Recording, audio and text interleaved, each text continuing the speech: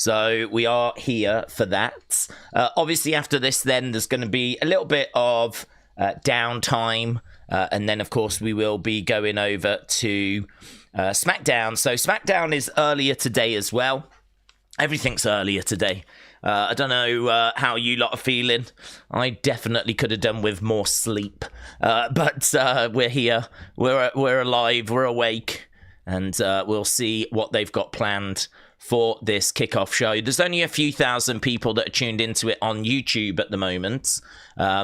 So we're not with the masses yet. But obviously this will get more popular the closer that we actually get to it. Liam, hello. Hope you're doing well. Metal Mom said I'm sleepy. 8 a.m. Blimey now.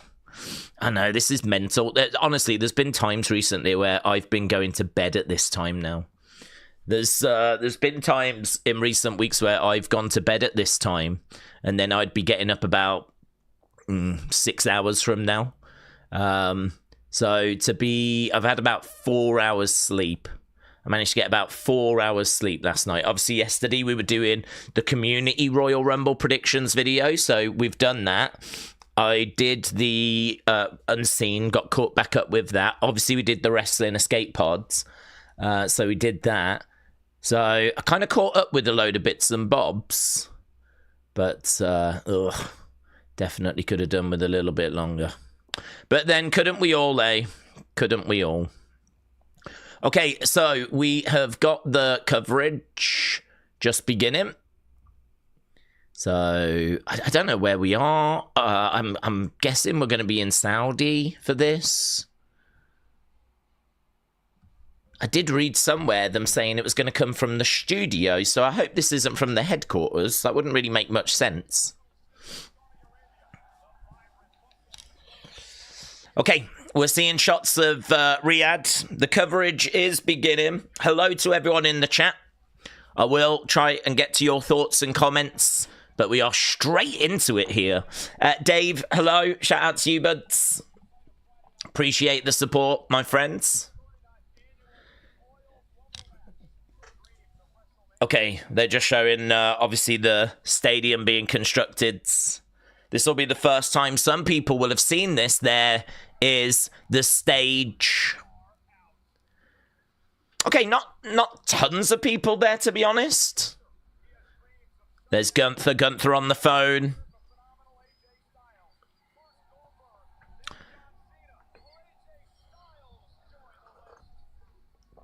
Boos for Gunther as is shown. 3, 2, 1. Okay, there's Judgment Day on a cart. Raquel, Liv, Roxanne. Quite interesting this, actually, seeing these huts. I'm wondering if they're maybe the dressing rooms for the talent. Because obviously the stadium is just going to be scaffolding. So where's all the dressing rooms and all of that catering and, you know, where do you find those things? Logan taking a second to flex. There is Jay. There's a yeet sign. Jay in front of a yeet sign. I don't know that Jimmy's around. Still no update in regards to Jimmy. Yeah, I mean, there's maybe... I don't know if you could put a number on it. Maybe a couple of thousand people there, maybe? It's not like there's 20-odd thousand there, no way. The crowd that they just showed from the aerial shot is not that big. But probably still a couple of thousand there. Right. Paul Daze, USA should make SmackDown time slot more flexible so when they go overseas. Yeah, they should. I agree. It sucks for our friends in America. I suppose that's the problem, isn't it, with traditional TV, is that you are restricted to your schedule. Like, they will have things planned for earlier in the day. So, I mean, I don't know if there's any way they couldn't make it more flexible. Obviously, I don't know what's on USA Network in the daytime. But I'd imagine they've probably got a regular schedule and they just don't want to, or they can't move it around. Okay, Michael is coming out. We've got a stage just outside the stadium. Michael Cole making his way out. Now, what I'm looking for from this, because we've watched a lot of these shows, what I'm looking for from this is I'm looking for some moment, just a moment, right? Don't care what it is. We've had a few moments in the past. I remember Michael getting a young fan on stage because she wanted to give, I think she wanted to give Michael a hug. So I think Triple H got her out the crowd and gave Michael a hug. There was that bit where Naomi was on the suitcase and she reversed on the stage, which was kind of funny. I remember Rhea smashing Nia with a Prime bottle. You can see some of the food stands in the backgrounds. Michael Cole getting a chant. A Michael Cole chant. Don't shut that down, Michael. You don't know when you're going to get your next one. Are you ready to kick off the road to WrestleMania? It's a good crowd. It's a good crowd in the sense of there's a few thousand there, but they're ready to make noise.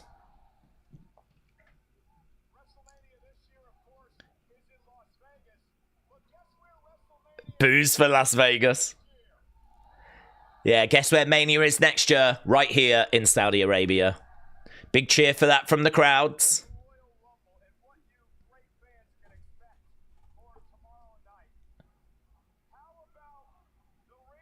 OTC chants. Straight into OTC chants. He's going to get such a reaction when he comes out. I don't think we're seeing him tonight, but we're seeing him tomorrow.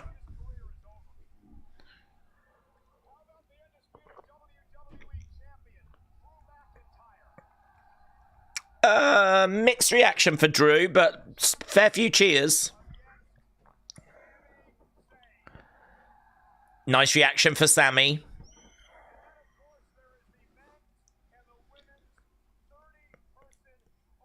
Michael talking about the Battle Royals. Why is the SmackDown logo on the thing in the background? Michael's got I don't know, weird. It's like this backing board. It's got the WWE logo on. It's got a Wingstop logo on it. But it's also got the SmackDown logo, and I don't know why. And there's no Raw logo or NXT logo. Oh, it's because... Okay, it just dawned on me. It's because they're doing SmackDown, aren't they? In Saudi Arabia. I don't believe they're doing Raw. CM Punk chants. Oh, there's the shot. So we're getting our first glimpse of the stadium. It's actually got 2K26. Look at that. I mean, this is what they've come up with.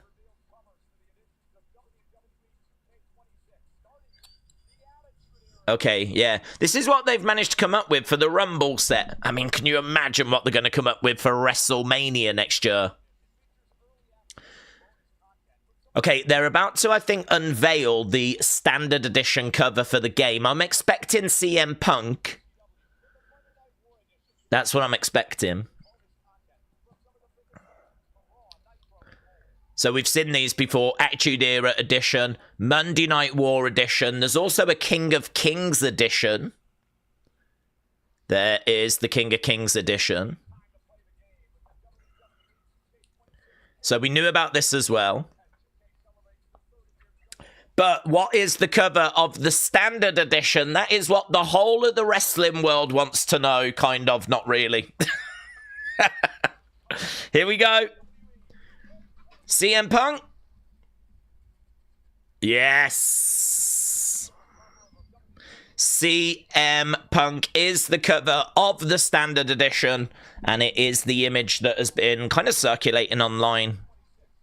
2K26 available March. I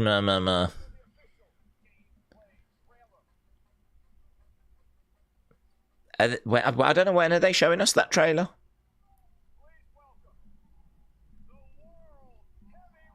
Ah, yes. Let's go. Punk. They're bringing the man out. Yeah, listen.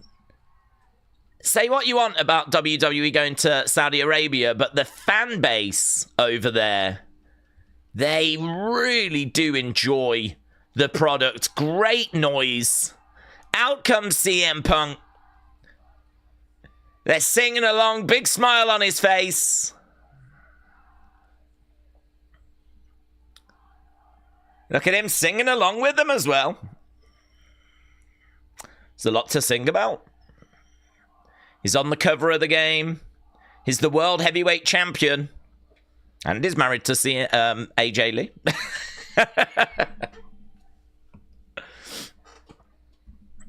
So there we go. The standard edition has been revealed.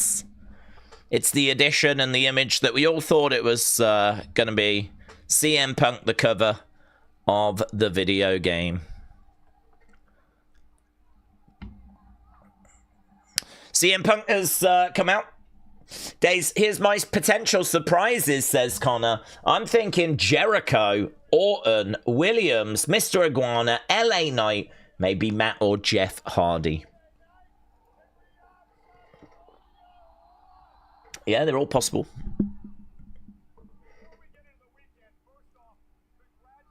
Congrats.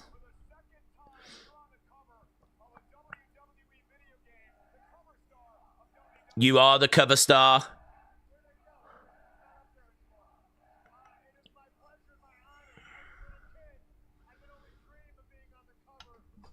When I was a kid, I could only dream of being on the cover, says CM Punk, of a video game. I've done it twice now. His belt looks so sick with those side plates. We love AJ Lee's husband. Great sign. We love AJ, and he'll love that as well. He'll have no problems being seen as AJ Lee's husband.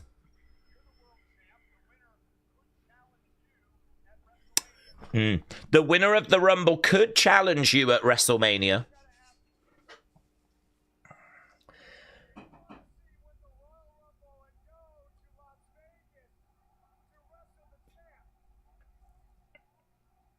Yeah, we've got some OTC chants. Lots of OTC. CM Punk said, what about the tribal thief? Big Bronson Reed. Booze for Bron Breakker. It's kind of hard for people to root for a heel. Yeah, Obafemi gets a mention.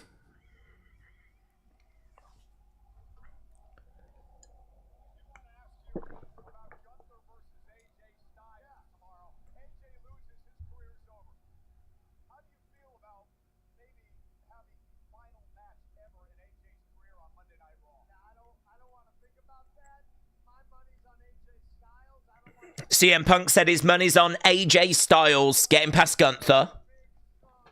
He doesn't want to think about this being the end.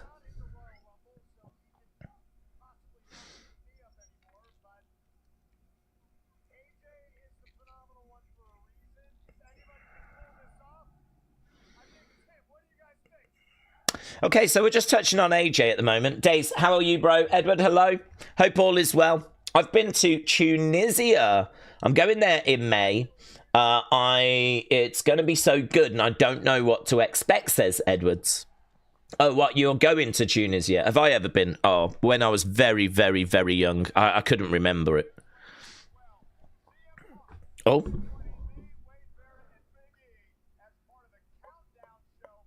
It's not that big. Michael Cole's like, we've got some breaking news that we can report. CM Punk is going to be on the Countdown show. Wow.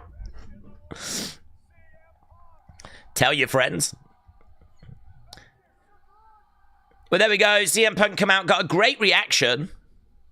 Great reaction. They've shown the cover of the game. They've brought Punk out. He said a few words. Just kind of asked the fans, what is it that you What is it that you want to see, or who do you want to see win the Rumble? He's now signing a replica. There's the Vision. Vision coming up next.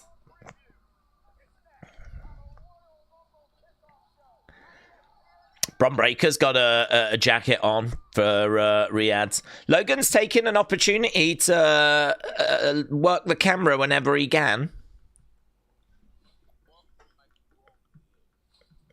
Okay. Right. Daze, will Brie come back? Zafar, shout out to you. There's a chance. I mean, I don't believe for a second there's any issue there in regards to her and Daniel Bryan, and, you know, that's kind of keeping that out. I don't buy that. And actually, on the whiteboard for WWE Unreal, don't know how much you can buy into this, they did have the Bellas listed as being in a match, right? So I don't personally think there's, like, any sort of issue. I know the internet likes to make a big deal out of these things. So, I don't think there's anything necessarily going on there. Some people have speculated, I think even Brie herself, that she's not been brought back because of her marriage to Daniel Bryan. Daniel Bryan or Bryan Danielson is in AEW, but I just think it's a load of nonsense. To be honest, I just don't think they've had a need for the Bellas, or they thought there was a way of using them and then they went a different direction. I think they found a way of using Nikki because Nikki was always the bigger single star. So, you know, Nikki against Stephanie as a feud, I think they found a way forward with that. But to be honest, Brie was never the bigger single star, right? And as I said, I just don't think they've had a real need for the Bellas. It'd be good if they could find a way of getting the Bellas into that women's tag division. Perhaps when we kind of get past Rumble, we're going to need to start taking some of the women out of that tag division. Rhea Ripley, Asuka, Io, Bayley, Lyra. That tag division has got a lot of talent in it. You can understand why we don't need the Bellas right now. Because actually, for the past good, 4 months or so, we've put a lot of star power into that tag division. It's rammed. Well, as soon as you get to WrestleMania, we're going to need to start pulling some people out. I wonder if that'll create a bit of a space for the Bellas. So could we see Brie? Yeah, we could. I mean, she could honestly be one of the surprises. I don't know that she will. I don't know that she's necessarily a big enough name. I mean, I suppose the way you would do it is you would have Nikki come out first. She'd be getting beaten up, and then you bring out Brie. And, you know, all of a sudden then there's a little bit more demand for Brie. I think just having Brie come out on her own, having her come out first, I don't know that. I mean, there'd be a nice reaction for her, but I mean, I don't think it's a massive thing, is it?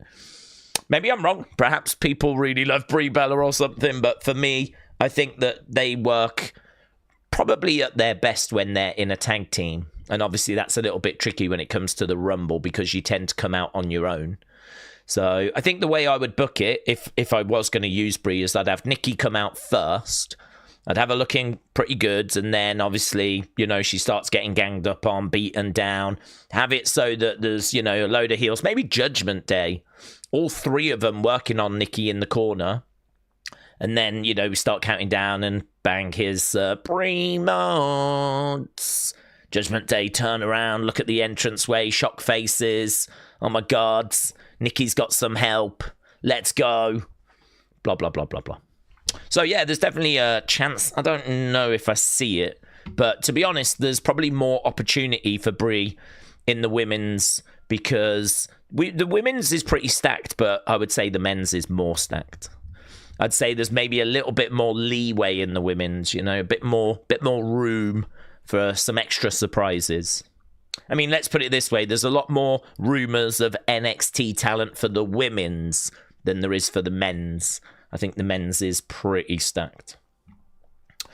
Right, Connor said, Daze, if Bianca is spotted, do we think she is a potential chance she will return? Yeah, I think she definitely returns. Corvid said the thumbnail is SmackDown. Yeah, we're doing SmackDown. This, we've started early to cover the kickoff, but we're just going straight through. SmackDown, I believe, starts in about 2.5 hours. I think it starts, well, about 2 hours 40, so we're just going to go straight through. So, yeah, we're not going anywhere. This is our SmackDown stream, but we're just covering the kickoff show first. I've got the whole weekend off, says Nico. Said, Daze, I'm watching. I've also got the tennis on. And I got a pizza. Oh, my God. You've cracked this, buds. You've cracked this. I wish I had a pizza. Ugh. Okay, we're just looking at the history of WWE in Saudi Arabia. Obviously, we've been going there since 2018 for these big shows. I think they just showed, though, that the very first time they went was maybe on, like, some live tour in 2014.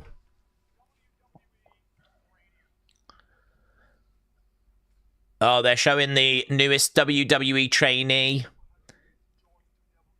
There are some thoughts that this guy could be featuring in the Rumble. If he is featuring in the Rumble, I think it's a one-off appearance and then he goes back down to developmental. He was shared out by Turkey Alishake, this video. It's a weird way to announce that you've signed someone. So yeah, the fact they're showing him here probably means that there's a good chance he could feature in the Rumble.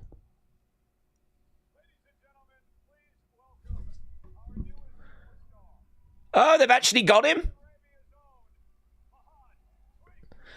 Okay, so Fahad is actually going to be brought out on stage.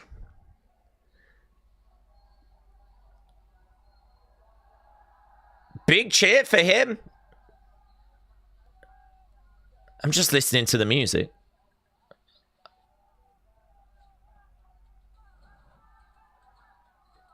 I don't hate this music, man. I don't hate this music at all. I actually really like that.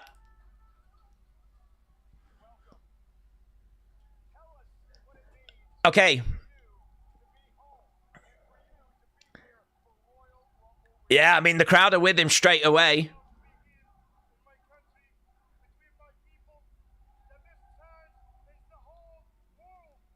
Okay, so this is a new signing that WWE have announced. Obviously, timing-wise, it very much feels like he could feature in the Rumble. I really don't think you're going to see him on the main roster after the Rumble, though. I think he'll go right back to the Performance Center.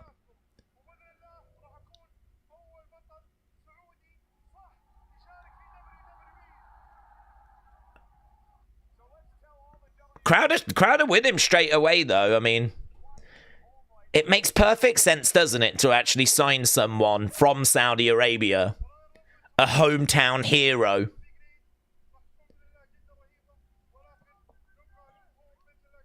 He's got a good size to him as well, actually. He looks good standing next to Michael. But, I mean, Michael's not the biggest.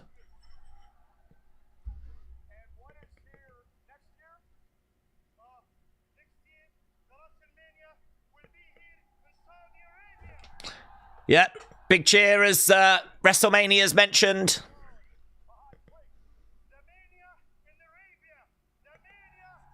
The Mania in Arabia.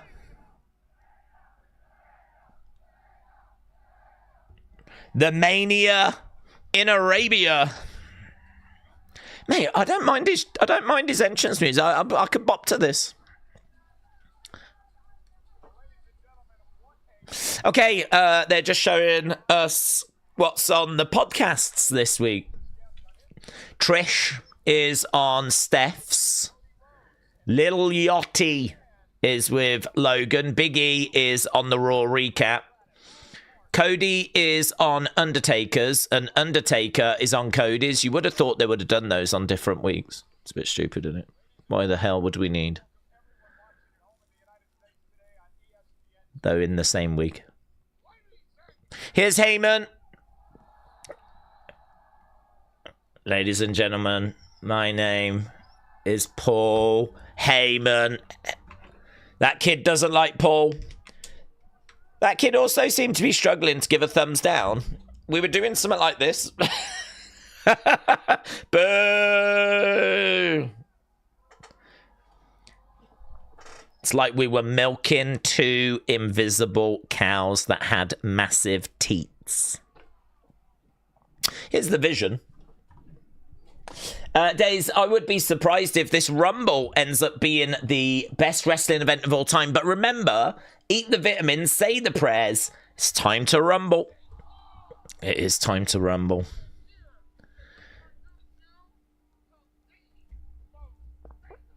I think this Rumble is going to be really good. I'm really optimistic for it. I think the lineup for the men's looks really strong.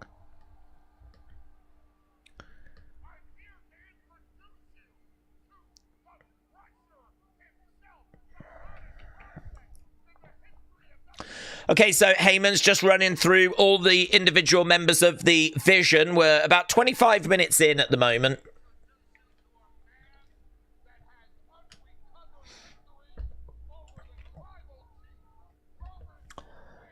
Daze, what would your reaction be if Shane McMahon returned? I'd be shocked, but I mean, I don't think it would be anything that crazy.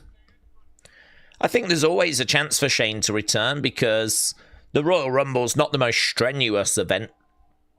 And I feel like Shane is a legend in his own right. So, yeah, I mean, it'd be shock, but I don't think I'd be, like, screaming the place down or anything. I mean, I've never felt that strongly about Shane. Probably the most over Shane was, to me, was around 2016. I don't know if you've ever seen that moment where Vince is giving Stephanie... He's giving Stephanie an award. And, like, she's getting this award for being, like, this amazing person. And all of a sudden, Shane's music hits and he'd been away for a long time. And he comes down and this is when he wants to take over the family business. And that's how we end up setting up him against Undertaker at that year's WrestleMania. It's really good, man. That whole thing was really good. The match didn't make much sense. But that segment was a really good segment. But that was 10 years ago now. Okay, we're hearing from Bron Breakker. Heyman's just been kind of introducing all the members of the Vision.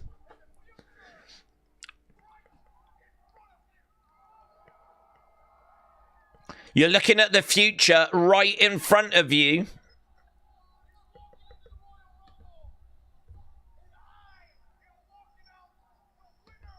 I'm going to be walking out the winner, says Bron, and he very much could. He very much could.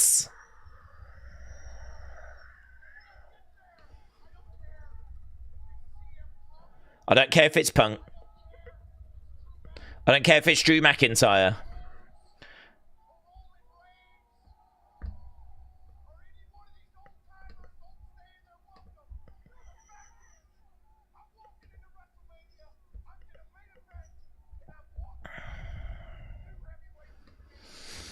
Okay, he said he's walking in to WrestleMania. He doesn't care who he's facing, but he's going to be walking out the new heavyweight champion. He's still going.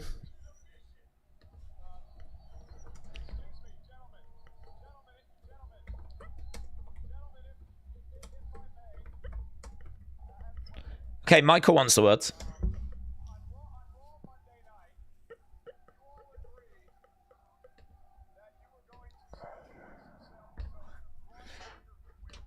Yeah, that is true. There is a little bit of a story where the Vision agreed they're going to sacrifice themselves. They'll do whatever they need to do to help Bron Breakker get the win. I think that's important because I think that's going to set up a few things. Loud OTC chants.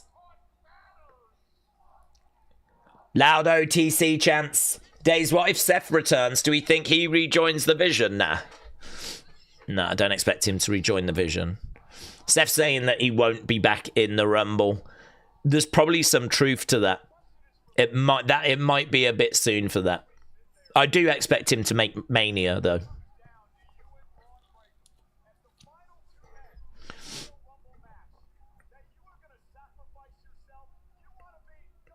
Okay, so Michael's saying, are you really saying if it's coming down to you and Bron Breakker that you'll really sacrifice yourself?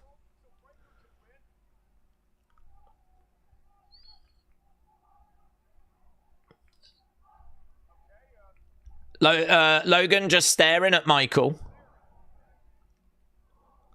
He's not responding.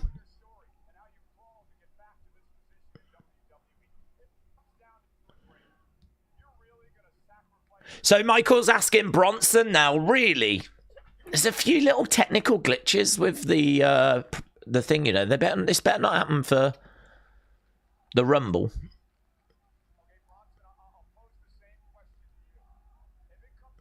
Some Austin Theory chants. Love that. Daze, what would the reaction be if stand back there's a hurricane and Boogeyman's coming? Happen in the Rumble, said Ajika. We've seen them before in the Rumble. I'd be a bit disappointed. Honestly, I'd be a bit disappointed. We've done that. We've had Hurricane and we've had Boogeyman in the Rumble before. I think the joy of the Rumble is not NXT stars or AAA stars. I think the joy of the Rumble are those people that you just haven't seen for a good few years that, you know, aren't kind of signed to any of the promotions. And ideally are people that have not been in a Rumble like before. I suppose the kind of names you'd be thinking of is a Rob Van Dam. You know, someone that we've not seen in a long time. I mean, to be honest, I know that we've had the Hurricane and we've had Boogeyman. Perhaps it's been a while. I couldn't tell you what years they were in it. So perhaps it's been a good amount of time, but don't know, I've seen those moments before. Ideally something different. Okay, here's Jay. Looks like there's another little stage that's like a production stage, and Jay's coming from there. I think, is he coming through the crowds? So the Vision were going on. They were waffling away. But Jay making his way down. Raheel said, Daze, as a hardcore WWE fan, is there anyone that would offend you? I feel like they turned their back on you if they signed for AEW. I would feel that way with Roman. Is there anyone that would offend me if they signed for AEW? It's a really great question. Yeah, I think it's a weird one, actually, because I think there was a lot of people that felt a bit betrayed when Edge signed. I think anyone that you sort of see as being a WWE lifer that's kind of at the top, you know, like, could you imagine if Undertaker had signed towards the end of his career? That would have stung. That would have hurt. So I think, like, you know, what you're saying about Roman is pretty bang on, actually. Roman obviously feels like he's more towards the end of his career. We've done a lot to accommodate Roman. You know, he works that reduced schedule. WWE has made him the megastar that he has become. I mean, obviously he's contributed to that himself, but WWE have given him the platform. So for him to kind of repay all of that by going to a rival company, like, yeah, that would be disappointing. It's not one that I would like. It's not one that I would dwell on or anything.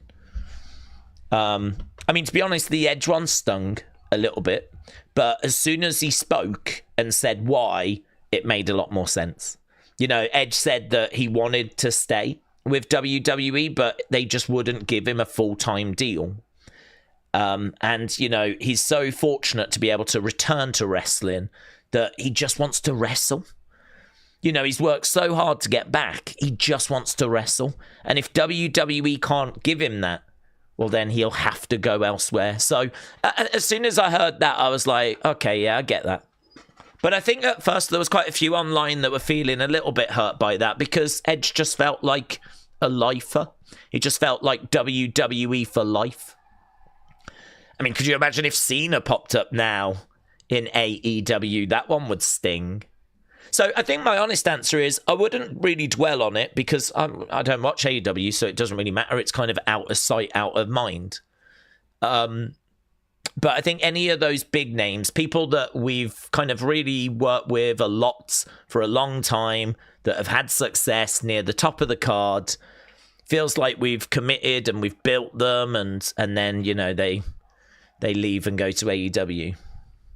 I mean, I suppose, you know, like Daniel Bryan was a bit of a stinger. John Moxley, I totally get, though, to be honest. I mean, I think he likes blood. He likes to push things, and you can't do that in WWE, so I get the Moxley one. And a lot of the other ones are people that we've let go, you know, so... It's a good question, that, actually. Good. I don't think we've had that one before. It's a good question. I agree with you as well. Roman would sting. Okay, the Vision have gone, by the way. It's just Jay now. 4 letters, 1 word. Well, there we go. So Jay did his entrance. Jay got on stage. Few words from him. Crowd yeeting away. And that's it. Why is it so dark? Okay, it does seem very dark. There's Michael. Okay. We're bringing out Judgment Day. They've really got a lot of stars on this thing, haven't they? CM Punk, The Vision, Jey Uso. Now we're bringing out Judgment Day. Liv, Roxanne, Raquel. No sign of the boys. Liv's come out with a jacket that's got Dominic Mysterio on it.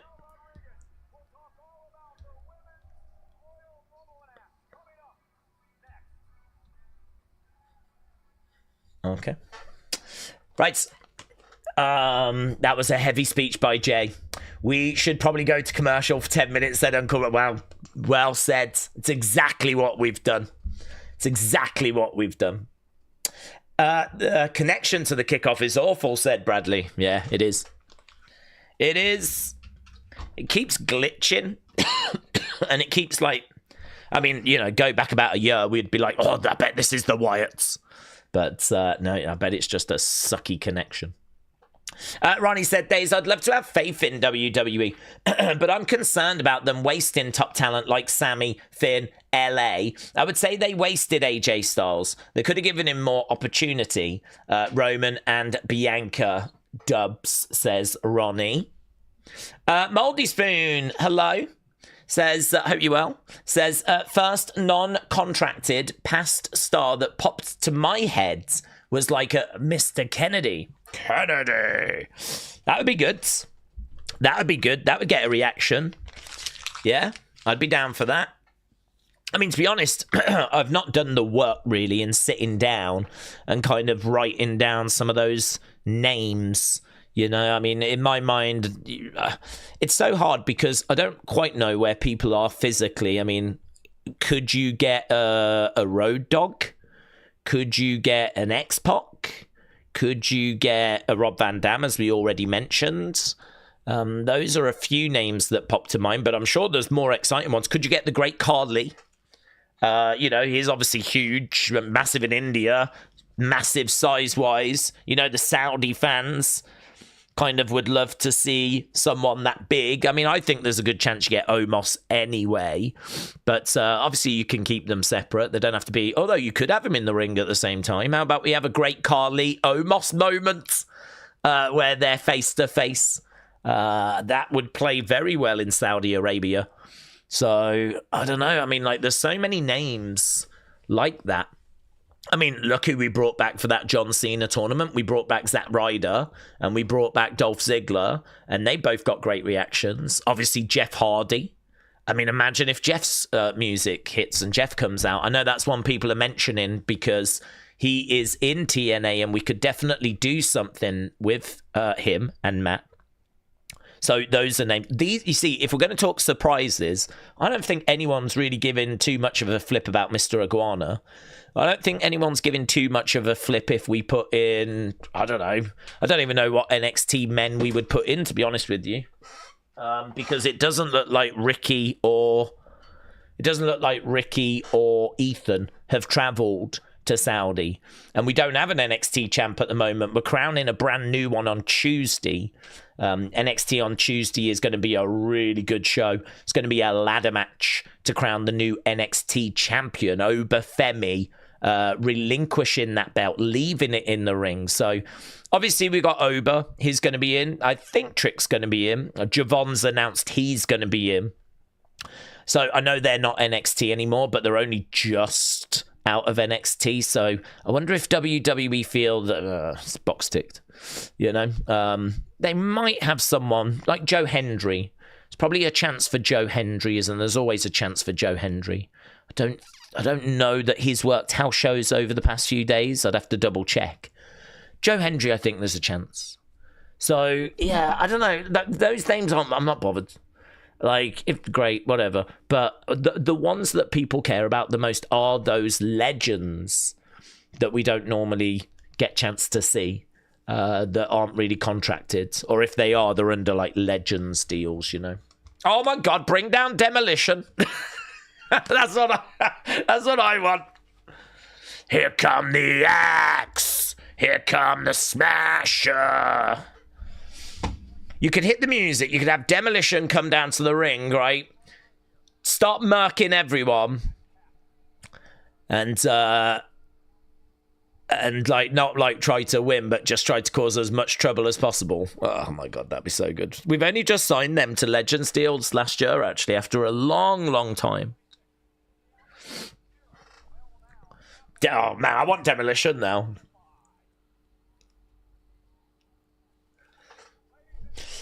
Okay, Judgment Day in the ring. Ryan said, Daze, did we hear 2K Games is going to skip the last gen? Yeah, did. Condolences to anyone that affects. Yeah, so no more PS4, no more Xbox One for 2K26. Okay, here's Judgment Day. I don't have to set records to prove anything. I don't know how Roxanne managed to get into those...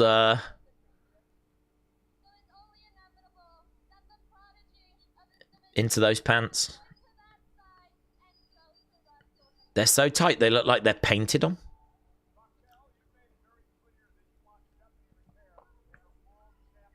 She reminds me of Sandy from Grease.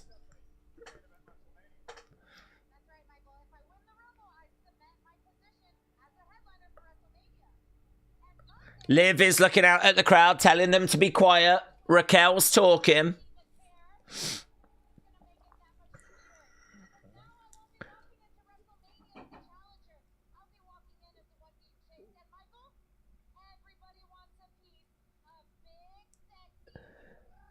Everyone wants a piece of Big Sexy.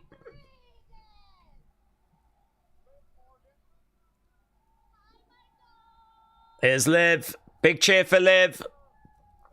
She is, I think, the favourite right now. It's her and Bianca. Yeah, is this finally your year?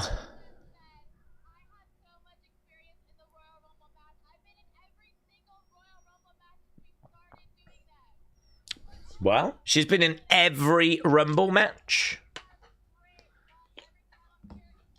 Going all the way back to 1988.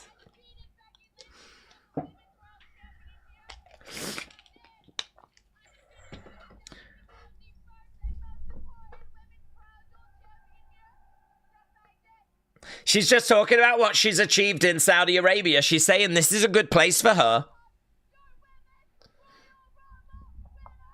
She says, I'm going to become your Women's Royal Rumble winner. She's certainly one of the favourites.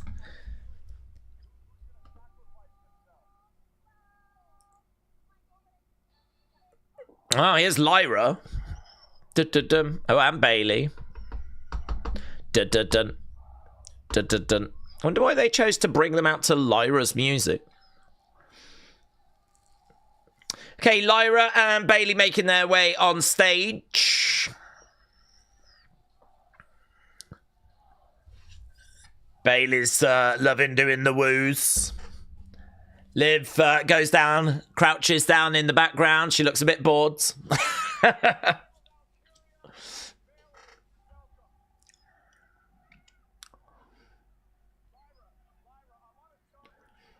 Okay, a few chants for Bayley.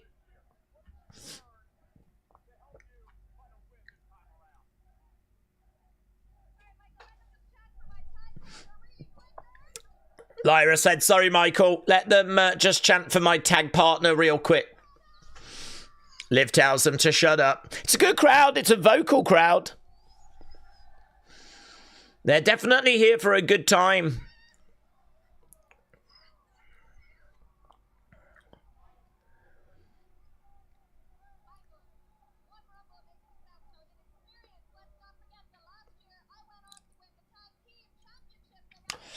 Daze, Poppy Crocs, hello. Do we think they could expand to 35 or 40? I know they've done it before, but the rosters are so much deeper now if they make it 2 nights. I wouldn't. As you said, we've done it before and it doesn't work. To be honest with you, I think what you want is you want 30 absolute quality entrants. And until we start seeing that on a consistent basis, I wouldn't be entertaining expanding it. You can take it 2 nights anyway, because you can do the men's on day 1 or the women's day 1 and then the other one on the second day. Just flesh out the undercard a little bit more.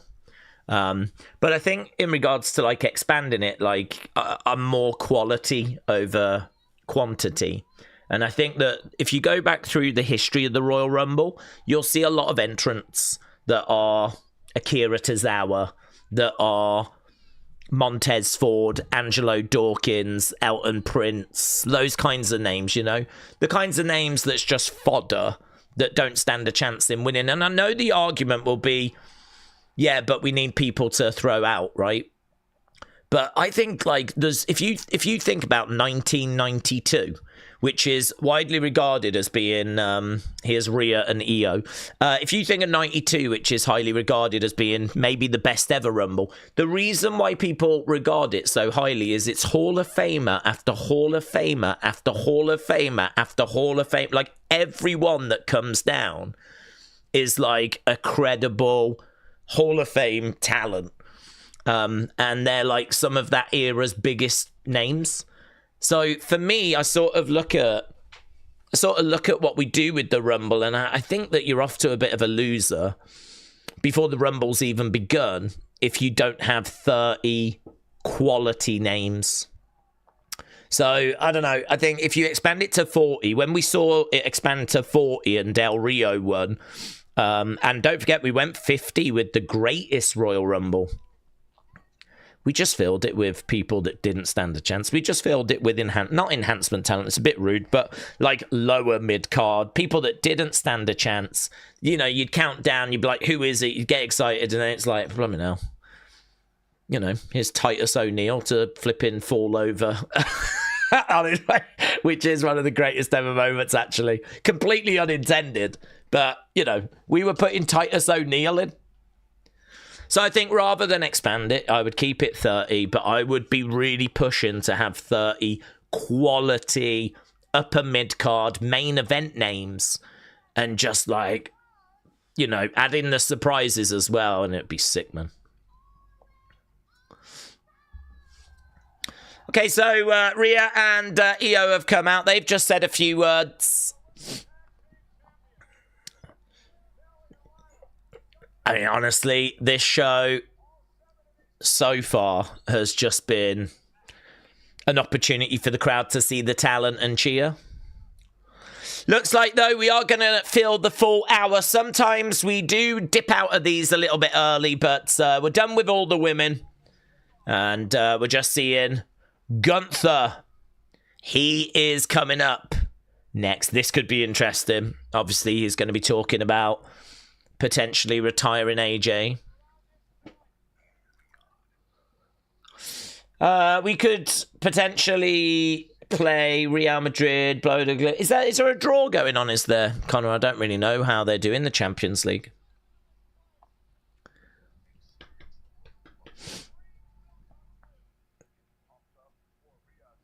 Oh, Riyadh looks great. I mean, I know that's why they show you all that, but it does look great. Saudi, welcome to Arabia. Right, we're at commercial break. James, hello. Hope you're doing well. Daze, my friend, I'm so excited for the Rumble, says James. James, shout out to you, buds. Yeah, I'm with you. I'm really excited. I genuinely think this is looking like a really good lineup. I think there's, if you look at the fact that there's a lot of that sort of talent we just spoke about that doesn't appear like it's going to be in this year, we've either got like new exciting stars like Oba, Javon that have kind of announced, or, it's like Cody is in it, Roman's in it, Jay won it last year, he's in it, Bron Breaker's in it. I kind of like how the rest of Judgment Day, who are still, decent names in their own right, have said that they're in it to try and help Braun. So, Logan, Theory, Bronson, I think they're all credible names anyway. Theory, I don't know, man. I mean, Theory hasn't done a great deal, but he's in a very different place now than when he was in A-Town Down Under. So I would say, and Logan, is always going to be a name, always going to get used highly on the card. The Tribal Thief, of course, they're all, and who's coming for him. LA Knight is sure to be in this thing, so that's another name as well. I don't know if Gunther's going to be in or not. I know he was looking to do double duty, so I'm not sure on that front, but. And of course, some surprises and what. I think the lineup's looking pretty strong. I think it's looking pretty strong. And, we're in a big stadium. We know the Saudi fans are going to make noise. We know that it's got a big stage and the production's going to be next level. We know there's like drones that are going to be in the sky. Certainly if you watch the latest Unseen, and it was all on social media anyway, but I mean, it's going to be big production. So, yeah, I got to admit, man, I'm quite excited. I mean, who doesn't love the Rumble anyway? I mean, we'd be stupid to sit here regardless and be down on the Rumble. I think if you're down on the Rumble, then, I don't know, your fandom is probably in a bad place. And I can understand, because last year was not that great of a year, but, I don't know, man, pick yourselves up. Pick yourselves up. Yeah, it's the Royal Rumble. I mean, if you can't get excited for this, then, I don't know what to tell you. Royal Rumble comes around once a year. It's many, many people's favourite show. And, the build for it might have been a bit subdued because of the fact that we had Saturday night's main event in the way, and the fact that we've been a bit more focused on Raw and SmackDown because we flipping need to be. Those SmackDown ratings are still struggling. And, those TV deals are so important that we've got to make sure that those numbers don't fall off a cliff. So we've really dialed in to Raw and SmackDown, and all of these things, including the European tour, have took spotlight away from the Rumble. But it doesn't matter. Who cares about the belt? It's done. We're there now. It's time for the actual show. It goes down tomorrow. And I'm with you, man. I'm excited. TJF said 50 was better. All low names should be in because we're meant to believe anyone can win it. Well, yeah, but they don't, do they? I mean, tell me when a low name got the win. They don't. We know they're just fodder. So, yeah, but, you're meant to believe that anyone's got a chance, but realistically, they're not going to have a lower name win, are they? Because a lower name ain't going to go and wrestle at WrestleMania for the title because they need those big Mania matches to, get people to tune into the show. And we've never done the story of like someone low down the card winning and getting an opportunity and going to Mania. So mentally, they should probably do it one year to really make that true. Really, but we've been doing this since '88. And we ain't been doing having low people down the card doing it. So, and look at the favourites this year: Roman, Sami, Braun. They're all big names once again. So, I think for me, like, I look at like those names going in as just waste of spaces. Honestly, It's just fodder. They're just names to get eliminated so that people can chuck them out and we don't even give them a second thought. But it just feels like a waste. I mean, if we can't fill 30 with like 30 good people, then I got no desire for 40 or 50 because, well, I mean, go back, look at who was in the Greatest Royal Rumble. There's plenty of fodder in that thing. There's a sumo wrestler that we never saw again because they wanted a big person. They wanted Yokozuna and he dead. So they went and got a sumo wrestler instead. Just so they had someone fat. That was it. Brandon said, the Rumble is the best. It kicks off Mania season. Moldy Spoon said, when you've got Oba and Brock in the Rumble, you need lower card men to get thrown into orbit. I disagree. You can do that with others. You don't need lower card people to chuck them out. You can chuck anyone out. Why can't you chuck out Austin Theory? You know, Theory is someone that's got a chance of winning because we're clearly investing in Theory. You know, Theory is someone that we're trying to build. But equally, Theory is one of those names that you could grab and hurl out. Javon Evans, right? Probably not going to win the Rumble, but there's a lot of excitement around him. He's going to provide you... He's probably stands the best chance of being that Kofi Kingston replacement, where he is going to be able to do that avoiding elimination type stuff. I would not be shocked if he gets that going forwards. So again, you've got a credible name there of someone who... Listen, they could pull the trigger on him. Right? Probably not this year, but would we be shocked if he has a really good 2026 and they pull the trigger next year and then he actually goes to WrestleMania and competes for the World Heavyweight Championship?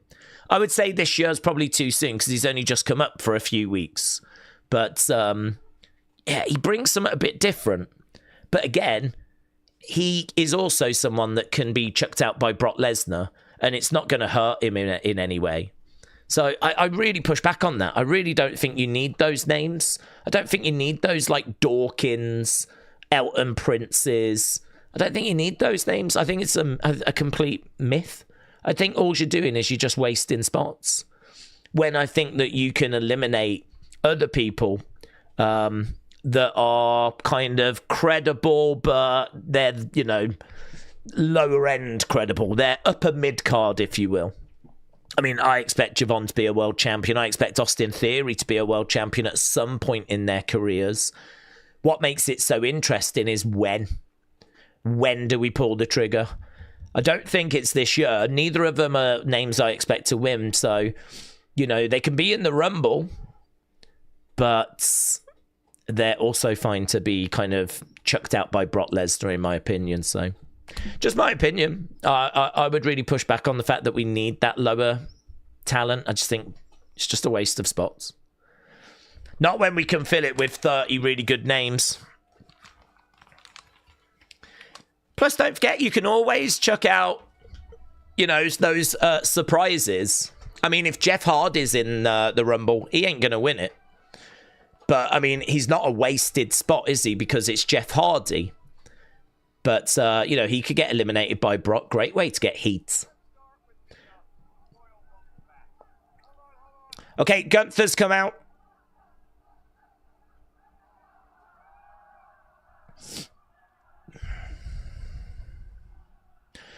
Okay, we've only got a few minutes left of this show, you know.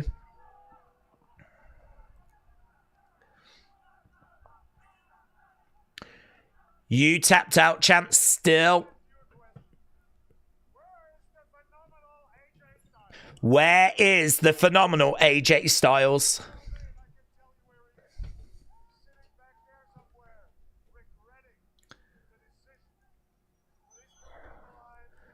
Gunther said he sat backstage regretting his decision.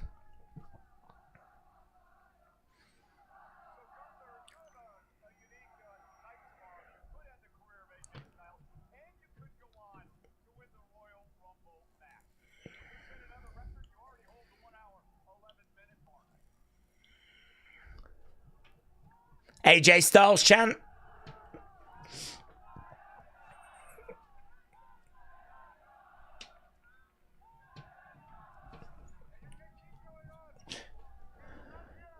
You can keep going on. He's not here right now, says Gunther.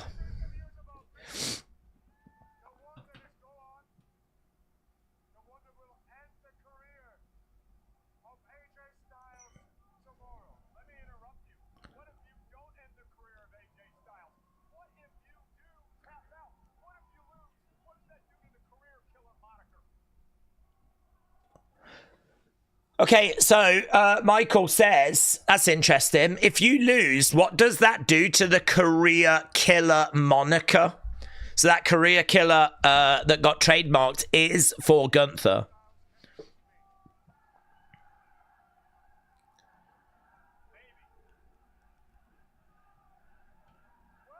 Crowd are making some noise here. He calls them stupids for thinking that AJ stands a chance.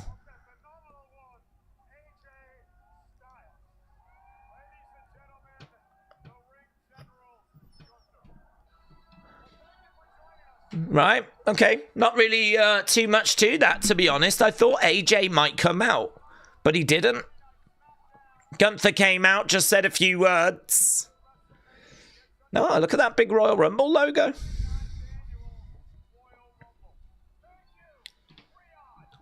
It's pretty cool. Okay, gotta be honest. Not much there. Not much there. Genuinely, I'm not sure what the talking points would be coming from that kickoff show. We kind of tune into the kickoff show hoping to see something which, you know, is like a talking point. Maybe the reveal of CM Punk being the cover of the video game is probably at all. I mean, I don't know how much you care. I don't give a flip, right? Plus, also, that graphic had already leaked anyway. It's good to get confirmation.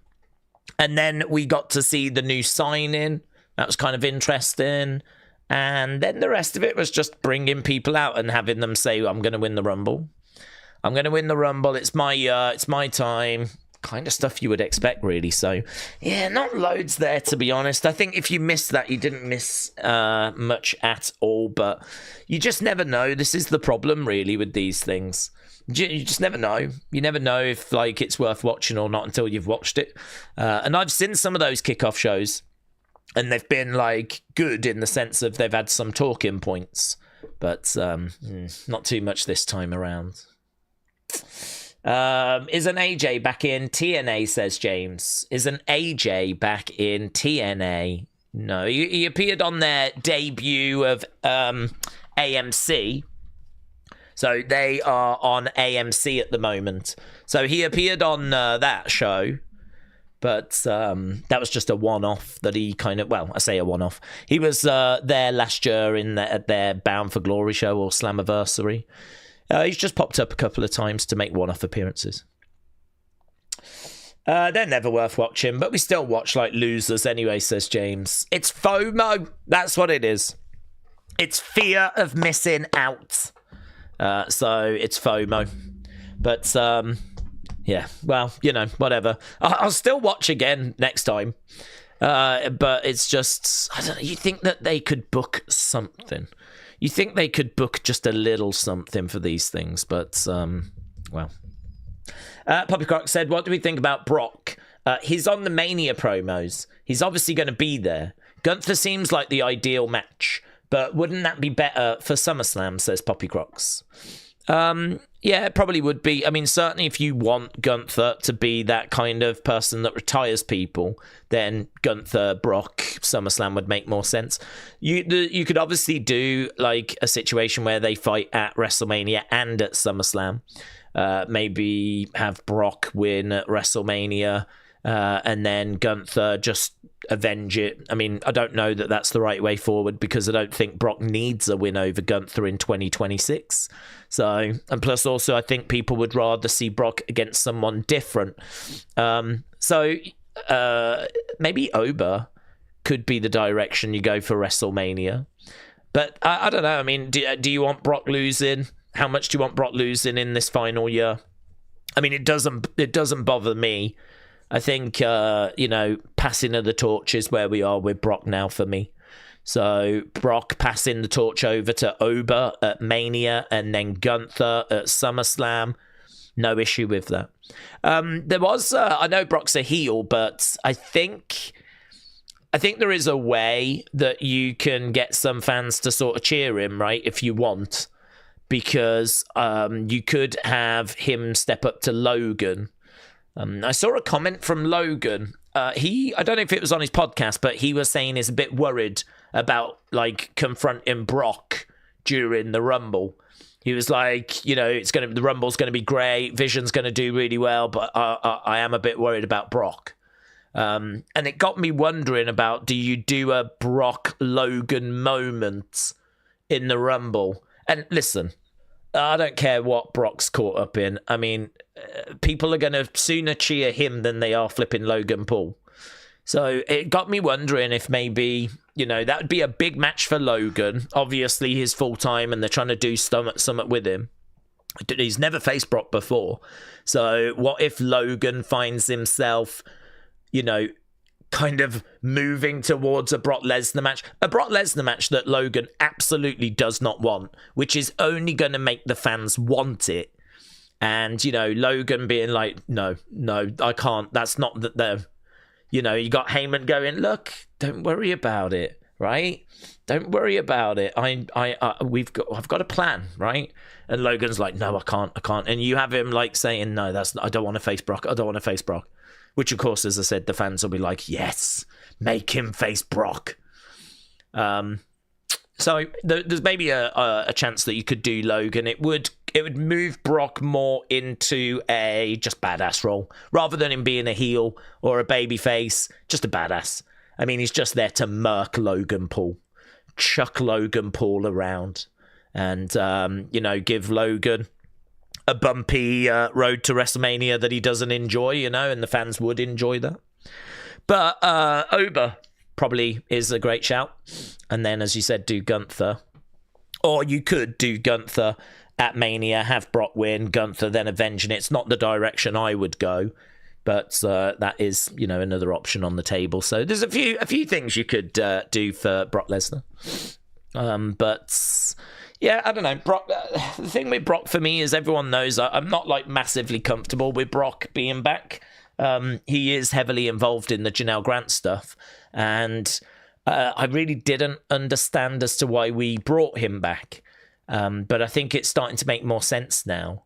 I think they brought him back at SummerSlam, and word on the street is that this could be his final year. I think it was John Cena that said that he is going to retire in Minnesota, in Minneapolis. There are plans for that. And of course, everyone's gone, well, SummerSlam's in Minneapolis this year.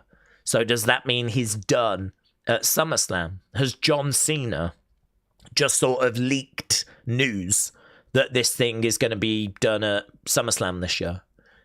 Have we brought Brock back just so that we can basically say goodbye and wrap up the career? It's been a hell of a career. I mean, to be honest with you, it's surprising that his name doesn't get mentioned more when it comes to like Mount Rushmore. I'm not saying he would be on it, but I'm just saying that he's probably a name that should be mentioned if you think about how dominant he has been. And also, even when he stepped away, he went away to become the UFC heavyweight champion, which really gave him an air of credibility. I mean, it's a bit like Mark Henry, becoming the world's strongest man, and what that did for his career. He could be then called the world's strongest man. And, with Brock, he stepped away from wrestling to go and prove that he was legitimately one of the baddest men on the planet by winning the UFC heavyweight championship. And then, he got diverticulitis, ended up coming back to WWE. He kind of ran his UFC career as far as he could. He started picking up a couple of losses, got diverticulitis, overcame that, came back to WWE, ended the streak, become like multiple time champion, main evented WrestleMania many times. So he's had a hell of a career. I mean, pound for pound, muscle, size, strength, aura, power. In the power rankings, who are you putting above him? In a power size, strength. I mean, strength, maybe you would put Mark Henry above him, but I mean, I still think Brock's making your Mount Rushmore when it comes to strongest superstars ever. But, yeah, I mean, a hell of a career. But maybe this is the final year, and perhaps we brought him back to say goodbye. Logan, the Vision, says Tony. SmackDown, is it starting in an hour or so? I think it starts in about an hour and 50. So I think it's about an hour and 50 minutes until SmackDown. Who do we see being the Iron Man? Well, the Iron Man to me is someone that should be able to look after themselves, have good stamina. I've seen a few people saying Oba. I don't know that I would go Oba personally. I feel like Oba is someone that's an attraction. Oba's a bit like Brock. You know, he goes in, it's short bursts of power, of eliminating people. I don't know that he needs to be in there for an hour. I don't know that he needs that longevity. What I would give Oba is the most eliminations. But I don't know that I'd be giving him the Iron Man thing.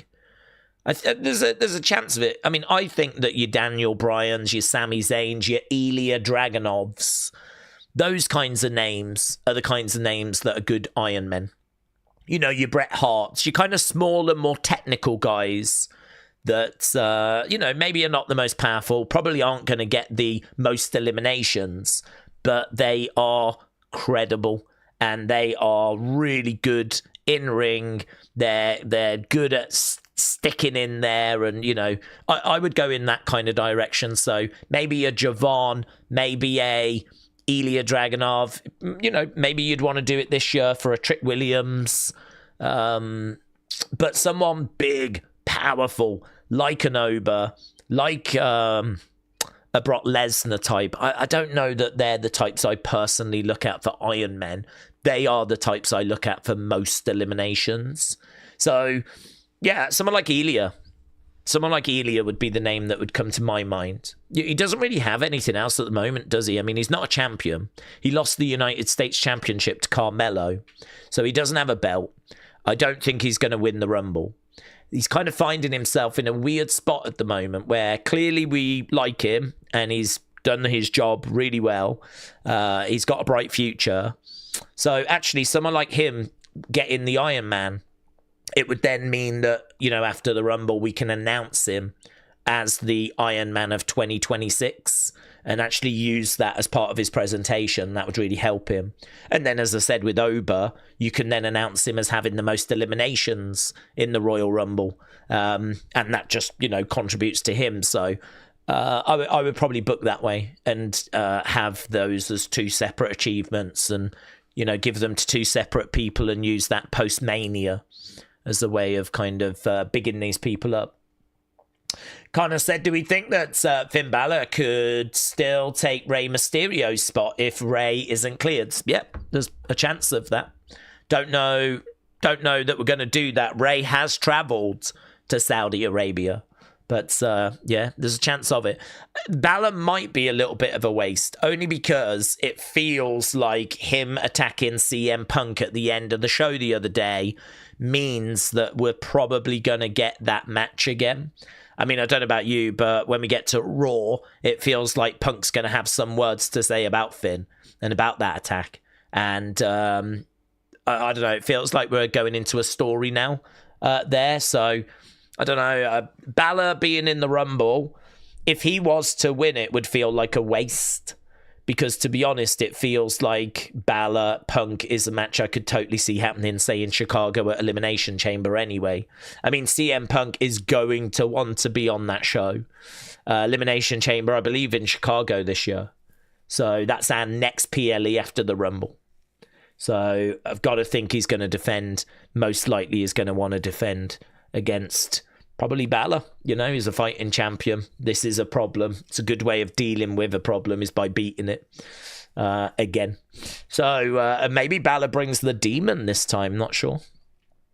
TJF said, Daze, rather than seeing a spot like Brock Braun, as he's not going to give a spot up for him like the rest of the Vision, I'd rather see a spot like Brock versus Braun, as he's not going to give his spot up for him like the rest of the division. What do we mean by that? Do you mean at WrestleMania you would rather see Brock versus Braun? Is that what we're saying? I don't mind that match. I think you have to go with Braun if you do that, though. I mean, Braun is obviously the future anyway. They keep telling us that he's going to be this multiple-time world champion, multiple-time Mania main eventer. So, you know, giving Braun a credible win at WrestleMania, I can get with that. I can get with that.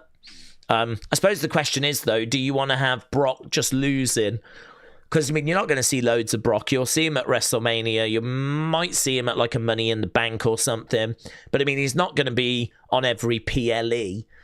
He's going to just make a few appearances and most notably wrap it up at SummerSlam is the belief. So, if you want Brock to have a win this year, I think putting him in there with Logan would make sense. It puts Logan in a big match. You know, after this year, you might not be able to do Brock Logan if Brock retires. So it gives Brock a win. Logan can take the loss. No one's going to care. In fact, people are going to love it. Seeing Logan getting thrown around Las Vegas by Brock Lesnar. Or if you want a match that, yeah, you're right, we probably should do at some point, then Braun Brock makes sense. Give Braun the big win, passing of the torch. The only downside to that is it means that Brock's losing quite a lot, you know, because I would expect him to lose his last match. Certainly if it's against Gunther. And then he'd be losing at Mania. And I don't know when else we're going to see him, honestly. I reckon you could get him at Money in the Bank. Whether, you know, I don't know, he wouldn't win that. I don't know if he'd be in the match or if he'd have a singles match. We probably should do that match at some point, Brock Braun. Yeah. Poppy Crocs said, I think Braun makes everyone kind of uncomfortable, says Poppy Crocs. That makes me think that they should get his retirement... Brock. Get the retirement done quick before the lawsuit escalates anymore. Well, to be honest, I think SummerSlam is probably right because that is in Minnesota. And, you know, if that's kind of what they've targeted, then, yeah, it's fine. I mean, to be honest, I've actually been a bit surprised by... I don't know why I was surprised, but I was a bit surprised that there wasn't more sort of backlash to Brock's return. I think there's been I think there's been every opinion under the sun. Genuinely. I think that people are all over the place on this one. And to be honest with you, I'm a bit all over the place on this one, but my overriding feeling is one of just a uncomfort, just one of like, do you know what? I don't need this. I feel like we had an amazing run with Brock. I feel like because what happened with Janelle Grant, that run came to an end. And I just don't need it now. I feel like with Oba coming through, with Gunther being built up, like Brock Lesnar is someone that has still got crazy aura, right? Of course, when that music hits and he comes out, he's still legit, right? He's still legit. I mean, he's still not a bad age. I think he's still just late 40s. It's not like he's 54 or anything like that. Physically, we're getting to that point where you would start to see decline. I mean, I would imagine this version of Brock against the younger version of himself would probably get murked. But it doesn't look bad. It doesn't look like, you know, there's been a major decline. So he's kind of still got it in that regard. But yeah, I think for me, because he's so heavily involved in the Janelle Grant stuff, like I just don't need it. I'm at a point where there's others to focus on, like Obafemi, like Gunther, that for me tick that similar box. And if they don't, then we need to obviously work on getting those fixes in place, you know? I think Oba in particular, I mean, don't get me wrong, I'm pretty sure they're going to ruin it. I'm pretty sure WWE Creative are going to find a way of ruining it. But right now, when he comes out, it does hit. It does feel special. So I am very optimistic for the future. So yeah, when he came back, I wasn't a fan of it, right?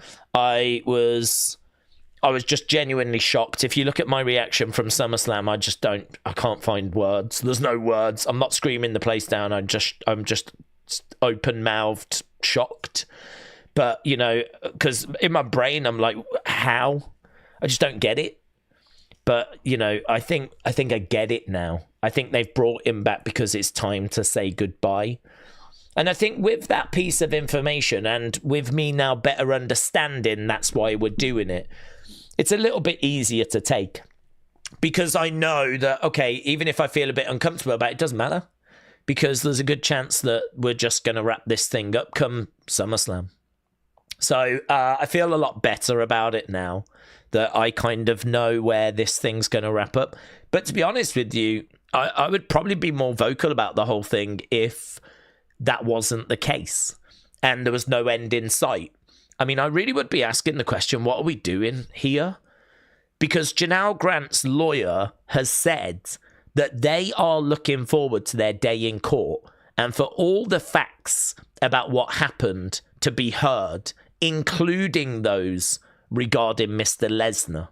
So the idea that all of this stuff is done, gone, didn't lead to anything. We haven't even begun.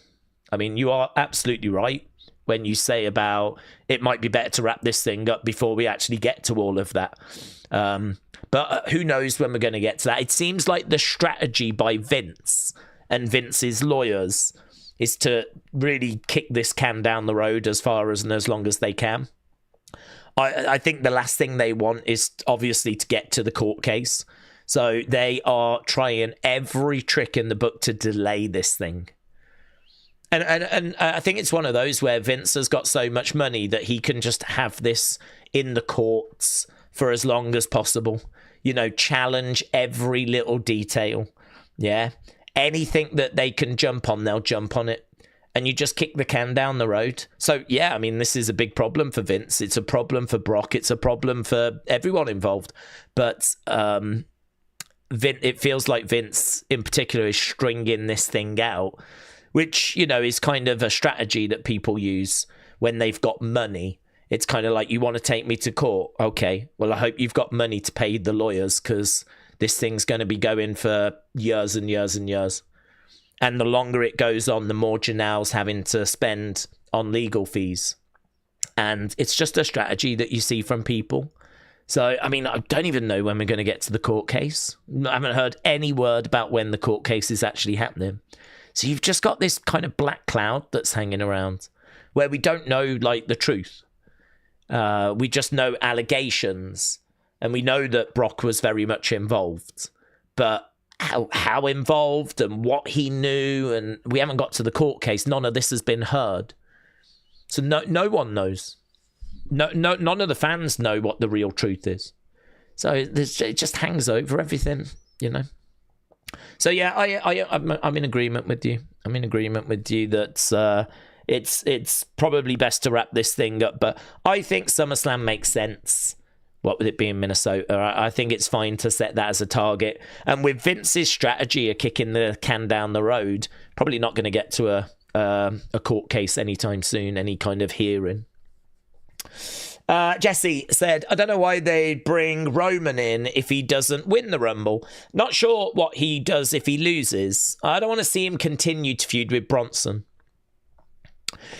I think the Rumble's quite good in regards to, obviously, the winner, but also setting up some other feuds. So, you know, whoever eliminates Roman is probably going to be on Roman's radar for WrestleMania. So, you know, if you had Oba eliminate Roman, just stand there staring at Roman as Roman's on the outside looking up at Oba, all of a sudden then you've sent a message to the wrestling world that were interested in doing Oba versus Roman. And all of a sudden then you'll get people going, oh my God, is that WrestleMania? Is that where we're going? And then, of course, if you want to flesh that out on the road, then we can do that. So I think the Rumble's really good, not only for the winner, going on and getting their story, but also us finding stories from eliminations. And famously, back in the day, they had Hogan Warrior face-to-face during the Rumble. And that was meant to be a test to see how the crowd reacted, to see if there'd be an appetite for them facing at WrestleMania. And so, you know, WWE do sort of use it for that as well, where they tease little things. You might remember a few years ago, we got Brock Gunther face-to-face, and that was a tease, a little test. And there was chat that was going to be the WrestleMania match a few years ago, and that was teased. So they do lots of feud building as well as having the winner. There's actually quite a bit that comes out from that. I seem to remember Logan, Ricochet, a few years ago, colliding midair. And I don't think that led to a match at WrestleMania, but it did lay the foundation for a match, I think was SummerSlam that year, where they sort of... So sometimes it can even set up some stuff even past WrestleMania, a bit further down the road, where we revisited it for SummerSlam. So, yeah, I think with Roman, I've got him as winning. I've got him as favourite. But if he doesn't, then what's going to be interesting is what did they set up? I don't... Bronson just doesn't feel like the right direction. To be honest with you, I think the plan is probably LA Knight Bronson. Because don't forget, LA Knight got tsunamied by Bronson at the end of last year. We haven't seen him since. LA Knight has been out the picture for quite a while.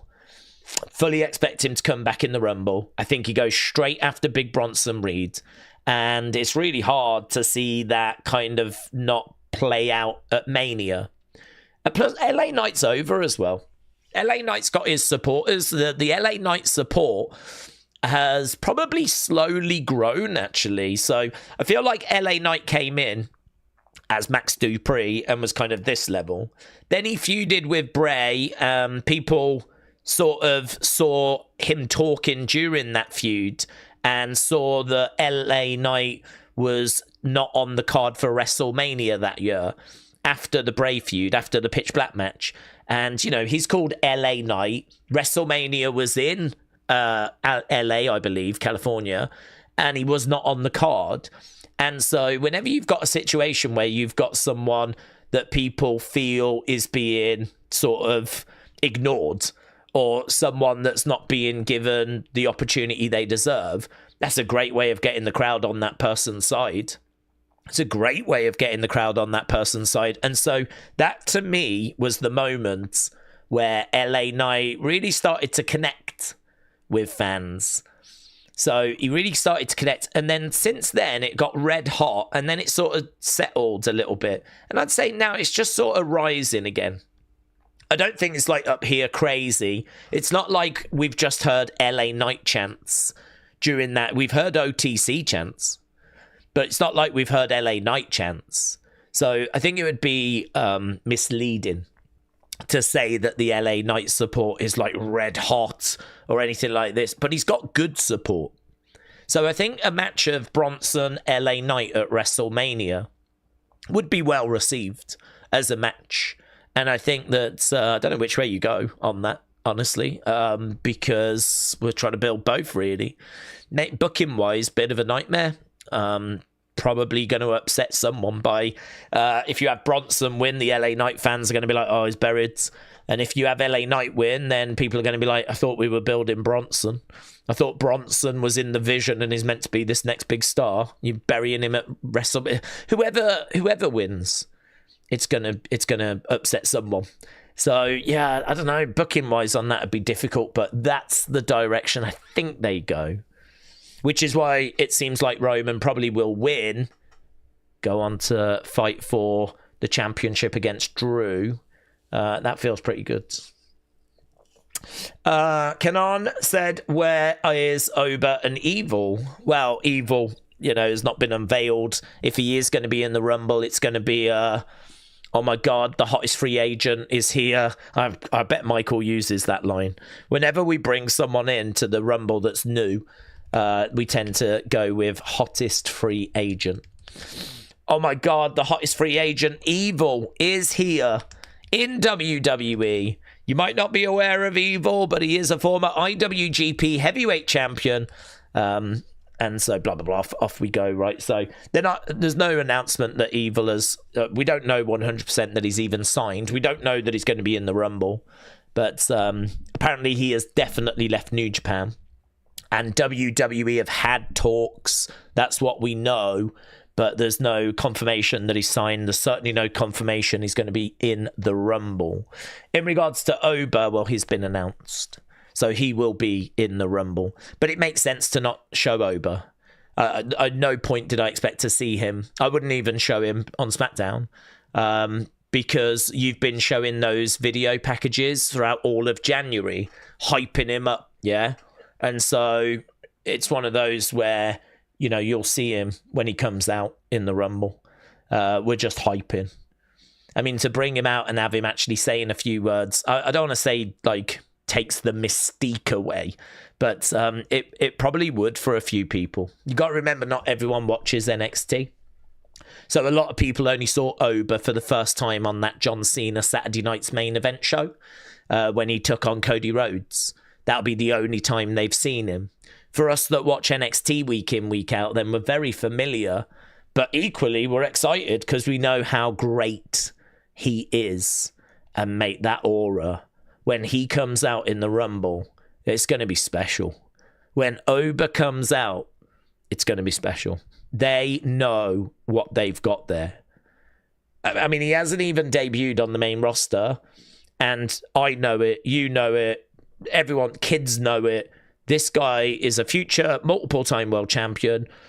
Absolutely expect him to main event WrestleMania. I don't know if it's night 1 or night 2, but it could be both, could be multiple times. I mean, I cannot give you a reason as to why this guy does not go to the absolute very top. There is no reason. I mean, it would have to be bad booking. There'd have to be some bad attitudes backstage. There'd have to be botches. He'd have to make a big mistake where he loses a load of aura.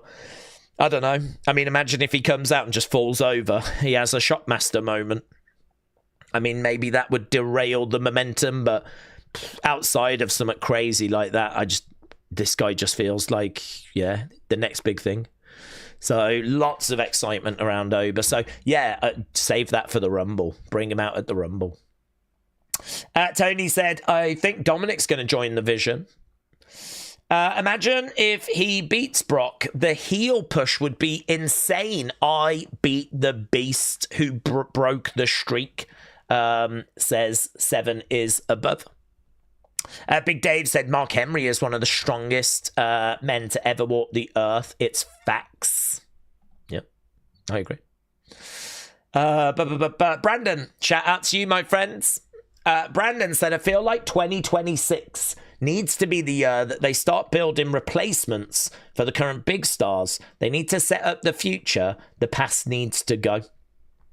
Well, I think they started it, honestly, last year. And actually, I think they're kind of always building. So I think, they've been building Dominic for a good number of years now. So, we've committed to that. Obviously, last year we saw the formation of the Vision.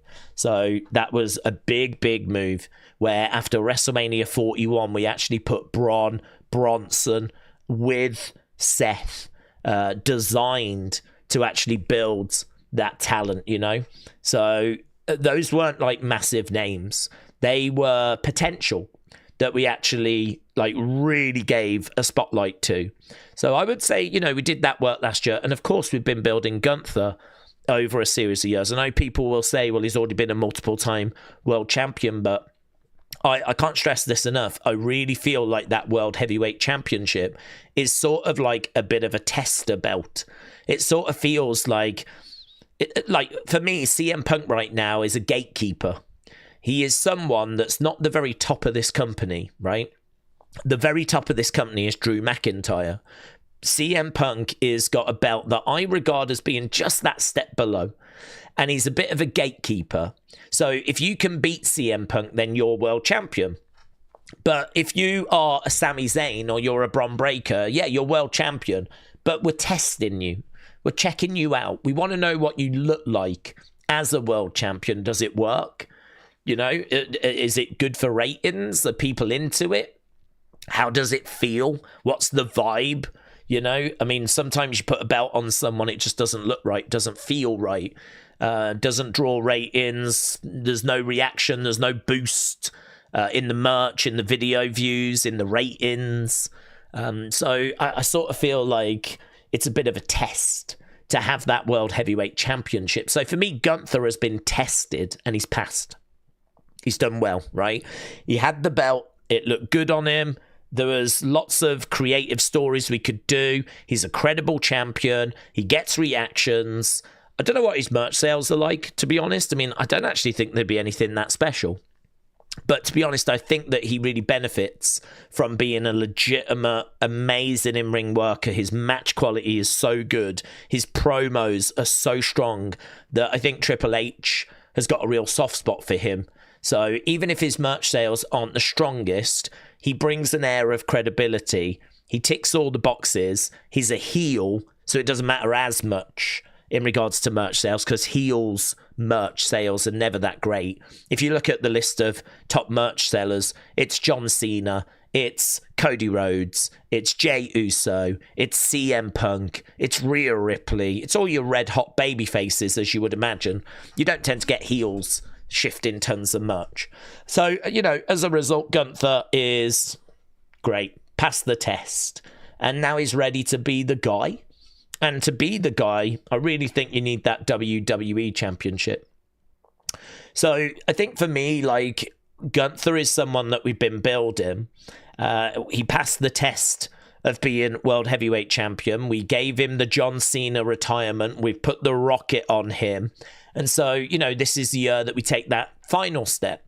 And at some point, hopefully this year, we can get him to a WWE Championship, right?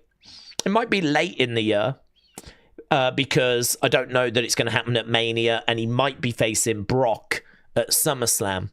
So it might be late in the year, but at some point it would be good to pull that trigger and to not wait too long. We got to capitalize on, you know, him retiring John and potentially retiring AJ.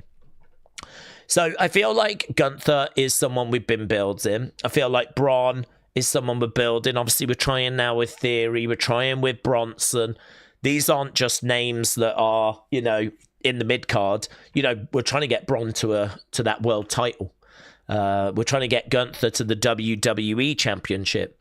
We're building up Dom. We managed to get him to the Intercontinental Championship and the AAA Championship. So you kind of look at some of these names, you go, yeah, we're building. And then I don't think it's going to take long with Oba. I think Oba's aura is seriously impressive. I think he could probably hit the ground running. Obviously, we're not going to put the world title on him at WrestleMania, or at least I wouldn't think we would. But I've said before, if you have Oba going for a world title at SummerSlam, I wouldn't be down on that.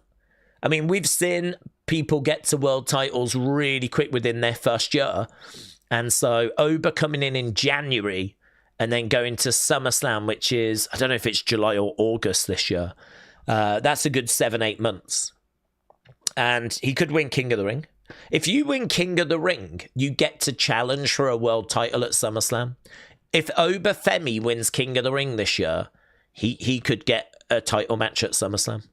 And I wouldn't be stunned if we did that, to be honest. I think there's a chance we could do that. You've also got LA Knight as an option as well. He's always there. So I think we have been building, but yeah, that work, I completely agree, needs to continue in 2026 and maybe even turn the dial up a little bit more. But it's hard because WWE has got a lot of big names that do sell merch and do bring interest. I mean, you can tell from Google searches and video views, you know, Seth Rollins, Roman Reigns, Cody Rhodes, CM Punk.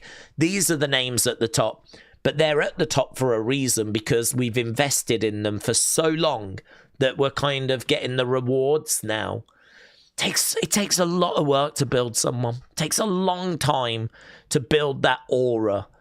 it's not it's you know, someone like Oba has got that aura right now, but to be honest, it's on quite soft ground because it's not actually built on achievements. It's like he's got a good look and he's got a good entrance, and you know, that's got people's interest. What you need to do is you need to now back it up with accomplishments. So you've got to have him win matches, go on a run, get momentum, win championships. You need to back up the aura that kind of is there, but it's a little bit on loose ground. It's kind of aura built on sand. We need to build it on cement, and the way you do that is by giving him accomplishments. So, you know, that he's going to need some work, but he's in a great place. I mean, just having aura of any description is obviously a great help.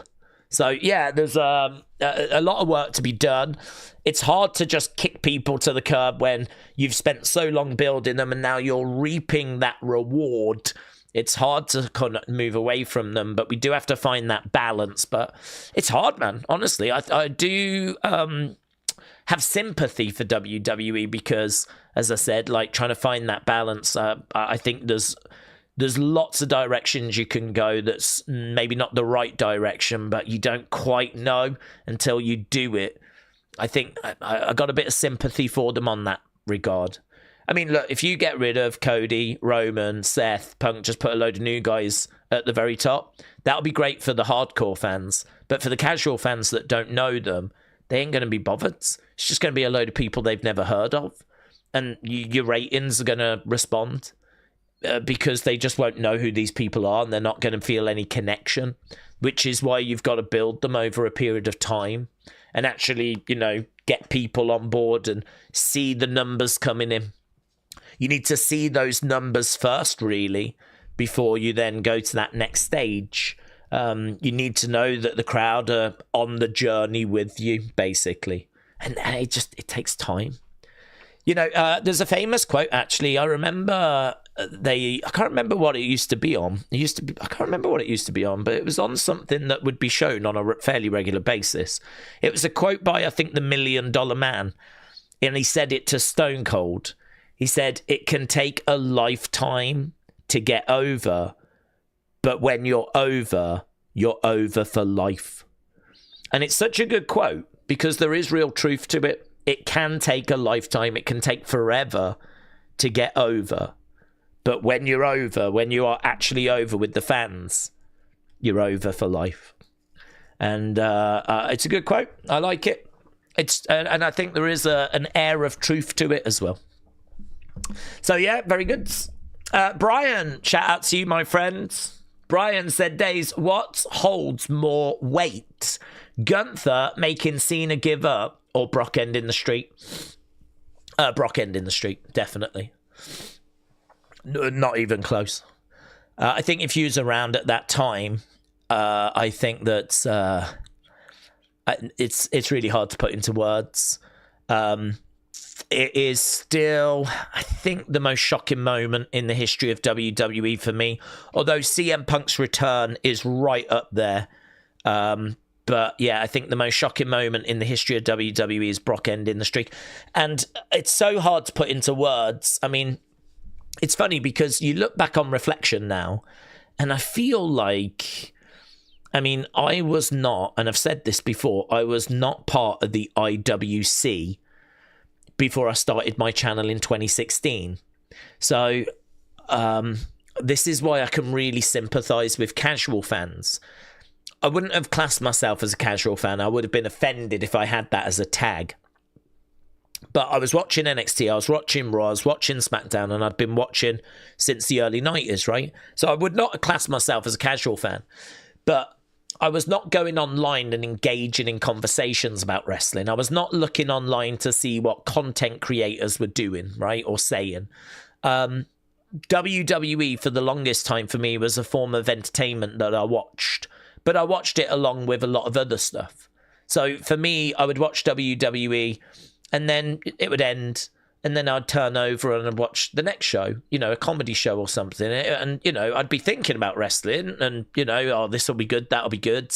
You know, I'd go out and I'd get a few figures, whatever, or, you know, I'd watch some of the older shows. I'd speak to some friends about it, but I was not consuming it kind of exclusively. I feel like now my life is dominated by it. Whereas, go back to like 2014, and it was a form of entertainment I loved, along with video games, along with other shows.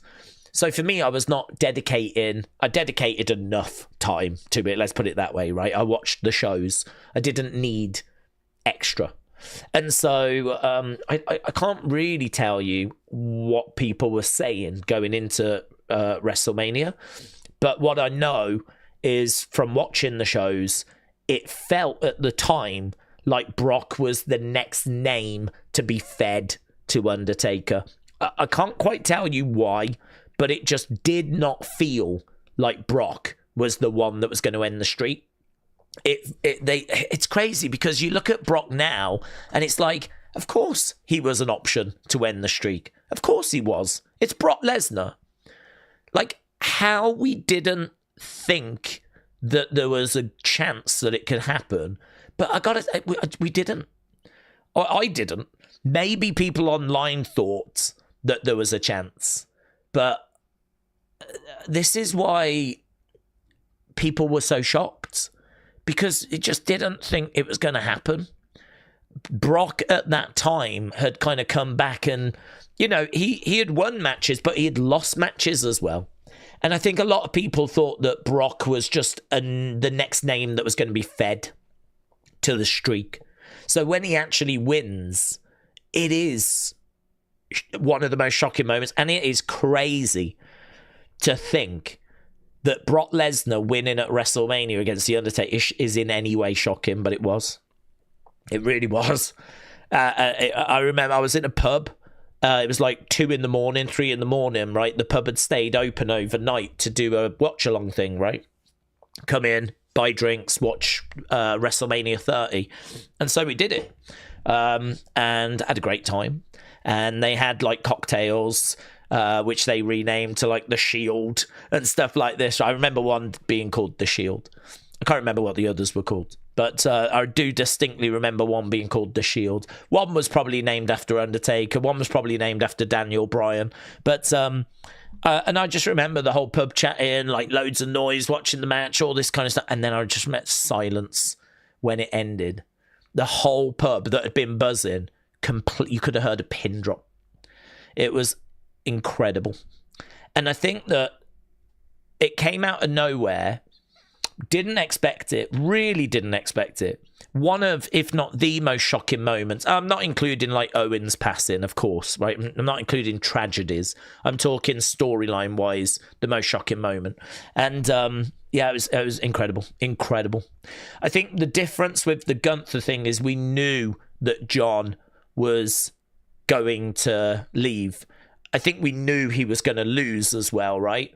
I think people went in expecting him to lose, and if you didn't, well, that's okay. But, wrestling tradition is that you lose your last match. I think John is always talking about giving back to wrestling, is a lovely person. He's one of those people that's, constantly putting out those kind of self-help type quotes online. To me, he was always putting someone over in that last match. No shock there whatsoever. The shock was the tap, but the problem with the tap is that it goes against who he is. It's a real hard one to defend, to be honest. I've heard a few people try. I've yet to hear a good enough reason as to why he had to tap rather than just pass out. So, the only answer, and I think it was Liv that gave it, that is, I don't want to even say acceptable because, I just don't like it, as everyone knows. But she said, look, John had done everything he had to do. He wanted to make Gunther the biggest star possible. And so he taps so that he is giving back to wrestling. I feel like that is the answer of what really happens, but it doesn't work in kayfabe. If we, yes, that is correct. He did tap so that he could give Gunther as much as possible. Gunther not only beat John, he made him tap, right? And he made him go against what he stood for, which is never give up, right? and Gunther did it. And the reason why John did that is because he wanted Gunther to benefit the absolute most. The absolute most. So I get it. Everyone gets it. Never had any doubt as to why John did it. But why in kayfabe, as a character, would John want to do that? Right? That's where it falls apart. That's where it doesn't work. Why does John, the character, want to go against his words that he's been preaching all this time about never give up? And then you've got people going, well, he only gave up because his career was... No, the word never is pretty straightforward. The word never is never. It's not give up when you're about to retire, is it? It's never. Right? Hell could freeze over. You never give up. Not, oh, he's retired. It just doesn't work for me. So, and it doesn't work for a lot of other people as well. So there was a lot of criticism around it. There was this air of disappointment, frustration. Triple H got a lot of kind of grief and all that kind of stuff. I think the Brock Lesnar one happened and got debated. And I feel like that one is, I'm not going to say 50-50, but I feel like that one happened. There's no issue with it. It's just debatable as to what people would have done. I think the Cena one's different. I think you're really going against what someone stood for their whole career, which was never give up. And I think that brings into question, what does it mean for John's legacy and all this kind of stuff. And it's just, that doesn't sit as well, honestly. For me, the Brock one is much, much better than the Gunther making John tap out. The other thing as well is that Gunther didn't make John tap out. That's the other frustrating thing. I mean, it was John's choice. John could have just faded, you know? He didn't have to tap. This is the other frustrating thing. It's John's decision to tap. It's John that decides to tap, right? The alternative is that you stand by your word and you fade away, yeah? And he could have done that with the smile on his face. I mean, everyone that says about the smile, you know, he smiles and then taps. It shows that, you know, he's tapping out, but it's okay. It's like, well, yeah, but he's still going against what he stood for. Never give up is very, very clear. I don't care if he's smiling whilst he's doing it.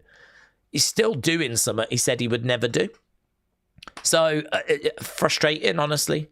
But Brock beating Undertaker was not frustrating. It was shocking. Very, very different. So, yeah, I'm very clear in my mind as to which of the two was better. I can't remember how you quite worded it, but for me, Brock beating the Streak was the better, more shocking moments. It's debatable as to whether it's Brock that should have ended it, but it did end, and it ended perfectly acceptably. In a shocking way, which I think is what the Streak deserved. I mean, the alternatives are that you could have seen it coming and it wouldn't have held the same weight. I actually don't mind the way the Streak ends. I will go to bat for it. I will quite happily debate anyone on the Streak ending. I think it was actually the right thing. But I really disagree that it should never have ended, because I think in wrestling, everything comes to an end. You know, every career comes to an end. Every title reign comes to an end. Every record gets broken. And really, records are there to be broken. You know, year after year after year, we gave Undertaker win after win after win, and we built the Streak up to be something big and mystical and magical, and we all loved it. And honestly, we did that because one day it was going to be beaten. It was just who was the person that was going to do it. I think had you have not beaten it, you would have really sort of ruined what the Streak was for me. The Streak for me was every year we waited to find out, was this the year it was going to end? Was this the person that was going to beat it? And I think if you just never beat it, I think it would be a very unsatisfying conclusion, because it just never got ended. It never got beaten. No one could do it. We don't really build anyone. All we do is we just give the Undertaker this streak that never gets beaten. I mean, Undertaker is no bigger of a star if that streak never gets beaten.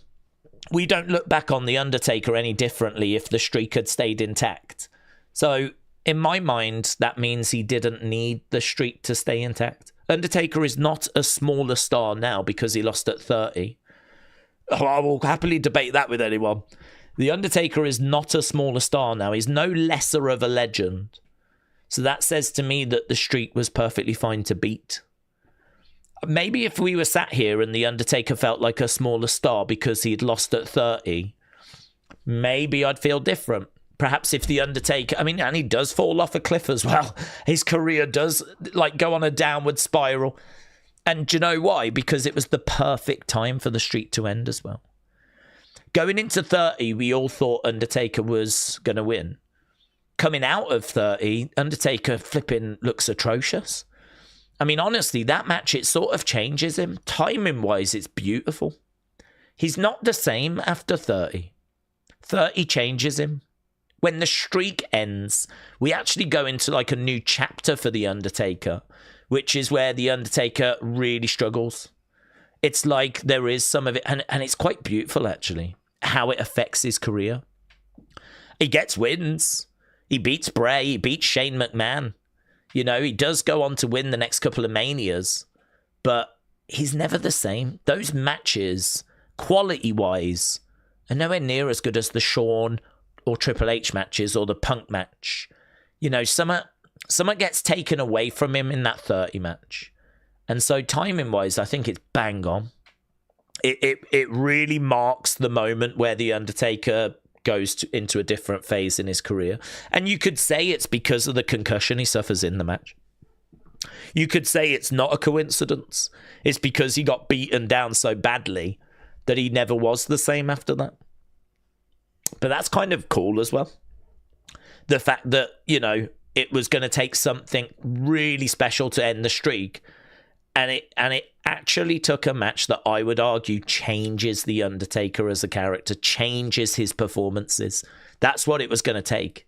It was going to take a god like Brock Lesnar to actually beat something out of The Undertaker. It was going to have to take someone taking it to those extremes. Shawn couldn't do that. Triple H couldn't do that. Punk couldn't do that. None of the other people could do that. It was going to have to take a flipping god to beat The Undertaker down.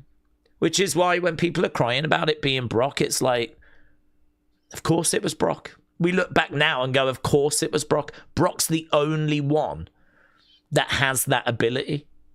Just like how you could make an argument that it could be Oba now if it was still going.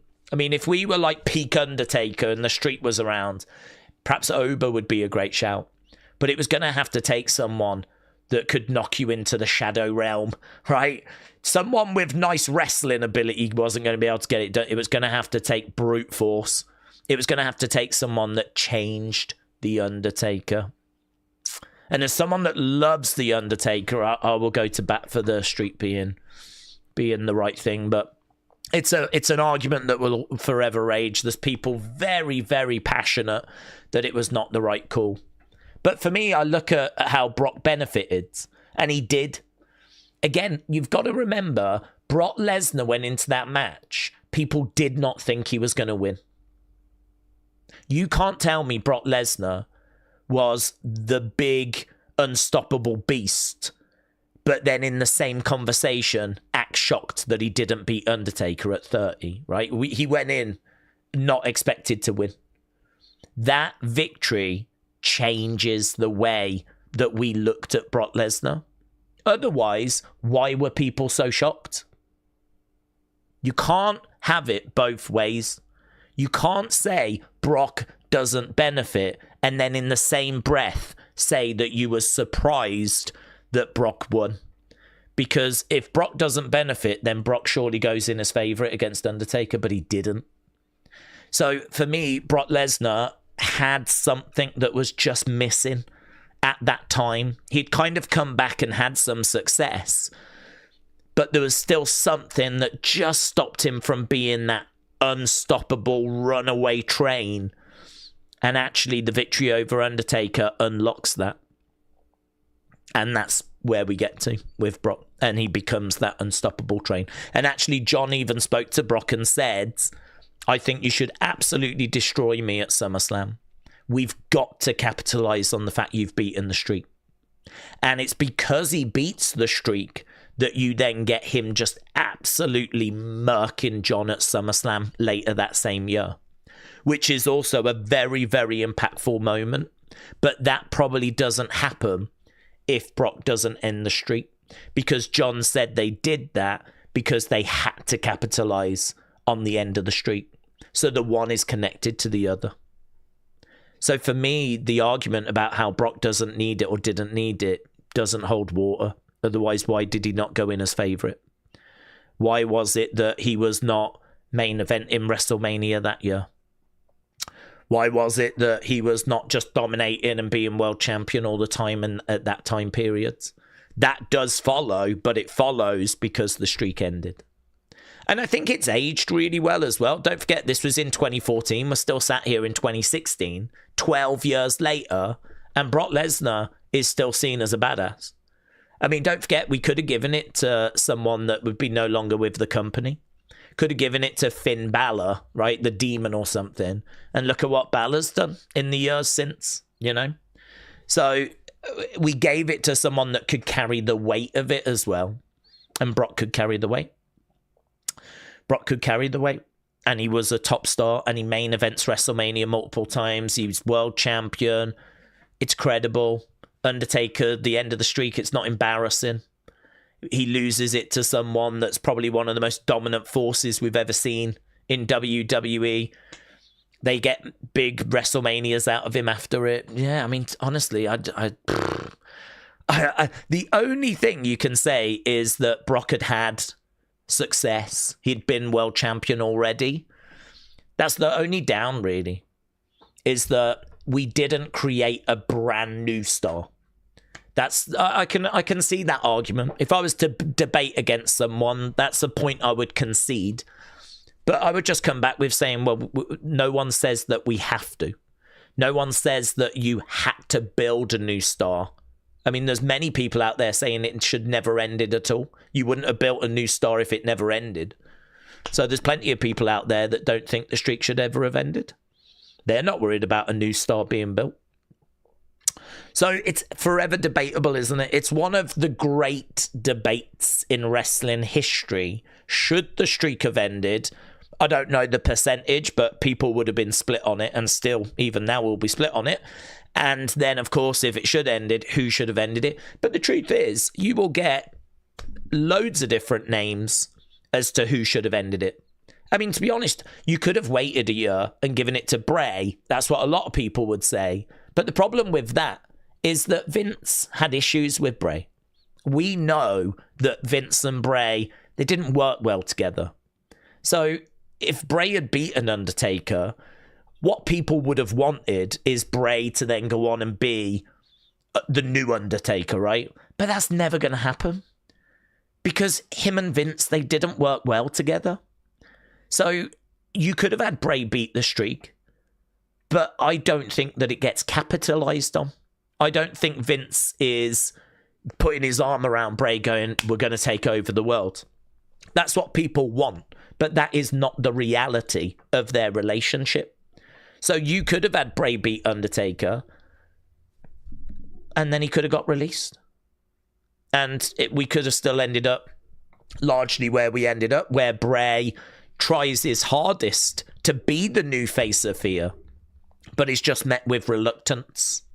And so for me, actually, Bray would have been great to have been that person to have ended the streak, but only if Triple H was in charge. If Vince is in charge like he was, I think you just end up with frustration. I think you just end up with Bray ending the streak and then never fully capitalizing on it. I don't think Vince properly pulls the trigger. And I think then we're actually sat here having a conversation about, was Bray the right person?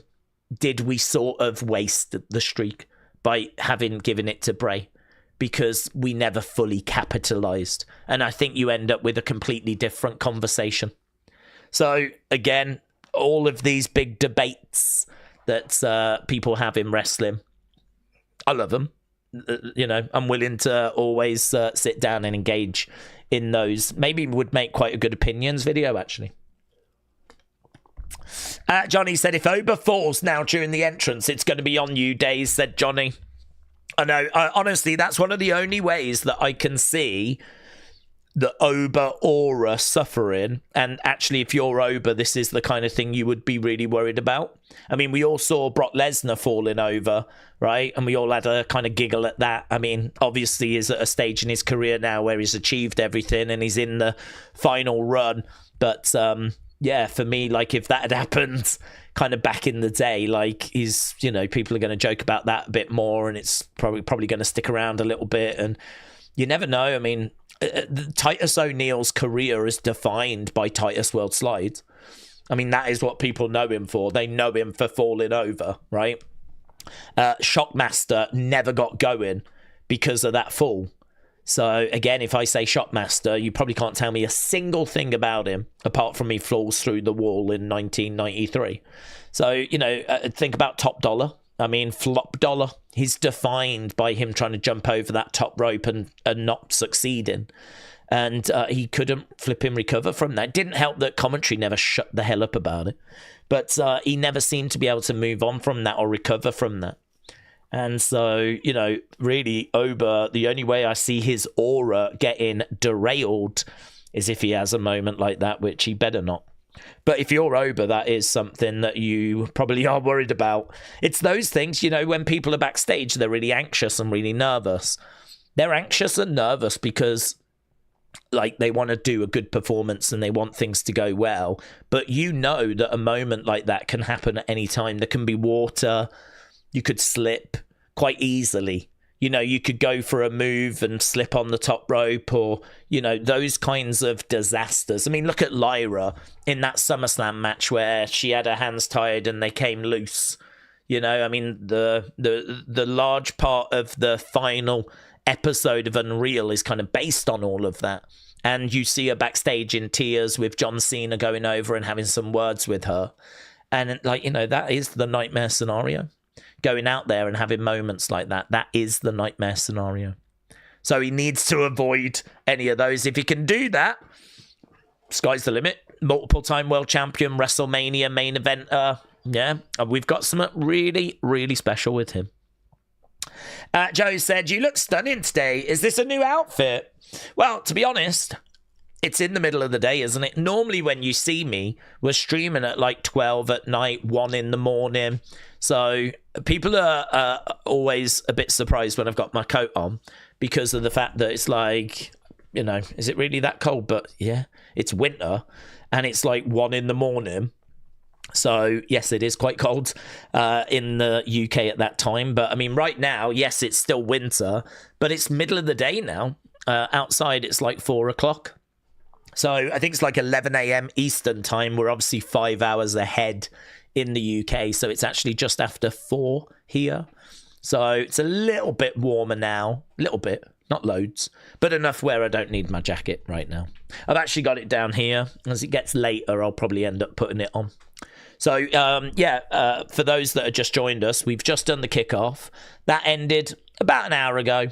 And we've got another hour to go, and then we'll be doing SmackDown. Once SmackDown is done, I am probably going to try and grab an hour or so. I've only had 4 hours sleep.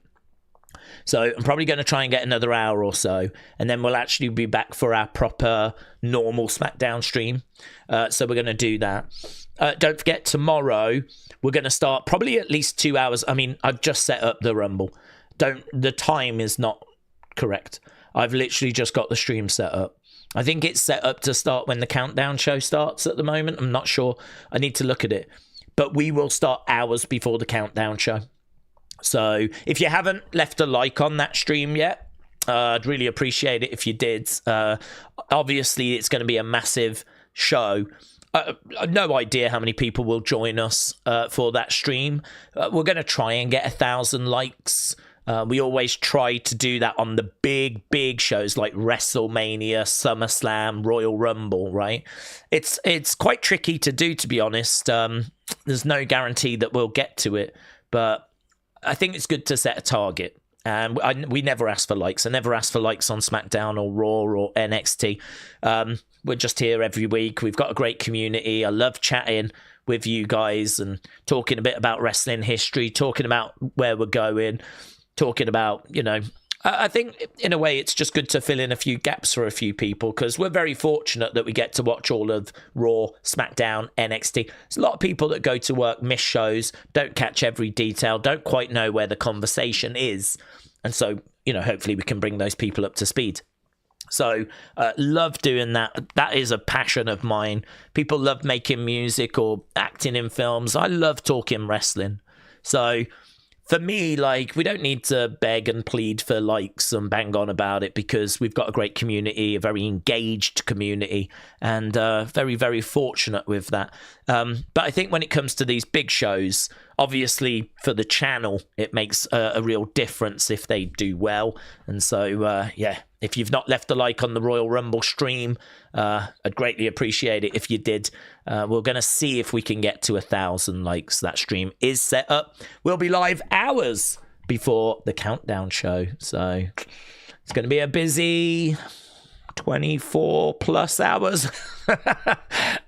But good. Let's get our teeth into it. TJF said it's fair enough Brock beating Taker was worthy, but Roman after made it look like a joke, just because it was Roman, but because of being beaten twice. The Taker streak shouldn't have ended if it wasn't Bray. Okay, well, it's great because, as I said, it's a great conversation. I know where I stand on it. As I said, for me, I think Bray would have been acceptable. I love Bray. I'm coming at this as someone that loves Bray and wanting him to be that new face of fear. But I just think that for me, it's I just really don't believe they would have followed it up. I'd love to think they would, but we all know the relationship he had with Vince. We know those frustrations. There's no reason to believe those frustrations would have changed. And I just think I really believe we would be having another conversation now, which is one of frustration about they gave Bray the streak, the victory on the streak, and then why didn't they capitalize on it? Why didn't they pull the trigger more? How can you have him in the streak and give him such big thing and then treat him so badly after? I really think that's the conversation we'd be having. And I think we'd be having it because I just don't think his relationship with Vince was really ever in a great place. I think, there was maybe some green shoots around 2019 when he was being allowed to do the Firefly Funhouse. But, very quickly Vince takes control of that whole creative. And obviously it leads to the frustration at that Hell in a Cell, where the fans are chanting for a refund and, Wyndham is livid about the way that that's been booked. And, I think, honestly, we've heard that he wanted The Fiend. It's funny, actually, how Finn Balor said that he wanted the Demon to be like war paint. It's still him, but it's just him ready for war, right? It's still Finn. It's not a separate entity, but it's just Finn dialed in, right? It's funny how WWE went, oh my God, we're going to make that a different persona. That's your darkness. And Finn's like, okay. Not really what I was going for, but okay. And as Finn said the other day, that all of a sudden means that he is not good enough. All of a sudden he loses matches. And that means now we need the Demon. And the Demon now becomes like a separate persona. And that's never what the Demon was meant to be. And it's funny because the same is true for The Fiend. Bray's version of The Fiend was his darkness. He told us that in the Funhouse. When you very first get introduced to The Fiend, it's Bray's darkness that he's learnt to control. It's not a supernatural, I'm going to get burnt and walk down a magic corridor and suddenly become back to normal again. It's not this supernatural entity that's got magic powers. It's just a darkness that lives within Bray that he's learnt to control, right? And so it's funny how that creative got took out of his hands and taken in a direction that it was not meant to be going. And, that was down to Vince. So I really think if Bray had ended the streak, it would just be us sat here, not saying how amazing it had all gone. I think genuinely we'd be sat here with different frustrations about how we never fully capitalized on it and how could they just not get on the same page. I think their relationship was just fundamentally broken, which is why the Bray one is one that I really kind of struggle to get on board with. It should have been him, because I just think that I just don't think it would have worked, is my honest answer. Whether it would or wouldn't, we'll never know.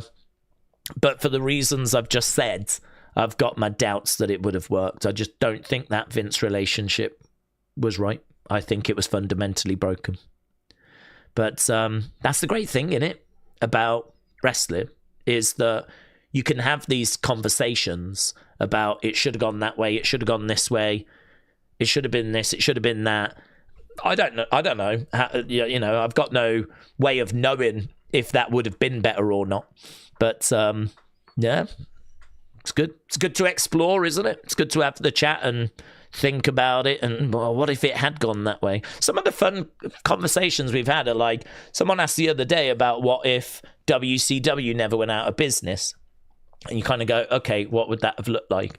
And you try to base it on reality about the fact that WWE were already beating them in the ratings at that time. And actually, the WCW product was not very good in 2000. And so if they'd have carried on, is there anything there that would have turned it around? There's nothing that seems like it was turning it around. I mean, they could have maybe found something, but there's no evidence that they would.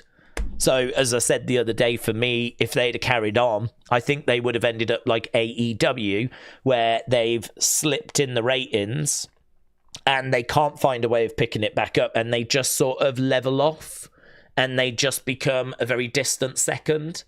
And I think that's what you've seen with AEW. You know, they were around that sort of 850 to 1 million mark, and if they were there now, they'd be right up there with SmackDown. SmackDown's doing 900 and some odd thousand. So if AEW were just doing the numbers they were doing about 2 years ago, they would be knocking on the door with SmackDown now. It's crazy, isn't it? SmackDown is kind of where AEW was. Let's go back, say, 4 years, 5 years. That's where SmackDown is. Because AEW was doing about 850 and occasionally they'd get 1 million. And I remember whenever they would not get 1 million, people online would be like, no milli for AEW. And right now, for the past 3 weeks, SmackDown has been doing 900 and some thousand. So if AEW had just held where it was, it would be competitive with SmackDown now. But it didn't. It's been declining, and I think I saw that Dynamite did under 500,000 last week. So under 500,000 for Dynamite, and obviously that means there's a good distance between it and SmackDown. There's a distance between it and NXT at the moment as well, actually. So I think that WCW would have gone that way. I think it would have continued to decline in the ratings. I think it would have leveled off, and I think it would have been a very distant second, and I think it would have just remained there until they did kind of call it quits, had it have continued. I can base that on a few bits that were going on at the time, as we said. It was really interesting to think about. I mean, some people might think that it would have come back and we would have got more Monday Night Wars and stuff like that. I don't think that's true. I think it would have done what AEW has done, which is decline and level. And actually, it would have just remained in a very firm second place. Actually, would have been battling TNA, because TNA starts up, doesn't it, in the early 2000s. So it would have been battling TNA for what was the second promotion. So it probably would have gone into a battle with TNA. But yeah, these what would have been conversations, I think, are quite interesting. Raheel said, Daze, Cena said he wants to be alive the day someone breaks his championship record. Do we think someone new? Could they go with Randy? I feel like, I mean, what's Randy on? Is he on 15 now? Or is he still on 14? I can't remember. I think he might be on 14. I think he's trying for 15. He needs to get 18 to break the records. I mean, I think if you want Randy to do it, you've got to put stories in place over the next few years to do it, right? It's going to probably involve like some short runs in order to achieve it. And at the moment, I'm probably thinking they're not going to do that, which is a real shame because I feel like Randy is someone that probably deserves it. And I don't think John would mind Randy getting it. Every record gets broken eventually. So Cena's record will be broken.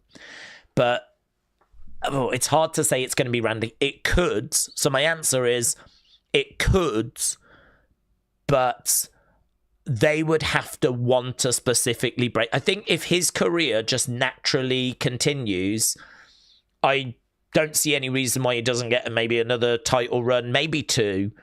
I could see him ending on 16, maybe 17.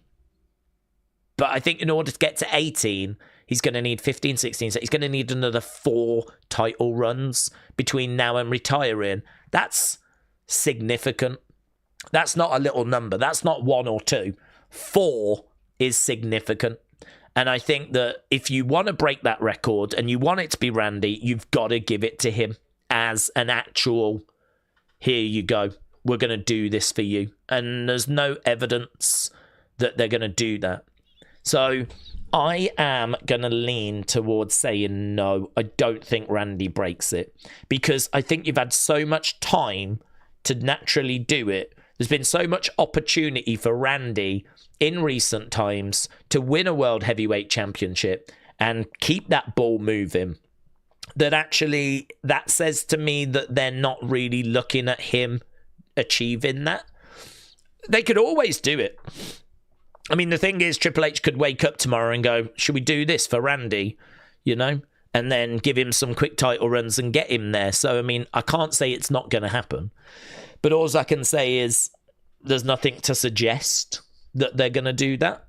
So I'm going to say no, that Randy isn't the one. I think that they'll run with John for a while and, yeah, it'll get beaten. Who that person is, there's no one active that's close outside of Randy. If you look at the list, I looked at it about a year ago. If you look at the list, there's no one in the ballpark. There's no one close.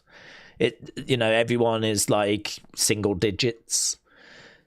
So it's probably not anyone that is at the top end of the card right now. It's going to have to be a Bron Breakker. It's going to have to be a Obafemi. It's going to have to be a Javon Evans at the age of, 22? Javon? Young. It's going to have to be, someone like that is just starting out, that's still in their 20s, that's still got, a good 15 years ahead of them. I mean, even that might not be enough, to be honest. Javon, though, has got 20-odd years ahead of him. So, I mean, if Javon, can... It's going to be hard, though. Even if you've got a 20-year career, in order to beat 17, it means you're going to need to win the WWE Championship, like, every year throughout your career. There's going to... chances are there's going to be years where you won't. So that means some years you're going to have to win it twice. So you are going to have to be a top star at the top of the card for 20-odd years. I don't see that for Javon. Javon's really exciting, but I don't see him being like main event, top of the card consistently for 20-odd years. I think he'll win world championships. I can see him getting it a good few times, but I don't know. If Javon ends with 6 world titles to his name, that would probably make sense. Not 18. I think you're going to have to be the guy, aren't you? And so we're waiting for that next Roman. Is that Oba? I think Oba's like 28. That would probably give him, if he goes to mid-40s, that would be like 17 years. It's still an ask, isn't it? It's still an ask. Maybe if Oba was like 24 now, I'd feel a bit better about it. But, yeah, it's hard. It's hard to identify who that person's going to be. I've got to be honest, there's not a name that's necessarily jumping out. I would just point to someone like Oba. Just point to Oba as being the most likely. Bron Breakker, he'll win a few, but I don't think he's winning 18. So, yeah, if it ain't going to be Randy, I don't think there's a name that's really on the roster at the moment. But to be honest, I mean, before John, it was Ric Flair. And Ric Flair achieved a lot of those in the 80s, going into the 90s. And then, of course, John is active in the 2000s, going into the 2010s. So really what we're looking for now is that next person. So, you know, that person might not be in the industry yet. You know, it might be time, might just need that little gap first. So, yeah, interesting. Ober is the closest that I can think. I've sent you some. There's some new Roman merch that's dropped, says James. Okay. How long have we got time-wise? We've got 30-odd minutes. Should we have a look at some new Roman merch? I don't know the breakdown of the show as well. We've sat here all this time, and I still don't know what the flip's actually on the show tonight. I know we've got Drew, Sami confrontation. Let's just get this up. Bang, bang. Ugh. Why are they going with OTC1? I don't understand. I wonder if there's already an OTC that exists. And I wonder if they can't have it. That's all I can think, is that OTC already exists for something and they can't have it. So as a result, they've had to put OTC1. Because it doesn't make the original tribal chief one. Like, perhaps, like, if there's another tribal chief, there'll be OTC2. But you can't be the original tribal chief, can you? Two. That doesn't make sense. It's contradictory. How can you be the original? Unless you change it to the official tribal chief 1. An official tribal chief 2. That works better. But I don't believe that's what it stands for. I believe it is original. But you could always change it, couldn't you, to official. The official tribal chief 1. The official tribal chief 2. Wonder who that would be? Jacob. OTC2. Jacob. Zilla. OTC3. Sorry, Solo. No OTC for you. Yeah, don't like it. I mean, first of all, it looks like semen. And not only that, but the whole OTC1 thing just doesn't work. Unless you make it official, which they haven't. So, boo! Boo! Nothing about that is good. Boo! That looks lazy. Just looks rubbish. As I said, that looks like spunk. And also doesn't work. You deserve better, Roman. You deserve better than this spunky shirt. Did you see that shirt? The Rumble shirt that was in Unseen. Oh, love that thing. So good. So good. It's got the old Rumble logo at the top. It's got this like weird creature on. Don't know what it is. Wearing a crown. It's not Triple H. And it just looked badass. You could kind of see someone go into like a casual get-together, not even a wrestling thing, just like, you know, I don't know, going to a family barbecue or something, meeting up with friends, going to the pub.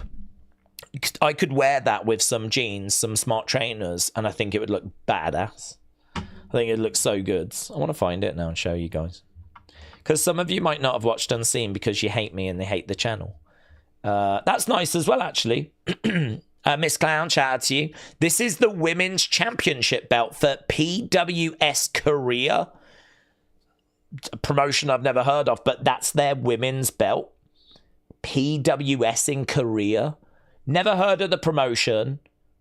That is a nice belt. I mean, it's not my favourite. It's not aimed at me. But as a women's championship, because you know women, they're very delicate. They're very delicate. Just like a flower. And we've reflected that in the championship. Yeah. Love this. It's nice. Classy. Classy. Yeah. You've got to theme the belts, right? For women, it needs to have shopping, Prosecco. Yeah? Gossip. These are the things they love. So it needs to be reflected in the belt. Yeah? Men like pain, weights, fishing, all those things, right? That needs to be reflected in the belts. This one has got a flower on it. Yeah? And like a dragon, because we all know women love dragons. So dragons on it as well. And like a bit of a blue sky and all this kind of stuff. Some like swooshes, whatever. Blah, blah, blah. But it looks amazing, right? WWE, take note.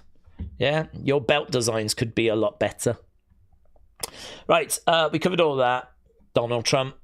There we go. Glimpse into the future. The Magic 8 Ball has shown us where it's going tomorrow. Oh my God, where is this flipping shirt that people have probably already seen, but I thought was sick? It was in my notifications. Boop, boop, bear with. Boop, boop, boop, boop, boop, boop, boop. Jacob, soft toy thing.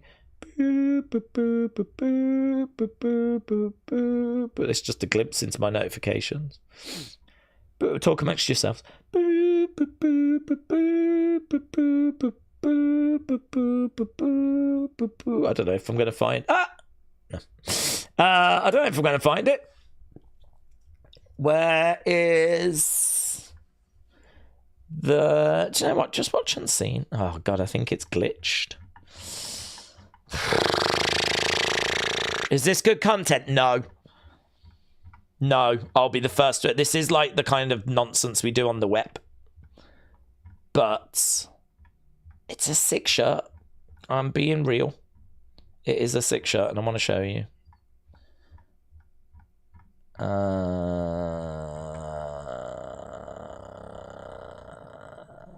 if we don't get it now, I'm going to be... Oh my God, it keeps glitching! That is... Do you know what? Forget it. Royal Rumble shirts. Let's see if it brings it up. Yeah, there it is.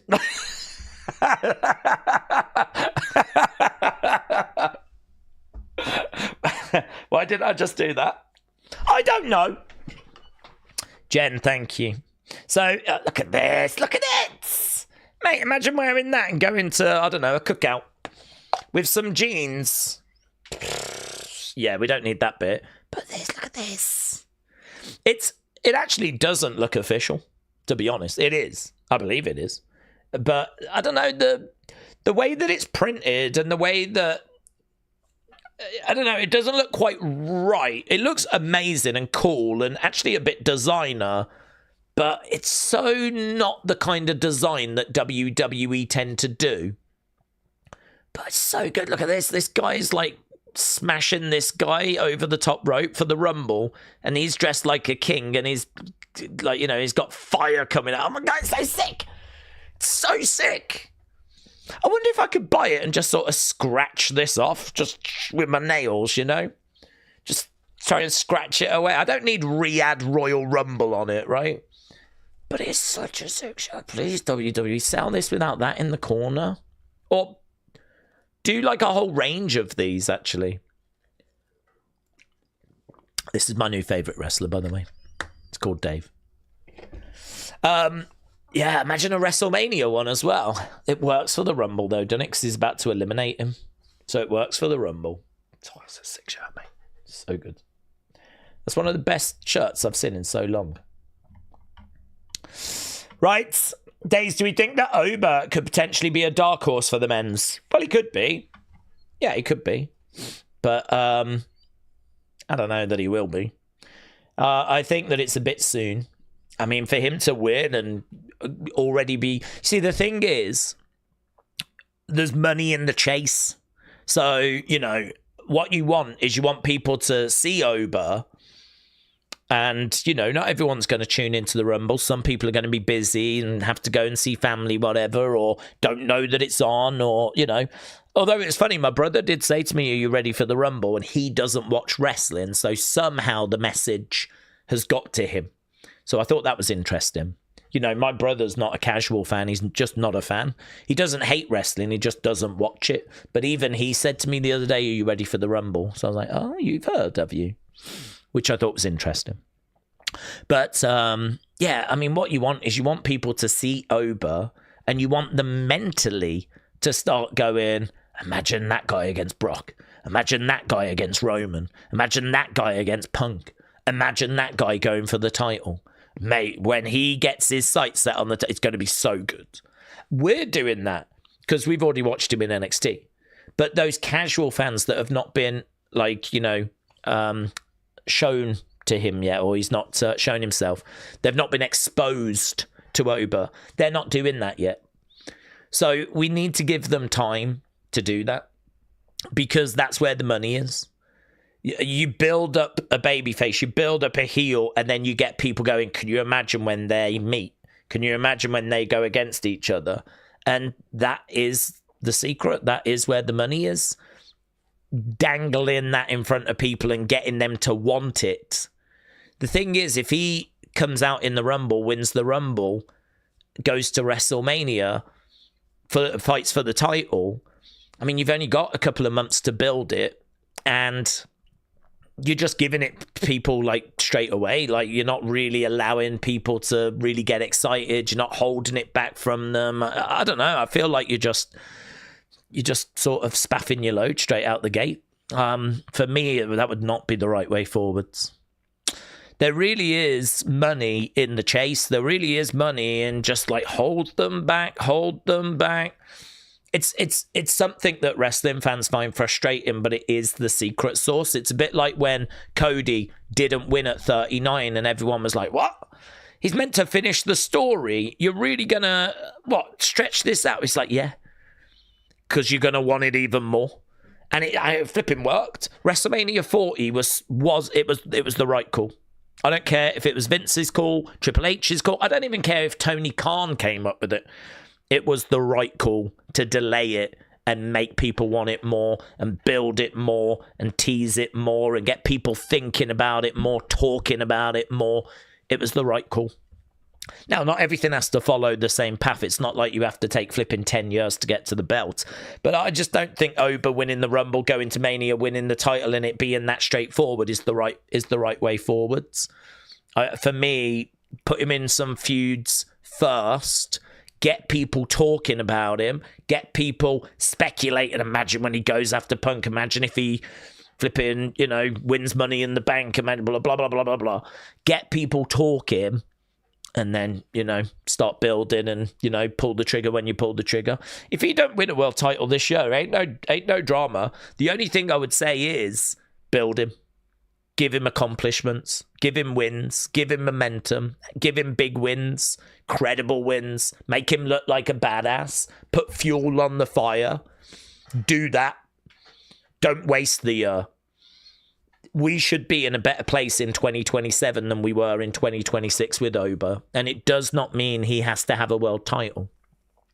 So, yeah, I mean, I wouldn't wait too long. I'd definitely put a world title on him 2027 at some point at the latest. Because I actually think he's going to be a multiple-time world champion. I actually think there's credibility in him having a long run as well, which people might not want, but I think that he is definitely someone that can have that belt, carry it for a long time, and be seen as being credible. And who's going to stop him? Who's going to get the belt from him? I mean, blumming out, you could do a whole new WrestleMania streak with Obafemi. So very exciting, very, very exciting. I think we've got such a bright future with him, but yeah, this is why I'm just not in a rush. I don't need, it's not like, you know what I mean? Let's flip him, put the belt on him now. Like, there's money in the chase. So give him some feuds, build up that aura, get people talking. Let's have a chat SummerSlam, I would say. But yeah, I mean, look, he's got a chance. He's got a chance. I mean, he's such a credible person. He could absolutely go in the Rumble and win it. Is there room for Javon? Nick Nemeth. Oh, Javon's announced he's going to be in, yeah. Nick Nemeth, I'm not expecting him.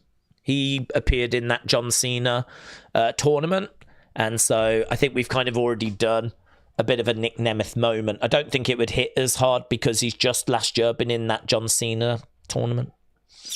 Hello, Kelly. Daze, who do we think's going to win the men's and the women's? If I've got to pick names, I would go with Roman and I would go with Bianca. I think Liv is right there. If she wins, ain't no one going to be surprised. If Braun wins, I don't think people would be surprised. He is the second favourite. And we know the rest of the division are trying to help him win. Yeah, I don't think people would be surprised. The favourites are Roman, Braun, Liv, Bianca. Those are the favourites. I think anyone that wins that's not those names, I think is a surprise. So if Sami wins, that's a surprise. If Rhea wins, that's a surprise. I think we need to be clear as to what a surprise win is. So I'm going to define it right now. If it's not Liv or Bianca, if it's not Roman or Braun, it is a surprise win. So that's it. If any of those win, then okay, it's gone the way that we sort of expected. It's gone the way I predicted if it's Roman, Bianca. It's gone the way we sort of expected if it's Liv or Braun. Anything outside of that is a surprise. I don't know where a major surprise kicks in. That's harder to define, to be honest with you. So I don't know when we say it's a major surprise. We'll have to see who it is first that gets the win. But yeah, those are the names that we're expecting. JM Wyman, shout out to you, my friends. Just want to let her know Sami is the second highest favourite in terms of betting odds now, says Nick. What? Sami's gone to second favourite? Has he? Roman, Braun throughout the builds. So what, has Roman's the favourite, so has Braun slipped to third? I don't know, man. If Sami wins this, that's a surprise to me. Because he's already in the title match. So he's already competing for the WWE Championship. So him winning the Rumble, he was favourite last year, but then fell to like 4th or 5th. So if he's gone up to second now, I wonder why. I wonder what prompted that. There's nothing to me that suggests that he should have risen up in the favourites. Yeah, I'm sticking to what I've said. I think that Roman, Braun, for me, are the favourites. Anything out of that, including Sami, would be a surprise. And I'm saying this as a Sami fan, trust me. Uncle Revel said Zoe won't be a surprise. She's being advertised for the Rumble watch-along party in Toronto. Oh, really? That's interesting. Uncle Rebel, thank you. Tyler said, I think they've used AI to make that shirt. That's fine. I'm not against AI. I think that AI, we know that it's going to take over a lot of industries. I think that it's something which, to be honest, AI doesn't worry me. I mean, it does in regards to like it turning on humanity, but that's a whole separate thing. I think the reason people are a bit down on AI is twofold. First of all, it's going to replace jobs, but we as a species sort of need to prepare for that. I mean, if AI is going to be able to do a lot of stuff for us, we should obviously capitalize on that. And then that means we can focus working on things that maybe AI is not going to be as good at, right? So I don't know kind of when we're going to get robots actually being able to build things. Perhaps we use AI to come up with the plans and then we focus like humans on actually executing those plans, right? I don't know. I don't know how this is going to shake out, right? But I think we should be obviously a bit fearful for the future, but also excited for what it could lead to. I think it's too easy to just go, AI is going to replace everyone. Everyone's going to be out of work. Well, yeah, I mean, it's going to obviously replace a lot of jobs, but hopefully that means we can use those people in other places. I mean, you know, everyone's going to want to... It's no good people creating products and using AI to create products and then using AI to make products because you're going to need to then sell those products. And if people aren't earning money, you're not going to sell them to anyone. So this doesn't work for anyone, right? It doesn't work for anyone. So if you're going to use AI and just exclusively AI, and everyone's going to end up being out of work as a result, the whole system's going to fall down, right? This isn't just a problem for like the working class, but this is a problem for everybody. Because if you build products or make products or use AI, whatever, and there's no one getting paid, there ain't no one going to buy your products. So the whole thing falls apart. So everyone's going to have to pull together on this to make sure that when our AI gets better and better and comes into the workplace, that we find, you know, what humans should be doing or can be doing. And, you know, so I think there's a little bit of pushback on that because there's a whole big question mark around what is employment going to look like in the future and a lot of uncertainty, right? It's a massive change that it feels like humans are going to go through because of AI. The other thing as well, though, is that because it's still early, AI is coming out with a lot of slop. It's coming out with a lot of nonsense. I mean, basically, you can just type in a few words and get like a picture, just get something out. And of course, what it's generating is, you know, mixed results at best. You know, really rubbish looking videos, lots of memes that are just, you know, people are showing them off as if they've created some masterpiece and it took them all of a few seconds to type a few words in. Do you know what I mean? Like, there's a backlash because we've been flooded with AI nonsense.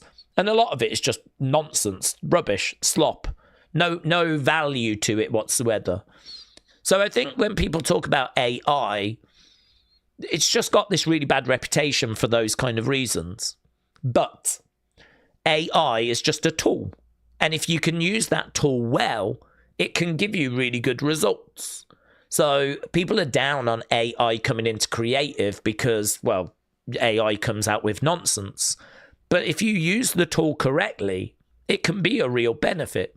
I would have AI in creative because I don't see where the problem is.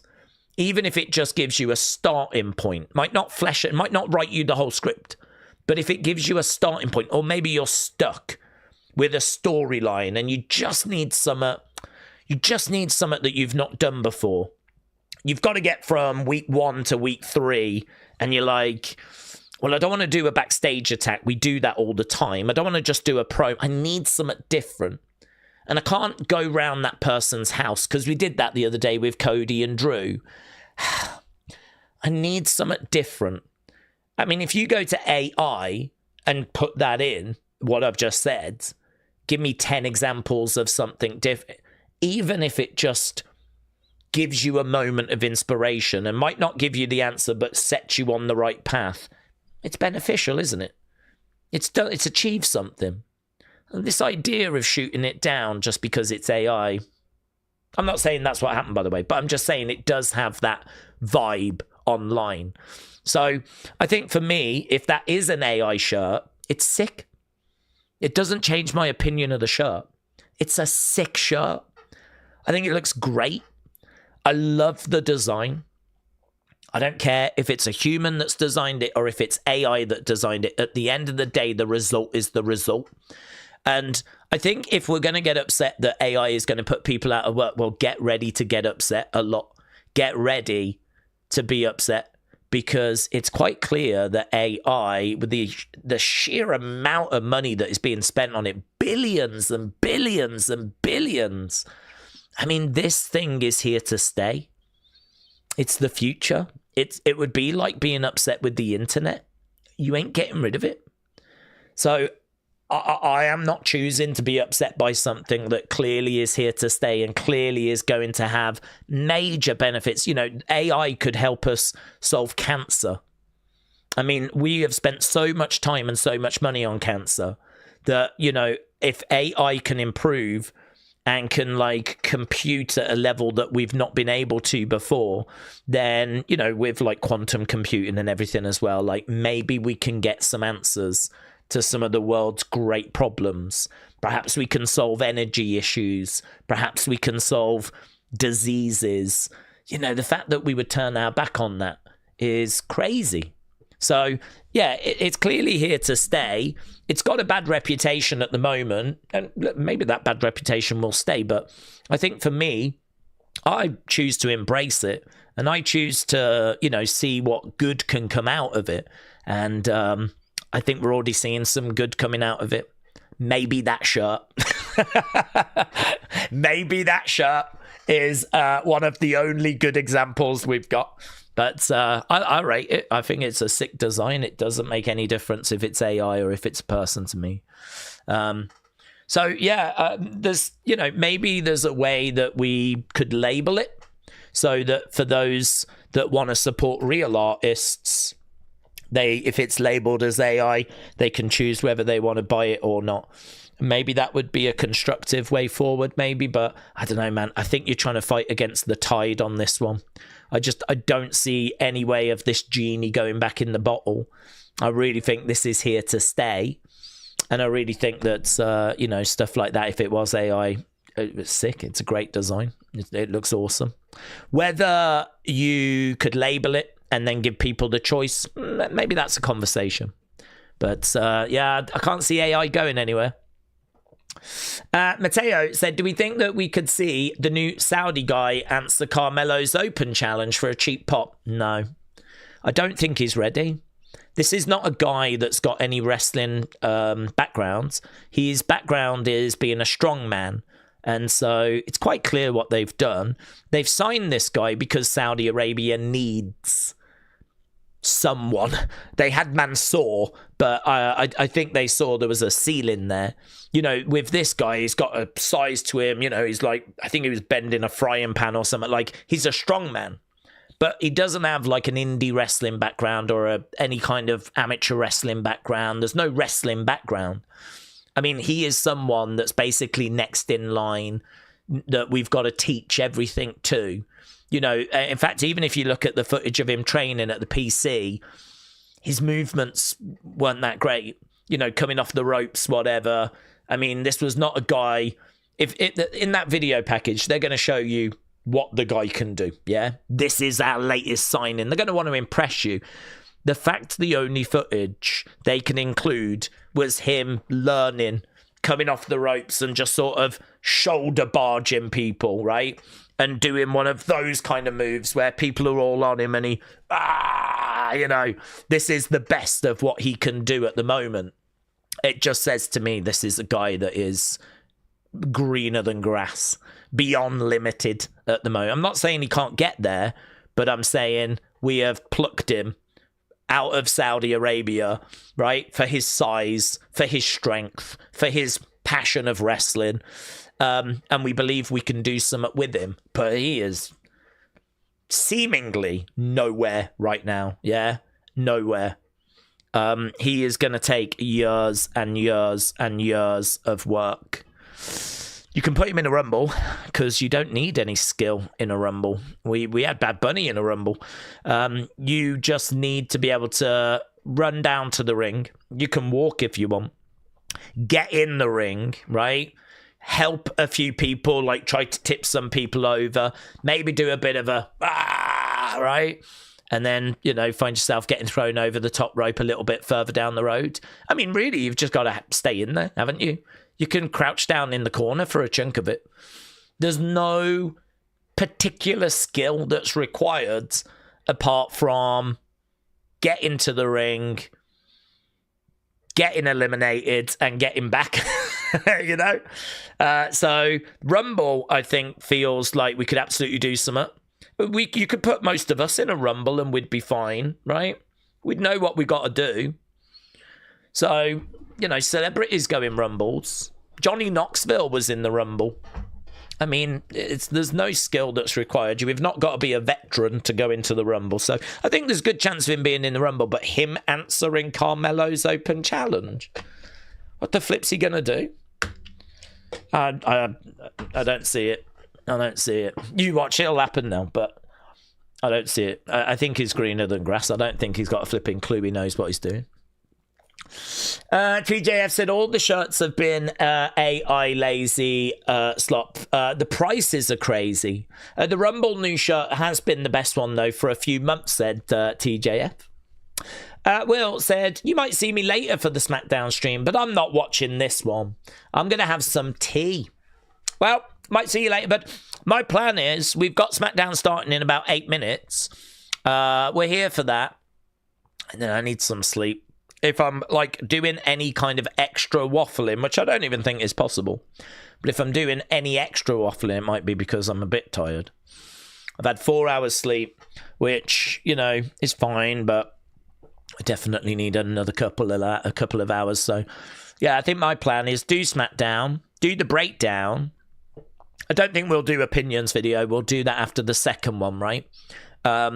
But we'll do SmackDown, we'll do the breakdown, and then I'm going to try and get an hour or so. Get a little nap. Nice little nap. Nice little nap. And then come back and do the second SmackDown stream. After that, we'll do opinions. And then bed, mate. Go to bed tomorrow. Let's go. I saw last year we did a 10-hour Royal Rumble stream last year for 2025. I haven't even figured out what that would look like, right? What time we would start, how long we would go. I don't know. We must have spoke after. It must have been one of those where Jay won and maybe we stuck around for the post show and perhaps we were having a conversation. I don't know. I don't remember. We must have had a good conversation after, because I don't think I would have started that early before. Because the Rumble would have only been 3 hours. We wouldn't have started 7 hours before, so we must have spoken for a long time afterwards. Well, I don't know. I mean, all I do know is it's a massive stream. We're going to start hours before the countdown. We'll start at least 4 hours before. Then the Rumble will be 3 hours. That's 7 hours. How did we do a 10-hour stream? How the flip did we do 10 hours? I don't know. I was setting the stream up and I used last year as the template. And I was shocked when I saw that it was a 10-hour stream last year. I was like, I can believe we did it. We did 12-hour Olympic streams. So, I mean, a 10-hour stream I can believe. But how did we do it? I don't know. I haven't got any plans to do that this year. But we will certainly be putting the time in. So, yeah, that's roughly the plan for tonight. Okay, I think Logan's going to throw Bron out, says Alan. Will Randy make an appearance in the Rumble, says Connor. I think so. I don't think he's announced. I don't think he's injured. He was helping promote it last year, so I think so. Trini said, I'm here for both streams. I'm high on edibles. To be honest, you do tend to need to be high to be in the chat. Pain free, and I'm trying to get my chores done. I'll probably pay more attention later. Trini Harajuku Barbie. What's that mean? What's Harajuku? Harajuku. What's that mean? Trini, I need that answer. You can give it me now or you can give it me later. But I need to know what Harajuku is. Wrestle with Andy. Hello, buds. Hope you're doing well. Daze, somewhat good about WWE in Saudi is that if they asked to bring back custom sets for the pay-per-view, I bet they would make a great one, especially if they're custom built for the shows. Oh, I was thinking you was talking about figures then for a second. You mean like staging? Yeah, the stage for the Rumble looks really good, actually. It's very Arabian. And it's got like lots of sort of different structures and it looks really good. When it's all lit up, it's gonna, I mean, I don't know if you've seen obviously the graphics for the Royal Rumble. It's got that sort of aesthetic. So let's go Royal Rumble 2026. See if we can find the graphics that we're looking for. Because it's not the weird face ones. It is. I bet I'm not going to be able to find them now. It's kind of more like that, isn't it? I suppose. Oh, yeah, there, that. More that type of thing. So you see like the traditional sort of shapes, arches, that kind of... Oh, that's a good one, actually. That, with like, you know, the Riyadh skyline. That kind of golden colour as well. I mean, obviously we know about the heat in Saudi Arabia. So this kind of an effect with that kind of an archway structure. I don't know what they call that. I always think of it as a bottle opener. The bottle opener skyscraper, tower. It's got that kind of aesthetic. The staging.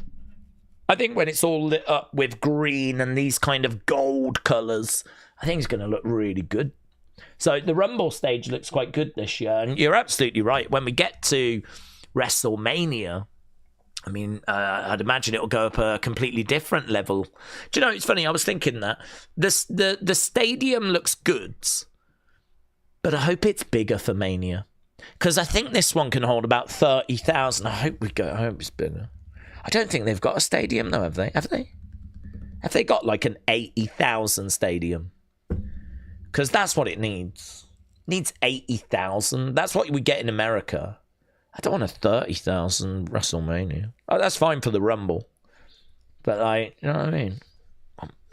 Want Mania? Yeah. Well, they're just going to have to build a stadium, aren't they? They got money. They can build $1 billion stadium. That's nothing to them. Just pop one over there. Alan said 2 hours before the countdown show, 3-hour countdown show. Oh, 3-hour countdown show, is it? Is it? I thought it was 2. Oh, was this last year?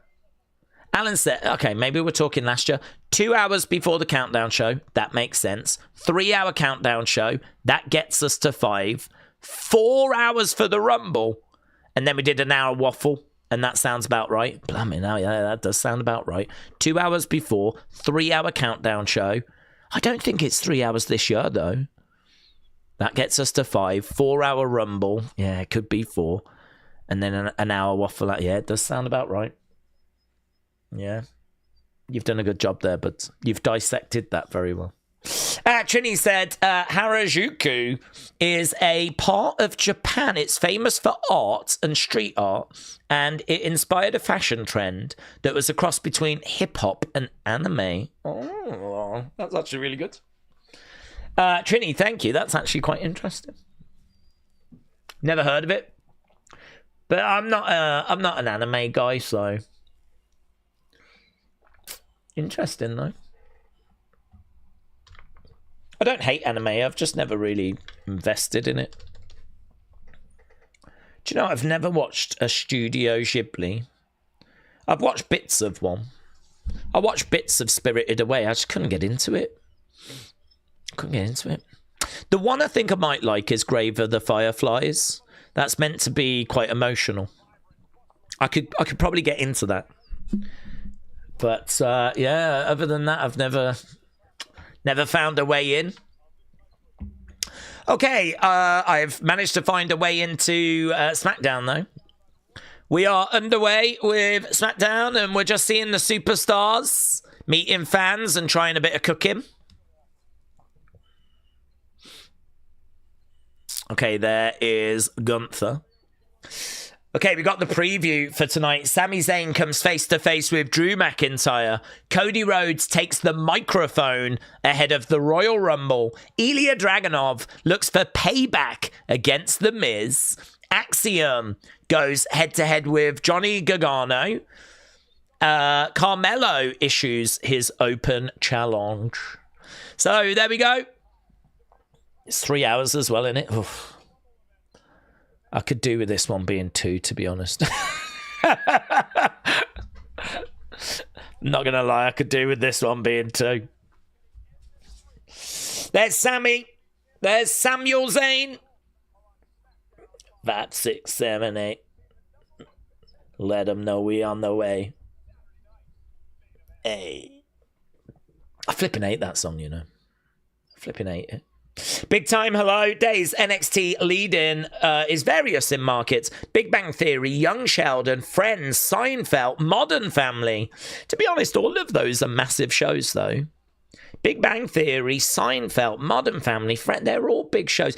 I mean, if the lead-in is 720,000 for NXT, it's a really good starting point, isn't it? It's a really good starting point. If your lead-in is 720,000, you've got to really drop the ball if your average is going to be like 520 or whatever. If you're starting at 720. So I sort of feel like if their lead-in was lower, if they're starting at 650, 620, I mean, you're going to be dropping down to the 500,000 range. So I think the fact they're starting at 720 says to me that they've got a good lead-in. I'm not saying that's the only reason, because they did a great job of not losing too many viewers. But it is very interesting at the moment in regards to SmackDown with its struggles and NXT with its overachievement. So it is very interesting. I really don't think you can look at the booking of NXT and say that the show we got on Wednesday resulted in that number, because Wednesday's show was not good. Unanimously across the board, everyone said it was just not that strong of a show. But they didn't lose viewers. They kept them around. Got to give them credit for that. Perhaps people are just interested in what we're building to next week, which is a big NXT next week. So to us, it was a bit dull because it's all about next week. But perhaps those watching are like, yeah, great. This is building to next week. Can't wait to see next week. It should be a great number next week. Do we think that Jacob could be another dark horse? Jacob.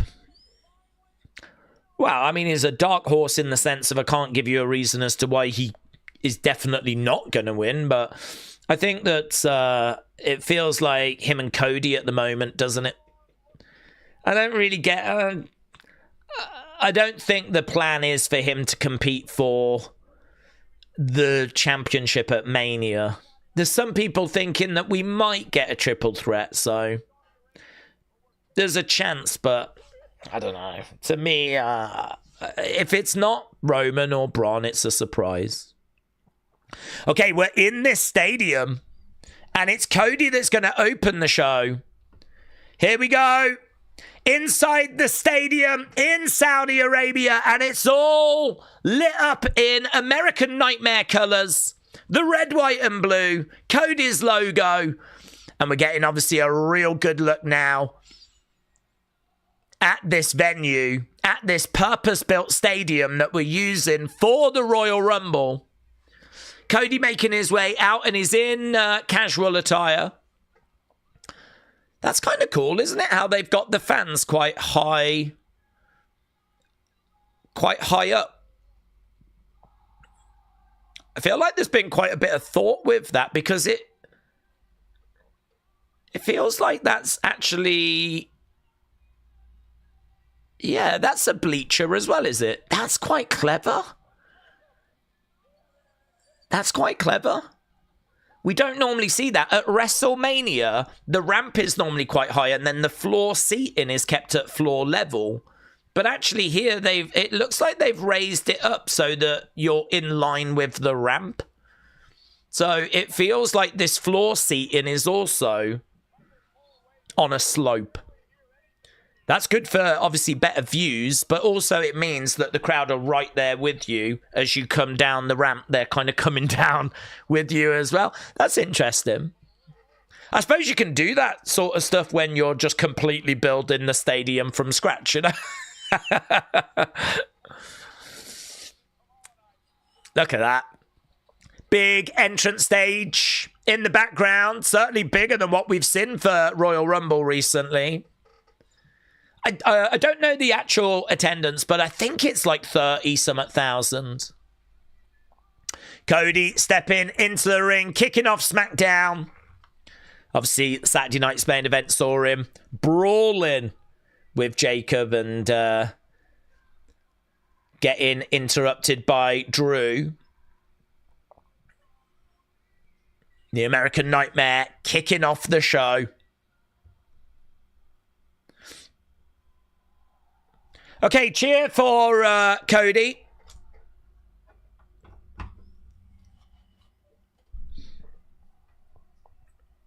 Yeah, we got some Cody chants. Honestly, I feel the way that he acts right now is he sort of goes to the ring and sort of listens out. I think he knows that there are fans online that have sort of turned their backs on him. Those are like, you know, that's like the IWC, but, you know, the casual fans, the fans in attendance, they're still with Cody. It's a great reaction for him. Look, people have got their phones out. Riyadh, Saudi Arabia. What do you want to talk about?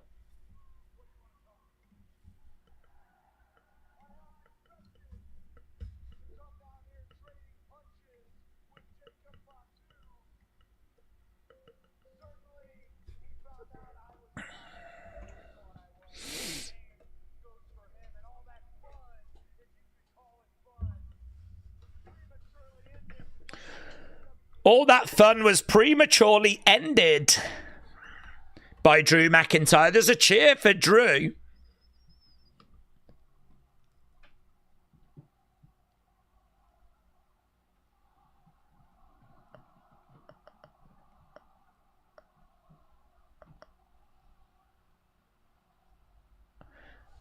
What are they chanting?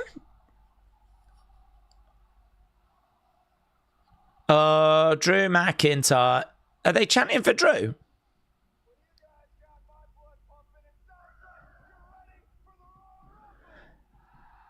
Yeah, I mean, the big cheer. They were bouncing around. Was that a Drew chant? Was that like an, oh, Drew McIntyre? I couldn't quite detect it.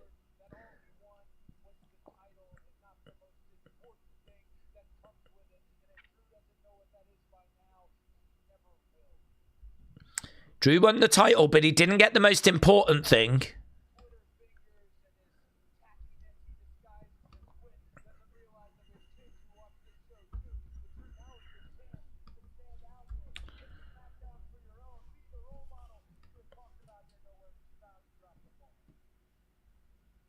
Cody Rhodes says you've dropped the ball.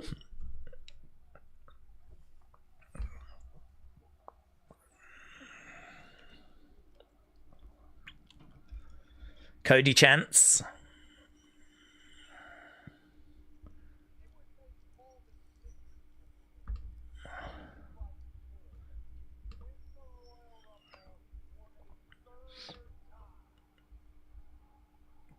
There's a few boos to Cody winning the Rumble, you know.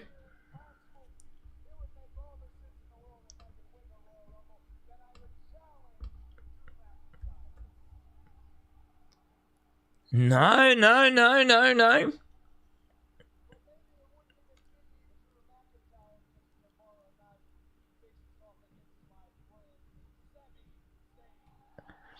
He faces off against my friend Sami Zayn. Big cheer for Sami. It's really interesting, this, you know, because he came out with a really great reaction and the fans were chanting for Cody. But I think they're also making it very clear they don't want to see Cody win the Rumble. He's won it twice. This is a very OTC crowd, but yeah, it's very, very interesting.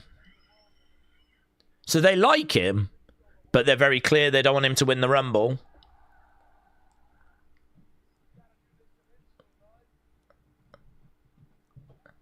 CM Punk, this crowd are just chanting for anyone and everyone. I mean, Cody got his love and his flowers. Drew got some love. Sami got some love. Punk got some love. This is just like a passionate crowd that just want to make sure they're giving out love to, like, you know, all those big names.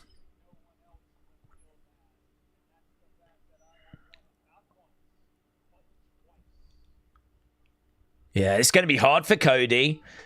It's going to be hard for Cody because he just said, I've won it not once but twice. He's trying to make out that he's going to go for it again. But, I mean, that crowd have already made it very clear they're not interested. Here's Randy. Look at those graphics with the snake scales and everything. The Viper, it looks really good.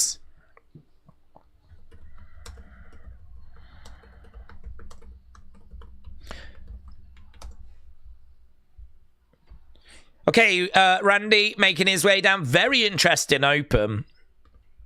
Very interesting open. Randy making his way down.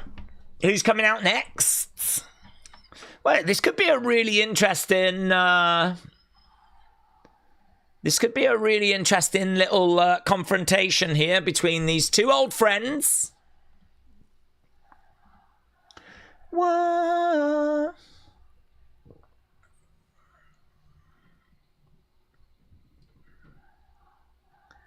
Okay, Randy making his way down to the ring.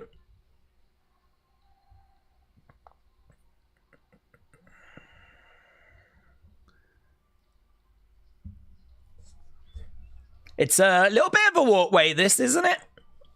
It's taking a little bit of time for them to...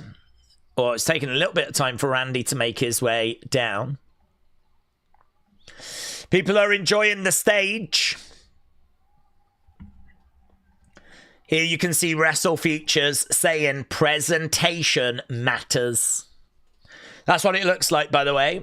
Could you imagine that? Like we said earlier, with like, you know, the gold and the green. It's kind of got all these different structures, these different spaces and shapes and some low levels. That bit goes up there. It's not like a screen that's just like, you know, one size. You can clearly see it's got like a bit of a skyline vibe to it, so I haven't seen it sort of lit up like a skyline yet, but that's what it looked like when Cody came out. But it gives that sort of energy.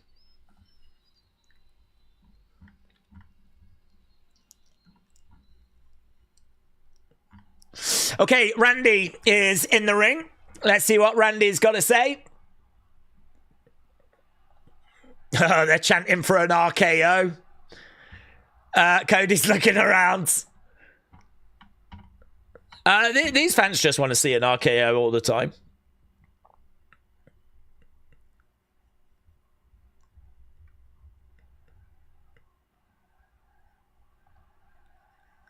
Don't know. Can't quite make it out. We got another chant breaking out.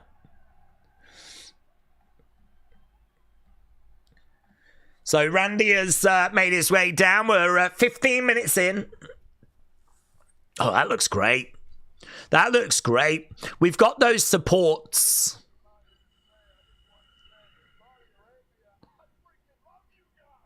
Randy Orton says, Saudi Arabia, I freaking love you guys. They're very, very vocal. I gotta say, the Saudi fans, they do deliver. I know that Saudi Arabia obviously has that reputation, but... it had a bad reputation at first. There was a lot of rich people on their phones in those early shows, but we're a long way removed from that now. This is a very passionate crowd, engaged crowd, and knowledgeable crowd as well.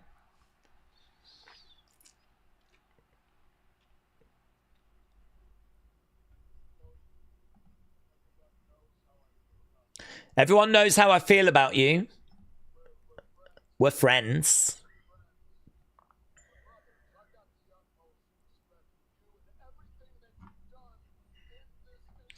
I got a lot of respect for you and everything you've done.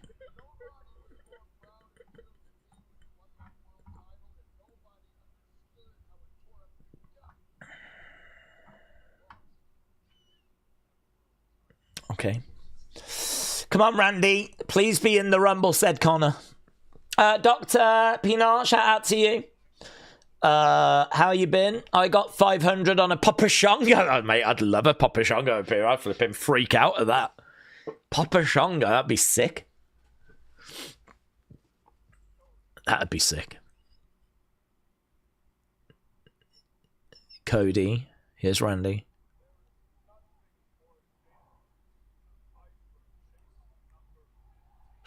There's nothing more dangerous than a viper chasing number 15. We will not be friends.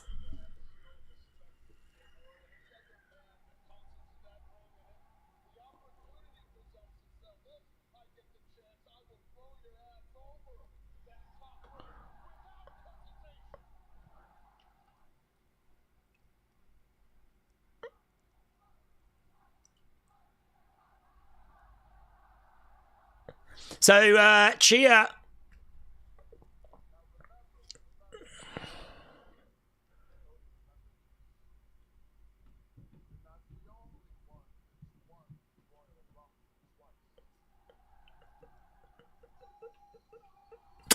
So Randy said, just remember this, you're not the only one that's won the Rumble twice, and now we're bringing out Jay. Okay, Jay's making his way down. So, honestly, this open is just what you would expect. Lots of guys coming down saying, I'm going to win the Rumble. No, I'm going to win the Rumble. Are you going to win the Rumble? I'm going to win the Rumble.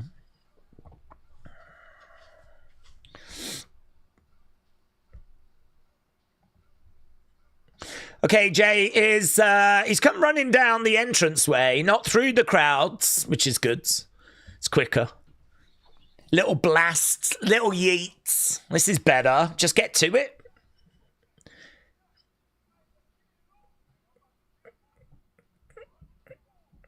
Okay, Jay is in the ring. He's got a microphone. Crowder, I think you've gone too long again. I know you got to give him a chance to yeet, but WWE have dropped CM Punk merch and it looks fire, says Ethan. Some new CM Punk merch. He be gassed already from that, said Azza. Okay, well, Jay is in the ring. Michael said Brock's going to win the Blood Money Rumble. Jay said, can we get some heels out here? It's babyface overloads. Oh, we're flipping running it back, aren't we? There was me praising us getting to the point, and we're still running it back. We're still yeeting.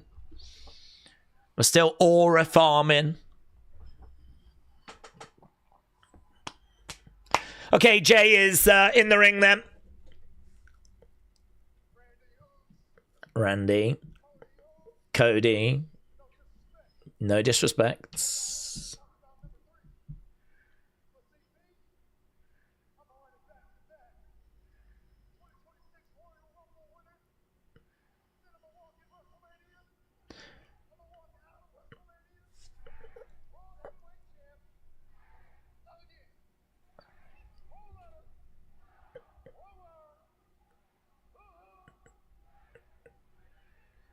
Yeah, pretty good. Sami's coming out. Big pop for Sami. Yeah, I mean, I think Jay just actually did that promo the way he should have done it. Cutting a line, crowd going yeet, coming back with another line, crowd going yeet, back and forth. And actually, the crowd were having fun with the promo. They weren't really thinking about so much about what he was saying. If he was to have delivered that and said, I'm going to win it again, there's probably a chance there could have been a few boos. Because I don't think this crowd are looking for Jay to win the Rumble this year. Here's Sami, look, coming down with a very sensible jumper on. A very sensible... Do you know what? There's not enough sensible clothing in wrestling. But that's just a really lovely, warm jumper. They should sell that at WWE shop. No branding. Absolutely nothing WWE on it whatsoever. No Sami Zayn mention. It's just a lovely jumper that looks lovely and warm. I'd buy that merch. Now that's my kind of merch right there. I'd buy that. Sami Zayn in a lovely jumper. You might see like a 70-year-old guy wearing it.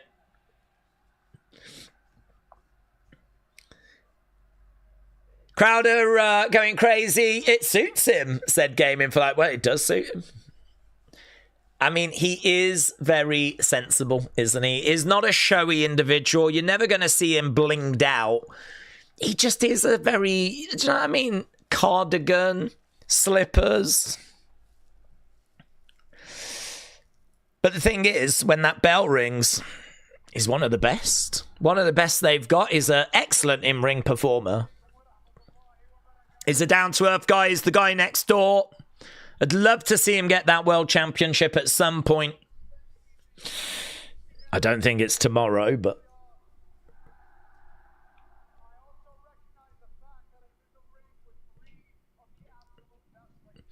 let's see what Sami's got to say.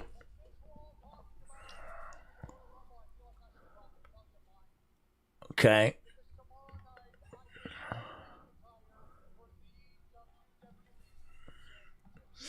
So he's talking about facing Drew for the WWE Championship. Lots of love for Sami. I wonder if they could change plans this late in the stage. If this crowd's like red hot for someone like Sami or something, I wonder if they could change plans. I doubt it, because I know they know where they want to go, but...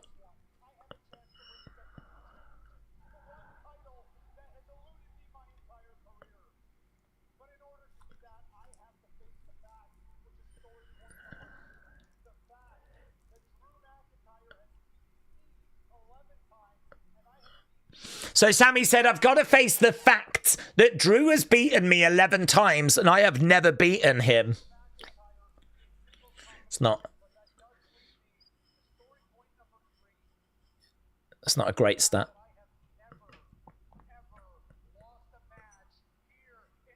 I have never lost a match in Saudi Arabia.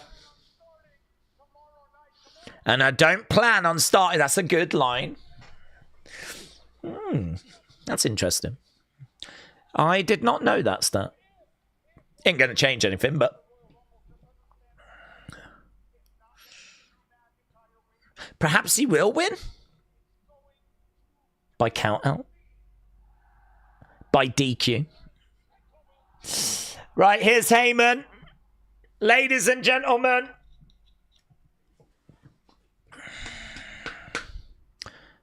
Here's the Vision. There's Braun. No entrance music for these guys. Are we not bothering or? Sure. Great. Let's not bother. Here's the Tribal Thief. Here's Logan. Here's Theory. There's Braun. There's Heyman. There is the Vision.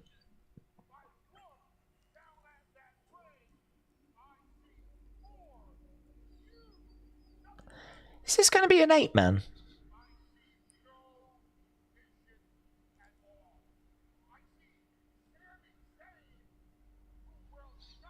Is that going to be our main 8-man tag for later, says Rob. Same page, yeah. Brandon said, I'm calling Fatu is going to cost Sami the title, says Brandon. Brandon, thank you. Joe said, my wife said that you're handsome. Your wife's right. And that you look like Joey Fatoni. Joe, thank you, my friends. Mrs. Joe, shout out to you as well. Let her know that she is correct.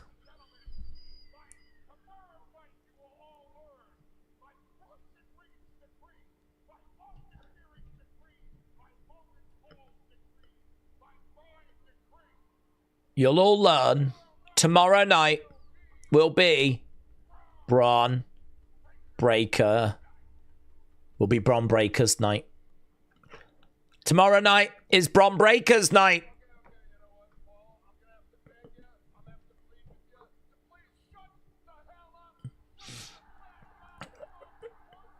Randy Orton telling Heyman to shut up.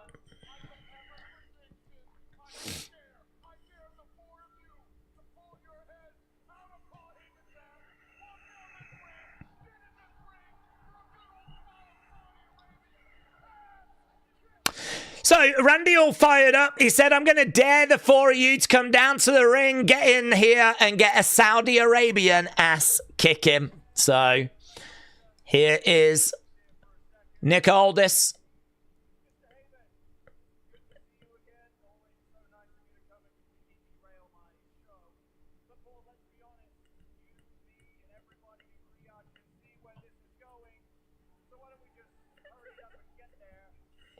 Let's hurry up and get there. Let's do a Rumble preview. Let's give them the vision.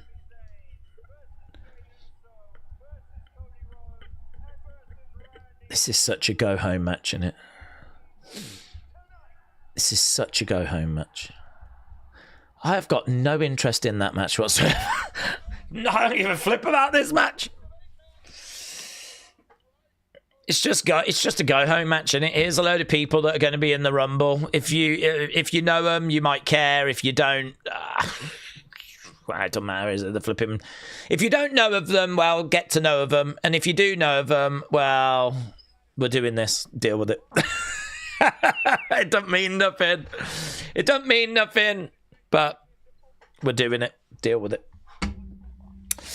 Right, the vision interrupts. Saudi fans were chanting, "Shut the F up" to Paul Heyman during that. And the match has been made. Okay, there we go. It's very much, that's at half an hour of the show. Half an hour has been taken up with that.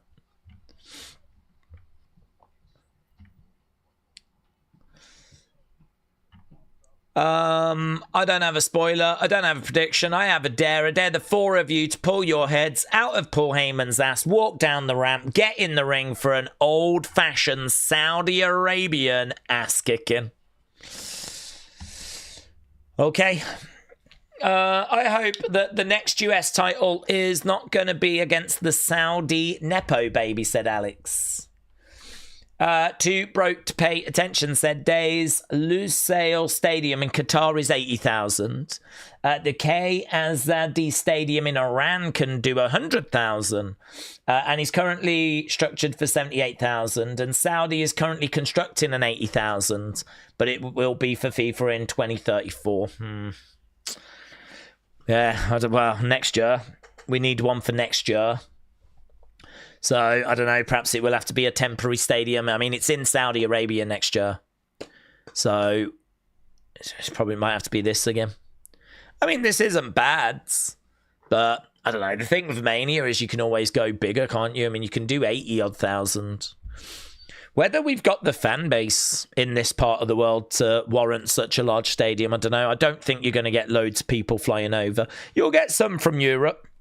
And you'll get some from America, but I don't think you can rely too much on that. You're gonna need a good local fan base. And listen, this is 30-odd thousand. It's a good starting point. We'll have to see. I think you can definitely use this as the foundation. Hopefully go a bit bigger, maybe 50,000. I just hope that we can scale it up from this for WrestleMania next year. But, I mean, look, if we end up with this, it's okay. We used to do flipping WrestleManias in arenas. So, I mean, we've certainly done WrestleManias in smaller spaces, but we've just been spoiled in recent years with having big NFL stadiums. So I'm just so used to it being in, like, a larger stadium.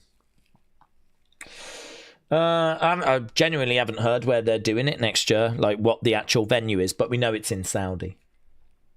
Grand Prairie said, "Morning Days. Totally forgot that this was on at this time. Yeah, it's going to catch a few people out." Dave said, "Where is Green Shirt Guy?" Don't know. Perhaps does he travel? I can't remember if he travels to these Saudi shows or not. Can't remember. Michael said the stadium is over 18. Oh, what? This is over 18? Oh, I thought this was 30. I definitely read this was 30, so that must have been incorrect. It's not a number that I just made up. I definitely heard it was like 30, but you're saying that Michael says it's over 18? It looks bigger than that, actually. This doesn't look like an arena, does it? It looks bigger than 18. Well, Michael would know.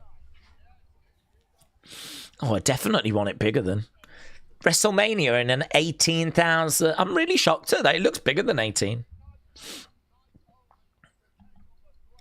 Okay, 8-man tag has been made. We got the graphic for it. We're back from commercial break.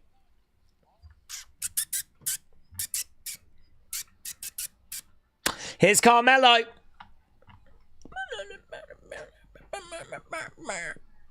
Him. Who's he going up against?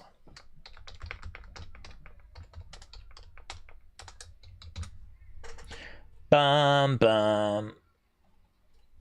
The main event sucks, said Humpty Vision. Perhaps it's going to be The Miz.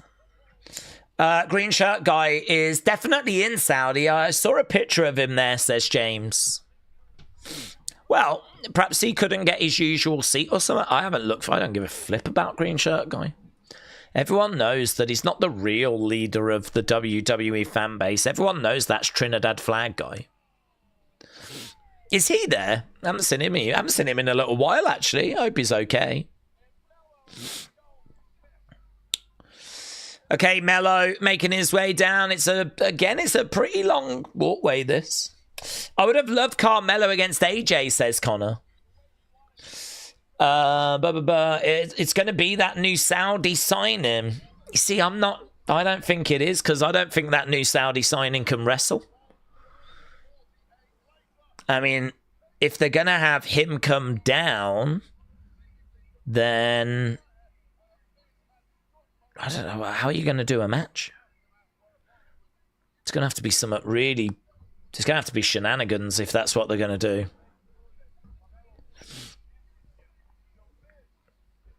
I don't know. I get the logic. I get what people are saying. I understand where people are coming from, but I don't know, man. Let's have a look.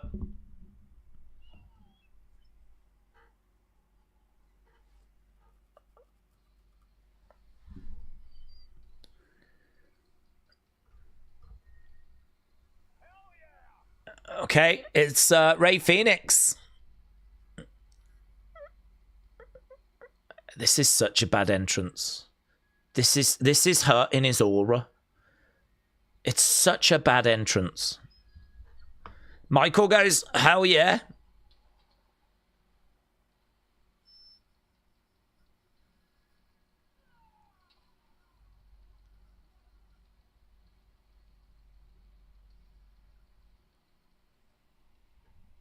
Dead entrance. Mate, he comes out and he like airplanes around the stage like a 5-year-old.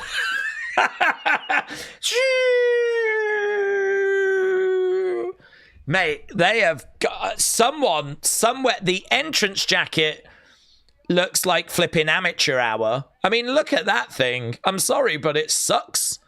It doesn't look classy. I don't know what this is, right? It sucks. Everything about this sucks. I don't even like his light-up gloves. They suck. It all sucks. There is no aura here whatsoever.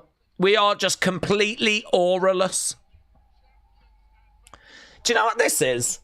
This is flipping when you go to WWE Experience and you get to create your own entrance. That's what that is. You find a couple of, like, props backstage. Pop them. Oh, look, I've got these gloves that light up and I've got this jacket, yeah? And then they're like, right, when you go out for your entrance, we're going to film it. Just do something, yeah? And we'll, like, capture it and we'll give you the DVD after, or we'll give you the video file, yeah? And someone goes out not quite knowing what to do, so they're like that. It's someone creating their own entrance at the W. I cannot believe how bad that is. I cannot believe that no one has fixed that. I mean, it's one thing when he's done it before, but this is like SmackDown in front of what feels to be a large crowds, right? It's the first match, and I don't know why, but I'm seeing it in all its glory now, and it absolutely sucks. Absolutely sucks. Look at him, he's still doing it in the ring.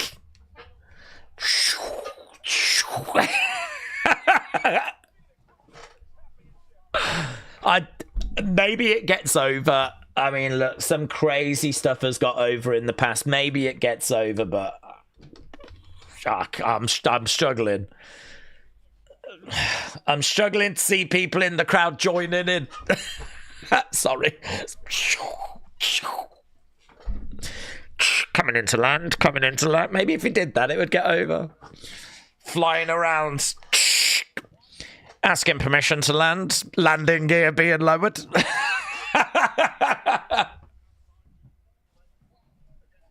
Maybe if he brings it down. I don't know, man. I ain't got a flipping clue what I'm watching. I don't know what the flip I'm watching.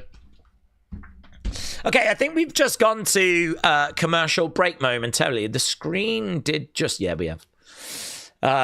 So we are underway with the match, but I think we can step away for a second. Carlin, Gareth, thank you, my friends. I really appreciate the support, buds. Have an amazing stream tonight. Yeah, don't you dare judge me on this stream. No one better be judging me on this stream. I have flipping said I've had 4 hours sleep. I got up so we could do that kickoff show thing, which just was not worth it. Then we've started with a very throwaway open, I think. It was just, honestly, the most interesting part of that open was gauging the reaction of the crowds for Cody and for the other people that came out. Cody in particular, we know that there's that groundswell out there of people that have found his run and his character to be vanilla. But as we said, he got a really good reaction when he came out. The fans were with him. He did not come out to a chorus of boos, but it was very interesting when he said that he was going to try and win the Rumble again. Everyone was like, no. They got problems there. They've got to do something about that. And, well, let's see if they do. In regards to... That was the only interesting part of it, to be honest. The rest of it just set up an 8-man tag that absolutely no one gives a flip about. And now we've brought out flipping an 8-year-old child, zooming around, pretending they're an aeroplane, to take on Carmelo Hayes in a match that, if I'm going to be honest, I'm going to really struggle to care about here. Ray Phoenix is a great talent. I think this match could deliver. We know these open challenges have been good, but I don't know, man. I don't know why this one just is not grabbing me. It might be because Ray Phoenix is quite cold, actually. He hasn't done much. There's been the odd match that he's had that's been good, and I'm sure this will deliver. But I don't know. Initially, it's just not one that's like, oh my God, yeah, let's go. This is going to be... I don't feel that way about this one. We'll keep an eye on it, though. Perhaps it is going to be good. Perhaps it is going to grab us. So anyway, Carlin, Gareth, thank you, my friends. Really appreciate it. I think we should be going back now to the action. Rolling around on the floor. Kick out there by Phoenix going against the ropes. Back elbow. Crowder with him. Crowder with it. Crowder cheering away. They've been very invested. Big Time said, Daze, as great as NXT has done, it's making me think how developmental can only have a 269,000 gap. One show costs 25, the other is 287. Yeah, I mean, obviously where they are at the moment doesn't reflect in that, but, where they have been. I mean, when they negotiated that deal, it was probably a year and a half ago now, so... We know that NXT is probably overachieving. We know that SmackDown is definitely underachieving. So, yeah. I mean, these are things that WWE have got to deal with. I don't think NXT is the concern. The concern is most definitely SmackDown. Kick coming in there by Carmelo. Carmelo going up, and that was lovely. That was great. That's actually, that's sick, actually. Carmelo jumps off the corner, grabs Rey Fenix, uses the momentum of going forward to then spring back. Look at that. Grabs it. Bang. Into a DDT. I mean, that's a sick finisher. I find that a bit frustrating that you have such an impressive move and it just happens in the middle of a match. I mean, that is just a sick finisher.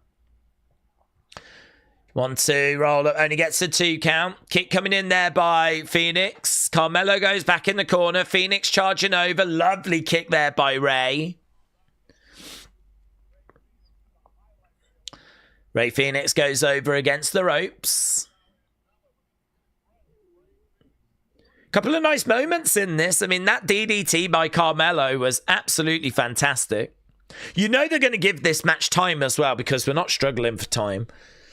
Muscle Buster. Rey Fenix has got Carmelo up. No, reverse. 1, 2. Kick out. Kick coming in by Carmelo. Super kick. Against the ropes. Phoenix over the other sides. Clothesline. Oh, look at that. Look at that by Rey Fenix. Very good. Big boot coming back there. Lovely kip up. Super kick coming back. God. Do you know what? I mean, he is so good. Stop making him run around like an 8-year-old with his arms outstretched. Give him a much better entrance. I mean, Rey Fenix, he is so talented. I should be more excited when he comes out. And I'm not blaming me for not being. I'm blaming WWE for not giving him better momentum, better creative, and a better entrance. But actually, when you get into the meat of a match between like him and Carmelo, it's very good. It's very, very good. Fans are cheering away. Both guys just kicking out at each other. Both guys go down. Rey Fenix down on his knees. Rey in the ring, you can't fault him. Presentation wise, could be better, says the Red Seagull. Yeah, I agree. Nothing but respect for what Rey has done since this match has begun. Really great work. Okay, we faded to black. Does that mean we're going back to commercial break or back from commercial break? I never quite know. It's a long fade to black, isn't it? What the hell's going on here? Hello? SmackDown? Are you still there? Okay, there we are. We are back. Would we consider this a crowd or a small gathering, said Feathers. No, this is a crowd, definitely. I mean, I'm really surprised if this is 18,000. Perhaps the stadium's that people have said there's a lot of empty seats. Perhaps it is like 18,000 in a 30,000 stadium. They are very noisy crowds, very passionate. Gotta respect it. Yeah, it really adds to the show as well, in all fairness, you know. Shot coming in there by Carmelo. I think the top 3 most likely to win, Roman, Braun, LA Knight, said Harmon. Daze, do we think they're holding off on Phoenix as they plan a Lucha Bro tag team soon? I don't think they should hold off on Phoenix for that reason, because they haven't really been holding off on Penta. Penta, you know, they've used consistently and they've had him in, like, you know, mid-card, like, runs. And at the moment, he's in a faction with Rey and Dragon Lee feuding with the Vision. So, I mean, it doesn't really feel like the Lucha Bros are uniting. I mean, maybe they could on the road to WrestleMania, but I don't know. I feel like there was plenty of opportunity to do some stuff with Rey more than what we've done. But yeah, I mean, there's lots of opportunity as to what you can do with him going forward. He's proven himself to be a great in-ring talent. And you can always do a Lucha Bro run. And I think people would like that, actually. So there could be some truth to what you're saying, but I think I'd just push back and say, well, I still don't think you've done enough with Ray up to this point. And I certainly don't think you've got the presentation right. I certainly don't think they've cracked that. But yeah, Lucha Bro reunion could be on the horizon. Shots coming in there by Ray Phoenix. Feathers said the country that has been starved are usually the loudest. Remember UFC in London after they would been five. That's true. I don't think we can say the Saudi fans have been starved. We've consistently been going there multiple times a year since 2018. But I do think that they are a very... I think what they're starved of actually is maybe a lot of big Saudi stars. If you think about like Saudi wrestlers, there's not really many names that come to mind, if any.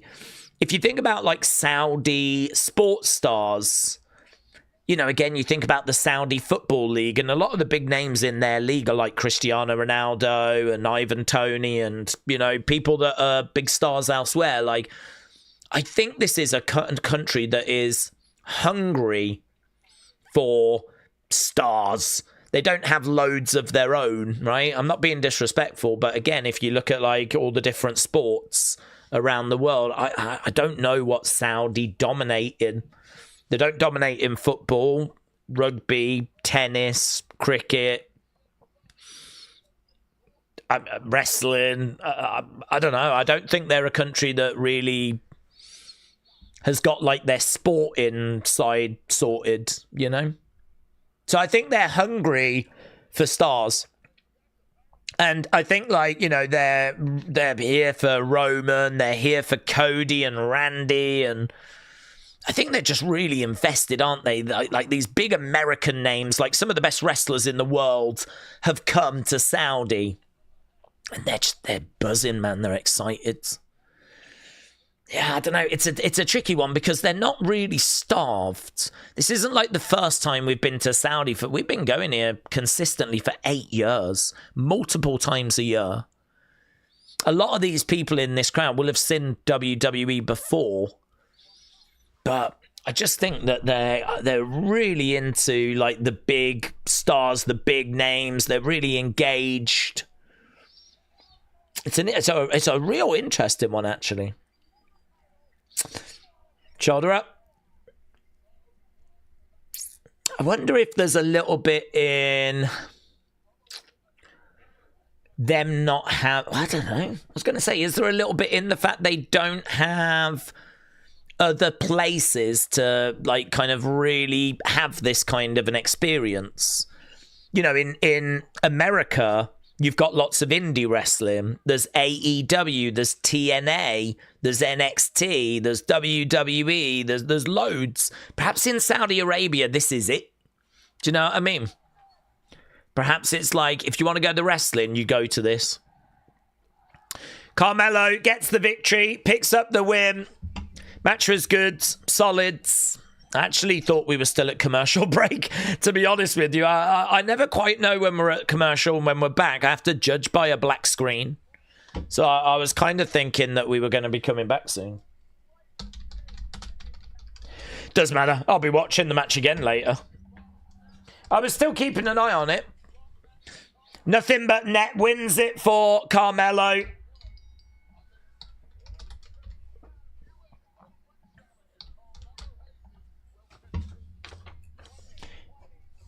Carmelo retains. It's a good showing. It's a good match that had definitely had some moments. Well, backstage there is Ilya. Here's The Miz.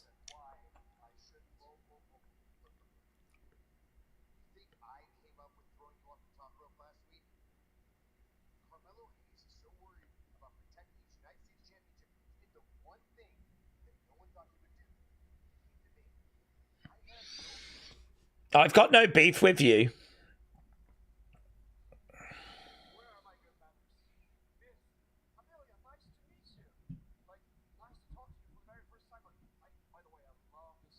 I love this suit. I don't.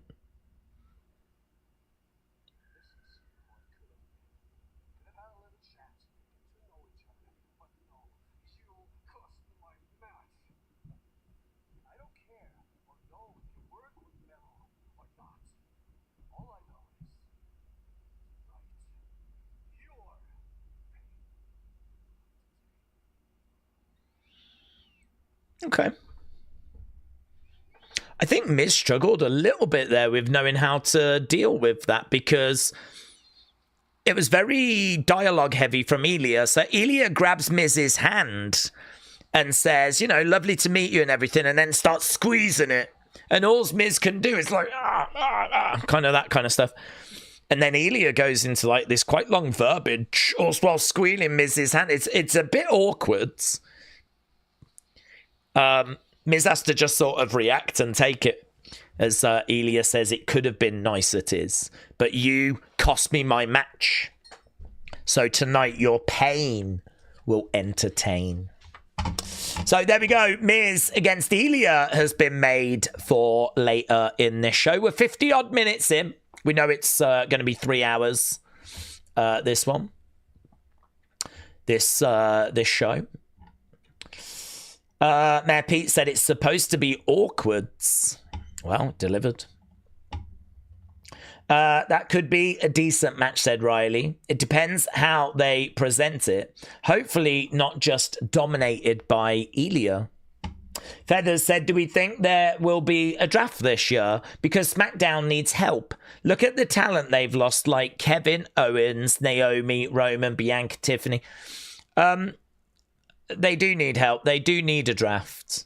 They've needed one for a long time. To be honest, there's no word of one. There's no word of one. We wouldn't traditionally do one on the road to WrestleMania. We would just get the feud set up and, you know, move the odd person if we need to move the odd person. You know, just like tweak a few things. No, there's no word that we're kind of going that way, to be honest. I think that I feel like we are heading in the direction of just kind of doing the feuds that we need to do. So I would imagine post-Mania. Wrestling Little Riot said, I think the Rumble tomorrow could have done with a closed roof just to get rid of the fans' chatter. It would still be loud, but could get the WrestleMania 40 treatment. Needed a closed roof. Don't know what you mean. Closed roof, what benefit would that have? Weather's going to be fine. I'm not aware of there being any rain or any issue in regards to that.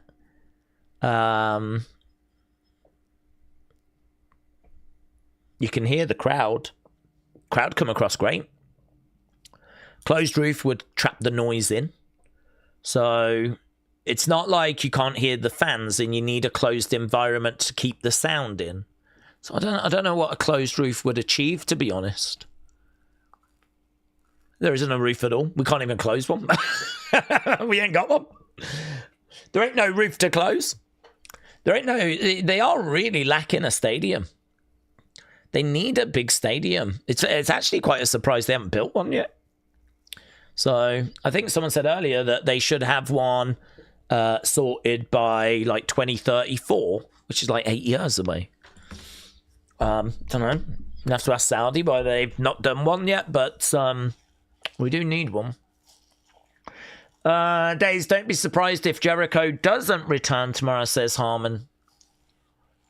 Well, I mean, if we get him, fantastic. I think there is a good chance of it, but yeah, I mean, I don't think we can go in like 100% expecting it. It'll be one of those where if we don't get him, people will be disappointed. But yeah, it's far from guaranteed. I don't see it on Netflix. Well, if you're in America, it won't air until later. It'll air at its usual time. Rick said it makes it louder. I don't think we need it louder. Is anyone watching this show tonight thinking the crowd are too quiet? Because I think the crowd have been fantastic. I don't think you need the crowd to be louder. Azza said Brock is probably going to fly out now to be in the Rumble. Oh, hello. We got R-Truth with a tombola. And he's got his balls. You are handling those balls like a pro.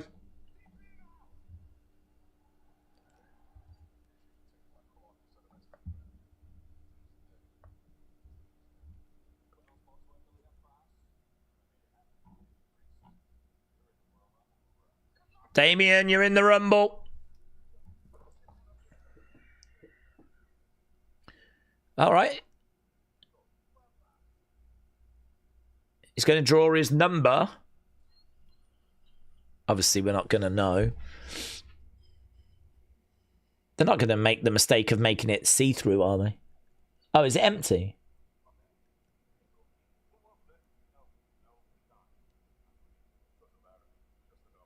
Oh. Oh, there was a number. All right, well, it's not a good number for Damien. Our chief says, my bad, you can go again. Damien said, well, it's just a number. So, I mean, that insinuates that Damien's coming out early. Do you know, if they flipping have him come out late now? If they come him out late now, that segment don't make no sense. But, I mean, he just looked at his number and he was disappointed.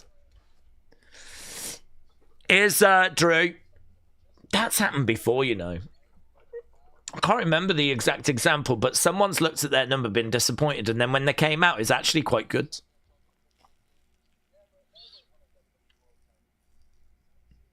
Okay, Drew just talking about Sami.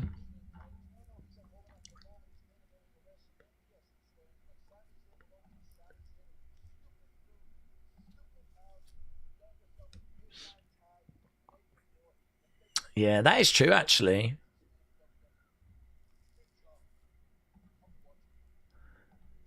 You've put your stupid foot in your stupid mouth, and now you're in an 8-man tag just 24 hours before a championship match. That's a good point.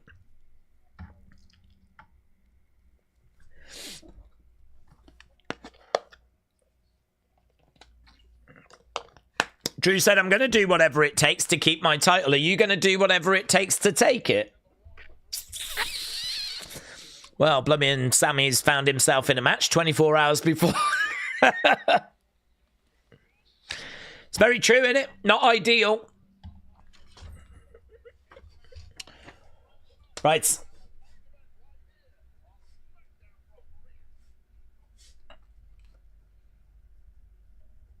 Okay, we've gone to commercial break.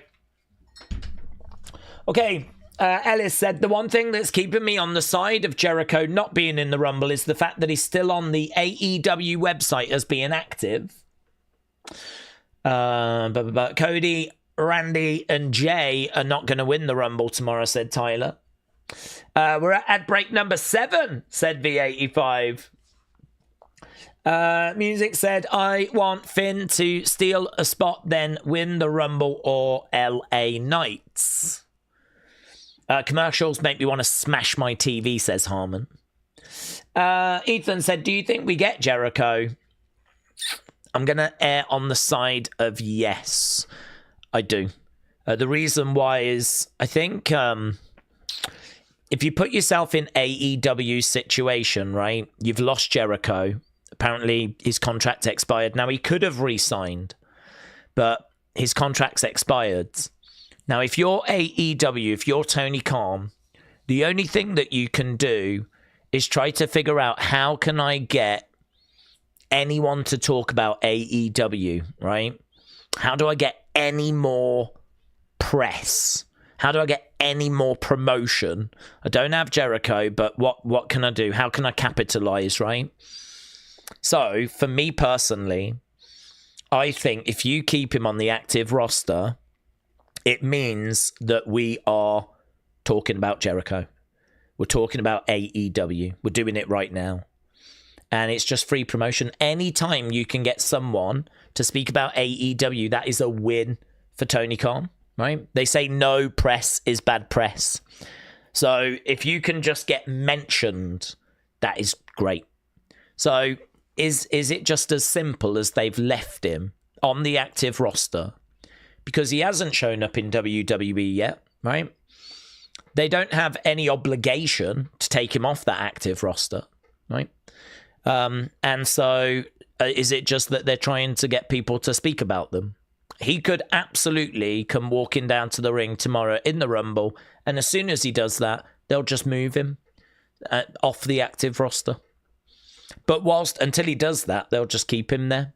because it keeps them part of the conversation. That absolutely could be the play that they're doing. So that is not enough for me personally to think that it's not going to happen. The fact that he's doing a tour with Fozzy in February doesn't make any difference whatsoever, because John Cena actually filmed a film in February last year. He was still in the Rumble. He also appeared at Elimination Chamber. I mean, the thing with Jericho is just bring him back in the Rumble, little backstage video.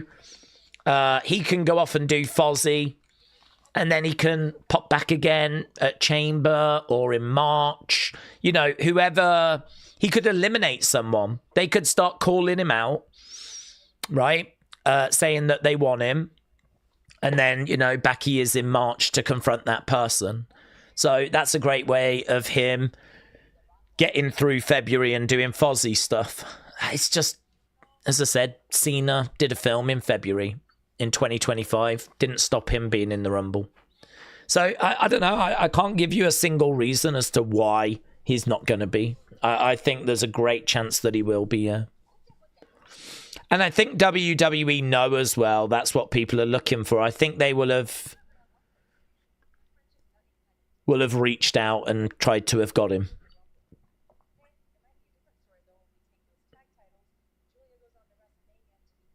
Okay, we've just got Rhea. I'm trying to listen here to Julia, Kiana. Here's Lash, Nia. I think this is a bit of a we're going to win the Rumble type thing. None of you stand a chance. Lash and I are entering.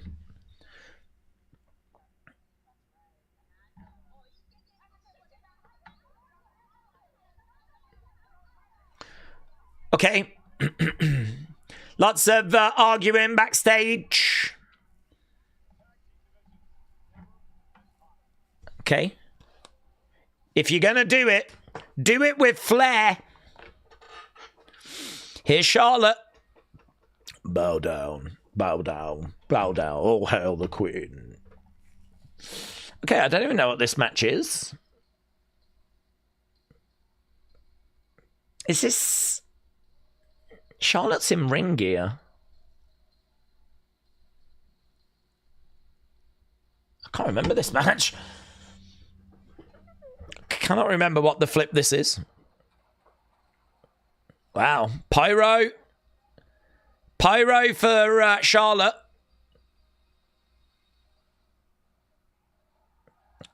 Do you know, they gave Charlotte quite a bit of an entrance there before Alexa.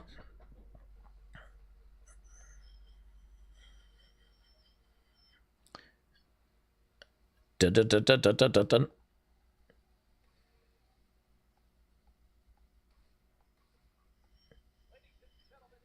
Okay, Alexa's coming out.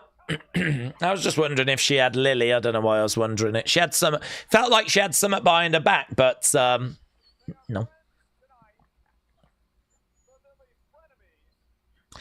They're friends tonight, but they'll be frenemies tomorrow.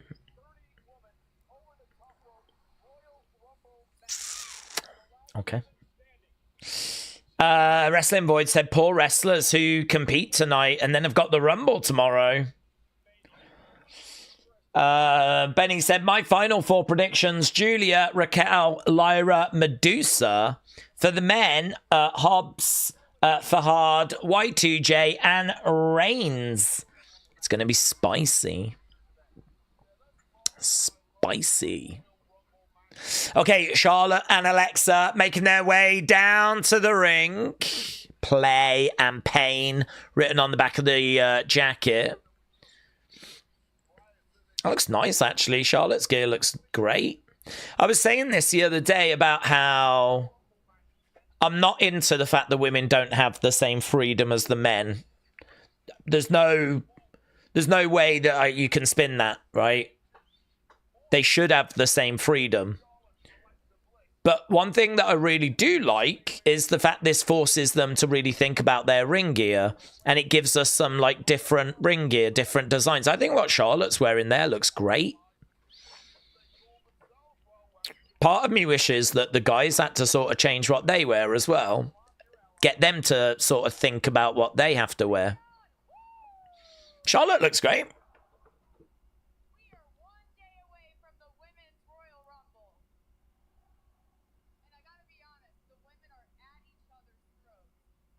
Okay, these two are in the ring right now. I just don't know where we're going with this.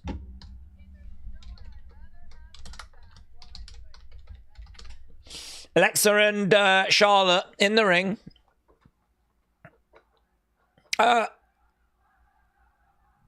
Alexa chant.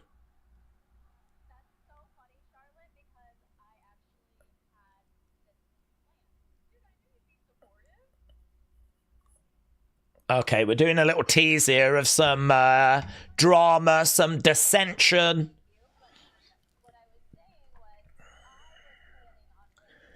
I was planning on winning the Royal Rumble, says Alexa. Big cheer. How are you going to win if I'm going to win?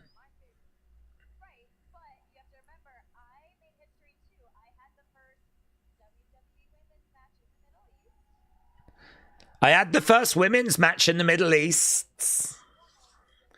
against Sasha.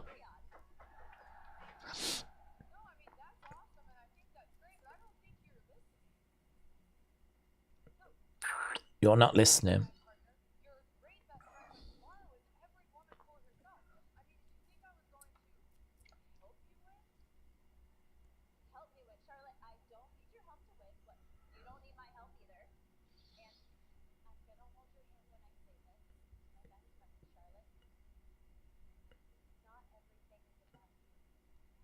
Alexa says to Charlotte, not everything is about you.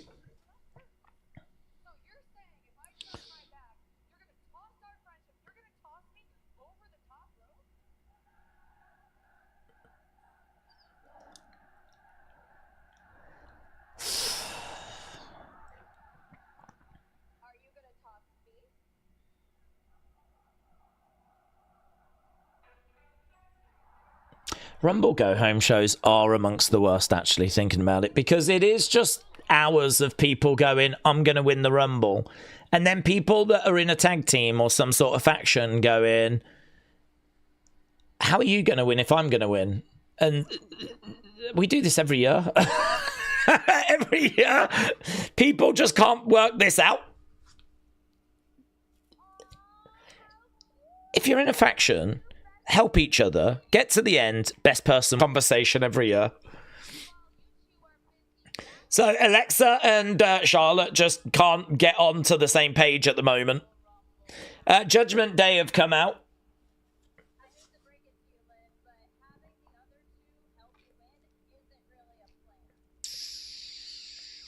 Having the other two help you win isn't really a plan. I'd say it is a plan, actually. I'd say that's a plan. How's that not a plan?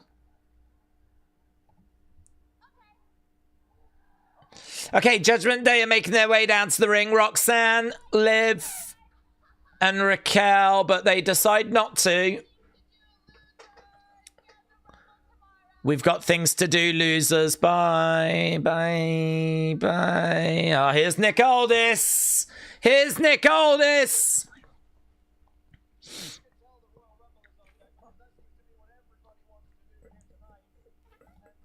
It's going to be another nothing match, isn't it, kids?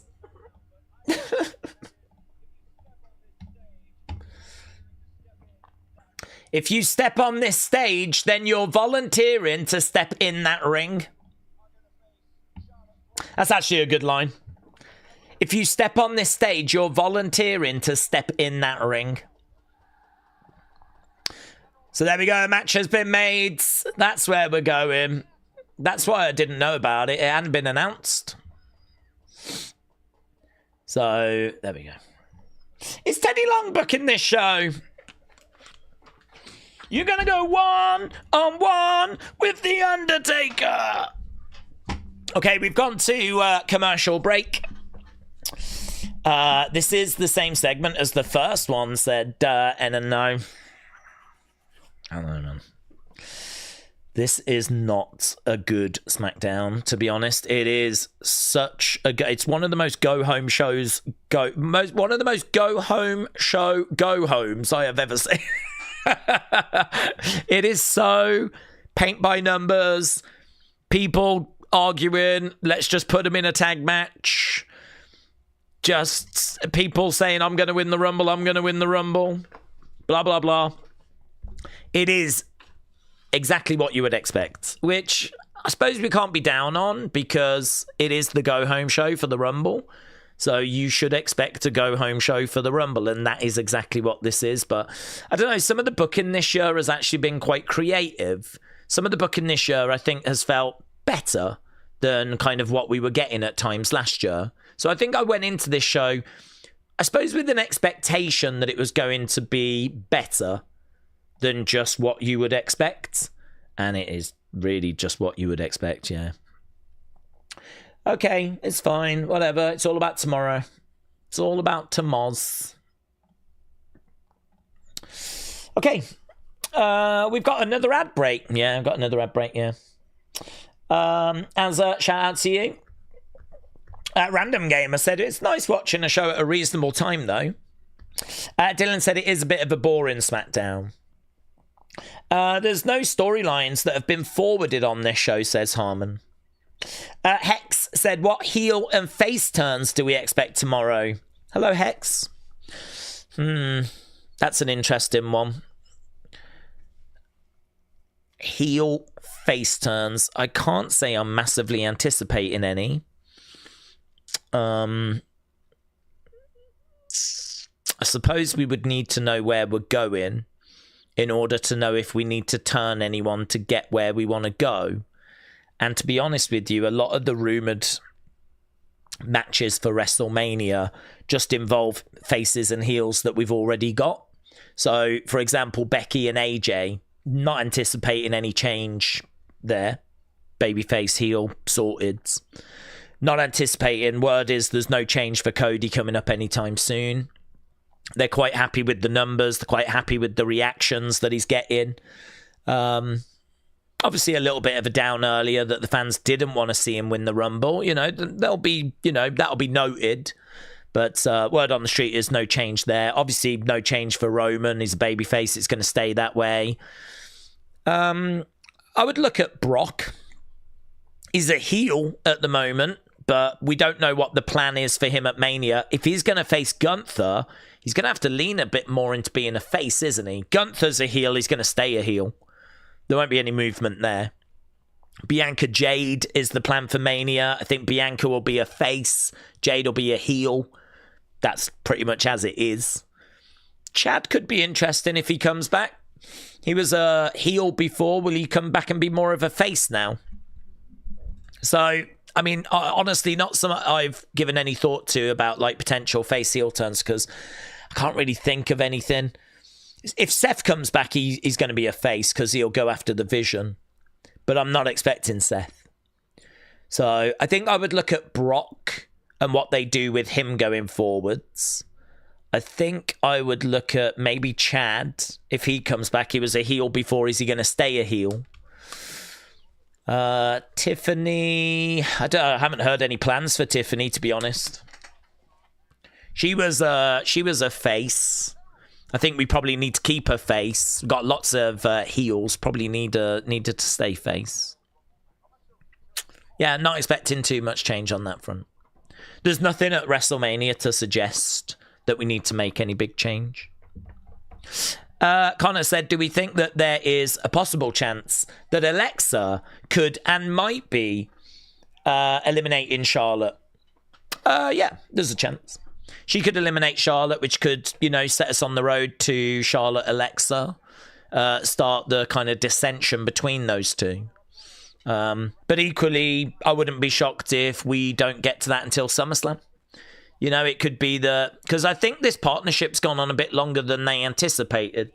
And it could go on even longer, to be honest. So, yeah, no word that Alexa Charlotte is the plan for Mania. There's no word as to what we're doing there.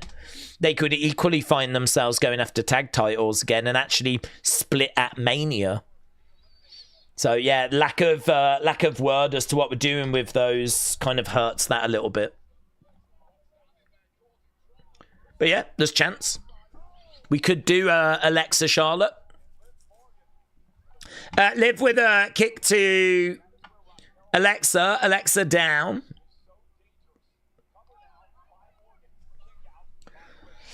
It's a bit far-fetched, said Little Rye, but there is a wall of what looks like a castle wall on stage. Could that be like breaking the walls down? Well, we're going to have to wait and see. I can see what you mean, though, about there looking like a bit of a castle-type wall, but, well, I don't know. I mean, it could just be reflective of, like, I don't know, castles in Saudi Arabia or something, or some of the kind of architecture that they've got. But it could be. 2 count there for Roxanne. Alexa down on her knees. Mayor Pete said there's a lot of rumoured matches and Rumble teams for Survivor Series, but they were wrong. We've not even had the Rumble, and we're trying to make assumptions as to what the matches are going to be. Yeah. Oh, we're on the road to WrestleMania, though, of course. A lot of people are speculating as to what WrestleMania could look like. Elbow there by Roxanne. I believe that Seth is going to return and the Vision are going to break up. Is that possible? Well, I mean, it's possible, but I'm not sure we're going to get it because Seth is being very clear that he is just not ready to return. And timeline-wise, the injury would have to, his recovery would have to be on the quicker end. So, you know, word on the street is 4 to 6 months. This would need to be 4 months and even a little bit. I don't even think we've quite hit 4 months yet. So it would have to be on the quicker end of things. So I feel like it's possible, but it's probably leaning into the unlikely. So I'm not expecting it. If you get Seth, then, you know, that's going to be a moment because he will have recovered from injury. Like we've seen before in the past, you know. Like we've seen before in the past where people do get back from injury quicker than expected. It would be one of them. So possible, but I would say on the likelihood scale, pointing to unlikely, but possible. Not like, oh my God, no chance whatsoever. He's saying there's no way he's actually spending the weekend with his daughter, but what would you expect him to say? You know, do you expect him to turn around and go, oh yeah, I'll be in the Rumble? Of course he's going to say no. So, I mean, we can't take anything he's saying for granted. Surely Theory is going to turn on the Vision at some point, says Connor. At some point. I wouldn't expect that this weekend. Liv jumping on Alexa, throwing down some shots as Alexa's down. Reed said AJ is going to retire tomorrow, I reckon. Alan said, I think Logan is going to turn on Braun. Big Dave said the crowd is the best example. That WWE is only in Saudi because of the money the princes have paid. Their sons probably like wrestling. Oh, what, you don't think this crowd is into the show? I think this crowd have been quite vocal. They were certainly making their voices heard in the opening segment. They're making some noise now as well. They're certainly not sat on their hands. I don't know, man. I think there is a WWE fan base in Saudi Arabia, and I think they've actually been trying to grow it over the past 7-8 years. I mean, there is no denying that WWE are there for the money. You'd be an idiot to say otherwise. But I don't know, man. I think there is a fan base that's there. If you watch the kickoff show as well, they were chanting for everyone. So, yeah, I think there are fans in this part of the world. I think they've worked hard to try and grow the fan base there. There's Charlotte getting them to applaud along. We've got a few fireflies in the crowd as well. Shot coming in by Alexa. Jen said, I wasn't surprised that CM Punk was on the cover of the game. Yeah, that was unveiled earlier. CM Punk on the cover of the standard edition. As I said, I think it's a poor showing. I fear for the Rumble. Are we talking about like some of the empty seats? I don't know. I don't know how empty this is. I genuinely don't know how empty the stadium is.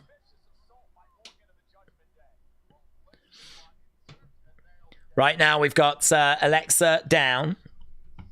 I don't think there's any WrestleTix information, is there? I'll have a look, see if they've got any info. WrestleTix is where you tend to go for ticket sales and whatnot. Whether they've got info for this, I've got no idea. NXT, Dynamite, Raw, Chamber. I don't think they've got data on this one. Saturday night's main event, last week's SmackDown. Yeah, WrestleTix don't have no info. Going for a cover, reversed once. Oh, they've done that spot before. I flipping hate that spot.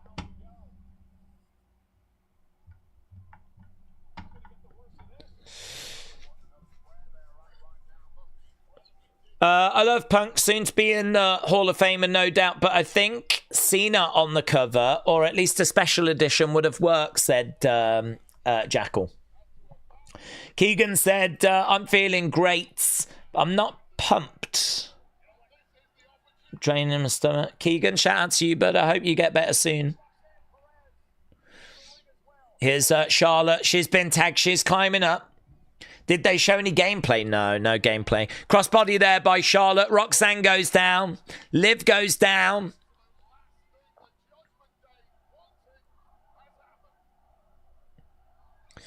Shots coming in. Chops by Charlotte. And again, down goes Liv. Down goes Roxanne. Charlotte over the other side. Oh, God, I don't know why she does it. That cartwheel into the clothesline, it looks rubbish.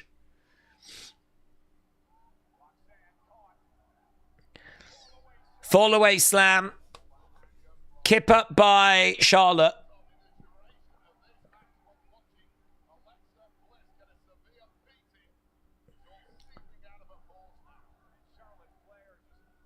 Charlotte is going up. She's looking out at the crowds. She's going up top. And do you know what? I genuinely, I think that the way the stadium is set up, it's quite dark in the crowd. And I think they've got these lights on the seats. I think they've kind of been inspired by the Intuit Dome, where that's got lights on the seats. I think it makes it look like this stadium is empty when it's not.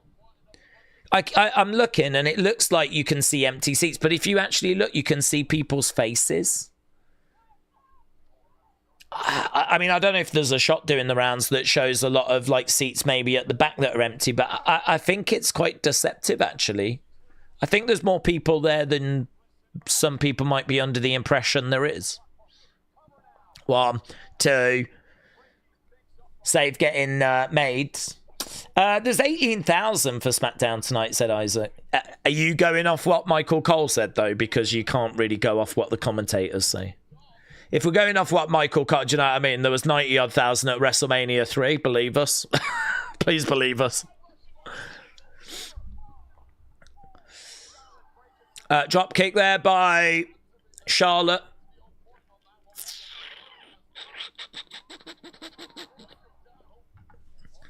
Yeah, I do find these women's tag matches have been quite sloppy recently. I think this is a bit of another example of it. Stephanie arrives. Super kick there by Stephanie. Raquel gets laid out. Now we've got Alexa with Roxanne, Sister Abigail. 1, 2, 3. There we go. Alexa gets the pin. And we move on.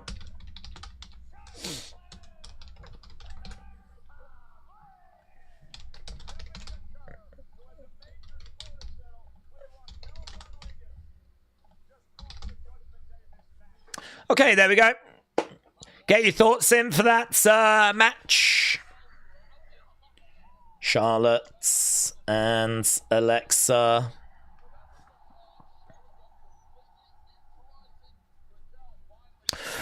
Okay, we're halfway.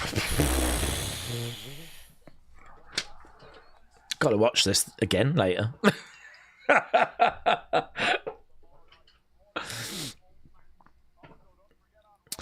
In all fairness, though, Carmelo Ray Phoenix, that ended earlier than I was anticipating. I thought it was going to go a bit longer than it did. So, oh, look at Jordan. Blimey hell, she looks like an android. Look at what she's wearing.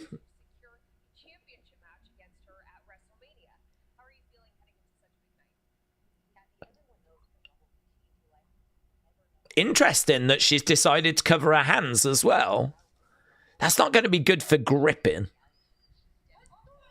Oh, my God. Oh, there's Jade's. Oh, Jade's has got, like, money all over it. Oh,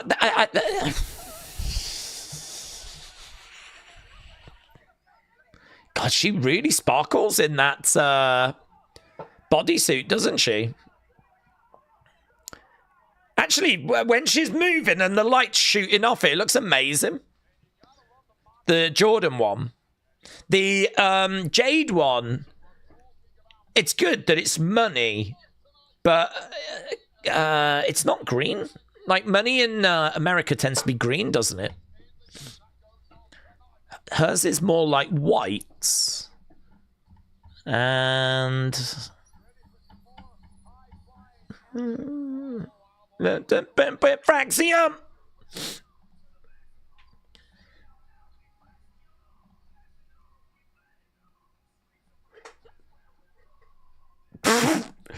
Can I tell you, this Fraxium theme is AI nonsense. This kind of thing that would take you like a couple of minutes to make on AI.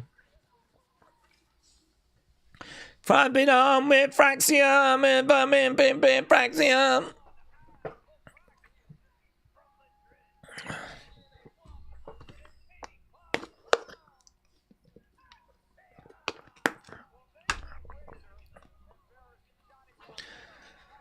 This is what gives AI a bad rep. This. The Royal Rumble shirt, that gives AI a great rep. Jay Cargill, Jordan Grace match needs to happen, said Connor. Daze, I thought you was AI's biggest fan, said Big Dave. No, I think there's a place for AI, but I'll be the first to say that it gets used on a regular basis in a bad way. I mean, as I said earlier, AI is a tool. I mean, if you're going to use it well, you can get some really great results. But there's a lot of AI out there that's rubbish. Do you know what I mean? AI is like a hammer. If you use it right, you can build some stuff, and you can build some amazing stuff. If you use it wrong, you could kill a kitten. I can't support killing kittens with hammers. And in many ways, that Fraxium theme is the equivalent of a kitten being killed with a hammer. That's how I feel about it. Days, they've spoiled Bron Breakker at number 1. They've spoiled Bron Breakker at 1. Oh, why? Well, how did they spoil that? I've missed that. A graphic listing Bron at 1 flashed up. Oh, wow. Oh my God, I was too busy distracted by the awful Fraxium theme.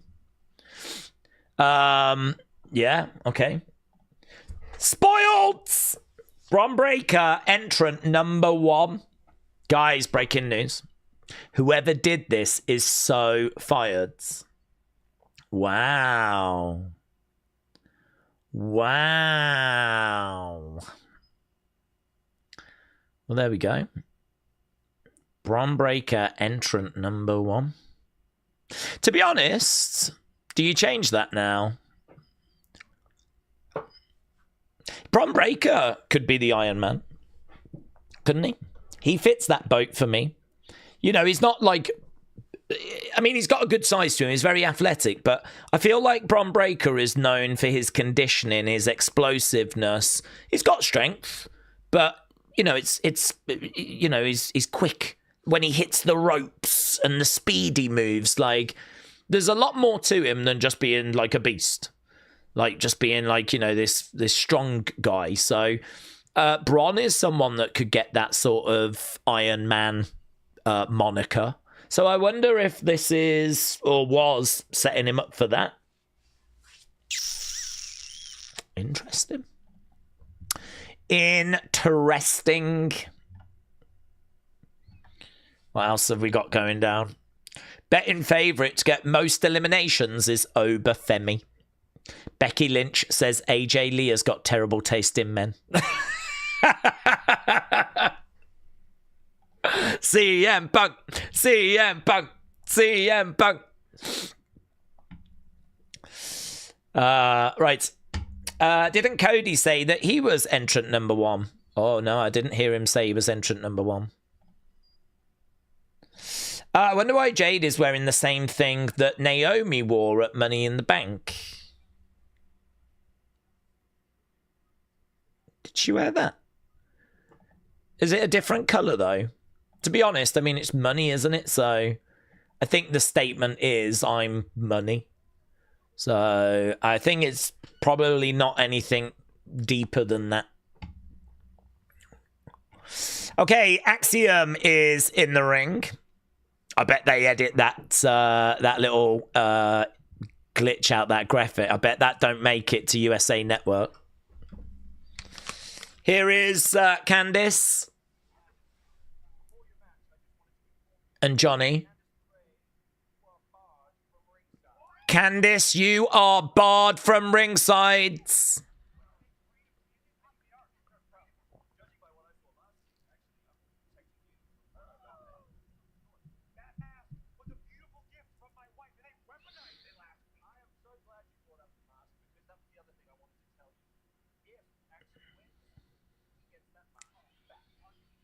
Nick Aldis said if Axiom wins, he gets the mask back.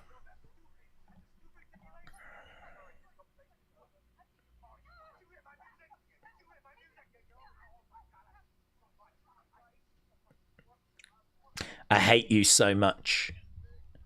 How dare you, says Candice. So Candice is not allowed at ringside. And as well as that, we also have got a stipulation where Axiom is going to get his mask back if he can win this match. So, match number 3. Honestly, this has been one of the best parts of the show with a graphic botch. This match will be a banger as well.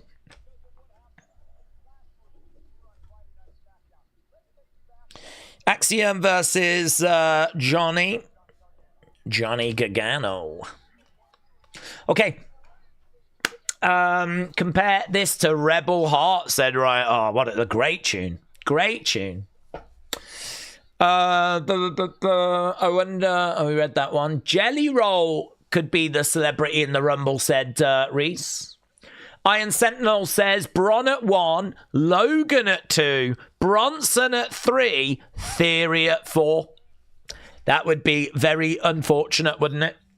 To be honest, if I was, that would suck, because those guys would just not fight. I mean, they're all there to help Braun win. So that would mean that you wouldn't get any action. I mean, they wouldn't fight each other. It doesn't make any sense for Braun to want to eliminate them when they're, you know, there to help him. I mean, I know they've said they're going to help him. Obviously, it might not quite go that way, but you would just, you know, they would just stand around, wouldn't they? Vision would just wait for the others to come down and start eliminating them. So, not what I would book personally, because I think kayfabe-wise, you would just, if I was in the Vision, I'd be like, how's it going, mate? We've got this. I've got you back, yeah? And it doesn't make sense for Braun to eliminate them when they've said they're all going to help him. And if any of them eliminate Braun, I mean, surely they're in massive trouble. They're out the group. So you're kind of stuck, aren't you, really? Imagine if Mohammed Hassan returns, said Pepsi. I'm telling you, Brother Love is going to win, says Miss Clown. Okay, we're underway with Johnny. Let's get rid of the poll, shall we, so we don't get too confused. Johnny has got Axiom back in the corner. Chop coming in. Don't forget, guys, if you haven't left a like on that Rumble stream, leave a like. It'd be greatly appreciated. That is obviously a big, big stream that we've got coming up tomorrow. We will have another SmackDown stream later. As soon as we get done with SmackDown, I'll be doing an opinions video tonight, and then I'm off to bed. Getting my beauty sleep. Getting ready for the Rumble. Chop coming in there by Axiom. We will do the breakdown for this show after this episode. Daze, what number are we thinking Obafemi is going to come out at?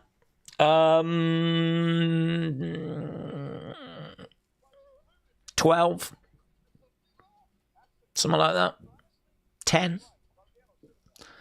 I think you probably save Brock till later. You know, you save your bigger stars for later. So I think you save Brock later. You might want a little moment where you have Oba and Brock kind of confront him, but yeah, I think you give Oba eliminations. There'll probably be a lot of people in the ring when he comes out. But I'd have him out of there by the time we get to the end. I wouldn't have him be the Iron Man. Okay, suicide dive by Johnny. You see, if you bring Oba out early, there's not loads of people for him to eliminate. So if he comes out like number 3 or something, he's going to have to Iron Man it, isn't he? In order to get the amount of eliminations. So I think what you do is you bring him out at the halfway point when the ring's got a fair few people in, and then he can get a big bulk of eliminations. Keep him around a little bit after that. But I'd probably get him out before the big guns get him. But, you know, I don't know. Some people might make an argument of taking him to the final 4. I suppose the question is, though, who's going to eliminate him? Because he's not going to win. So who eliminates him? I mean, is it just going to be one person? You know, maybe it's going to have to be Roman. Maybe Roman's going to have to do it. It's interesting. I don't know who eliminates Oba. I sort of feel like it might take a few of them to do it. It might take Roman and Brock and a few of them to get the job done, you know? Which, if that is going to be the case, it's going to make it a little tricky if you get down to the final 4, because you're probably going to need the other 3 to gang up on him, which you could do that, actually. So, yeah. But I wouldn't bring him out early, because there's not enough people in the ring to have him eliminate. Bring him out at around the halfway point, and then he can just, you know, get rid of some of the people that have been in there for like 10 minutes or so. AD ad style, shout out to you, my friend. Hello, Daze, what do we think they're going to do with Johnny now that Tommaso's gone? Sorry if this has been asked. I've only just joined. No, it's not been asked, but hope you're well. Yeah, I think we're going to do with Johnny what we was always going to do with Johnny, and that is like really build him up to be that next Daniel Bryan, that next Sami Zayn. You know, Johnny is one of the best in-ring performers that we've got, right? I mean, to be honest with you, I could see Johnny beating Carmelo and keeping that US Open challenge going. I mean, if you look at the people that have had that belt, it was Sami, then it was Ilya, then it was Carmelo. It could absolutely be Johnny next. Johnny is a fantastic in-ring talent that could do open challenges, put on great matches against different people, and it would be great. Johnny is widely regarded as maybe the best NXT talent we've ever had. It's kind of him, or maybe Adam Cole, maybe Finn Balor. I mean, those are the sort of names that come up when we talk about the very best that NXT has ever produced. Like, I think the way that Johnny is used at the moment, we're kind of keeping him a bit on the back burner. He was in DIY. He was in the tag division. We haven't really quite got going with Johnny. But I think now that Tommaso's gone, now's the time where we pull the trigger and we start, you know, giving him some great matches, setting the table, putting him in some great feuds. Because the bottom line is, as soon as he gets in there and wrestles, I mean, he shines. He is brilliant. He's not the biggest of guys, though. That's always going to be a barrier. Promo-wise, he's fine. He can do a decent job. Oh. So, obviously, like, it's hard to say he's going to be the next Daniel Bryan. I mean, he's going to have to be put into a situation like Daniel was with Team Hell No, where you get a bit of a catchphrase going with the yes and the no, and, you know, there's some funny segments. I mean, you could see Johnny being put in, like, one of those segments where they go to therapy, just like how Kane and Daniel did, and they were very entertaining. I mean, Johnny's very good in those segments, actually. We all saw him in The Way and how entertaining that group was in NXT. So you could put him in those kind of segments and it could actually be very entertaining. So he is... I don't want to say he's got charisma, but he's not boring. There is something there. He can entertain. Give him the right creative. He certainly can go in the ring. That is his absolute strength. He is undersized. You know, he's not Roman. He's not Brock. But so was Daniel. So is Sami. So is Ilya. You know, so was Shawn back in the day. I mean, I think we're long past that being like a massive problem, yeah? There's a steady list of people that have been in that boat. I think that he's in that boat, honestly. So, yeah, lots to be excited about with Johnny, but they've got to get the creative right, and that has been the problem, hasn't it? Look at this right here. Look at that. Bah! Into the pin as well, too. That should have got the 3.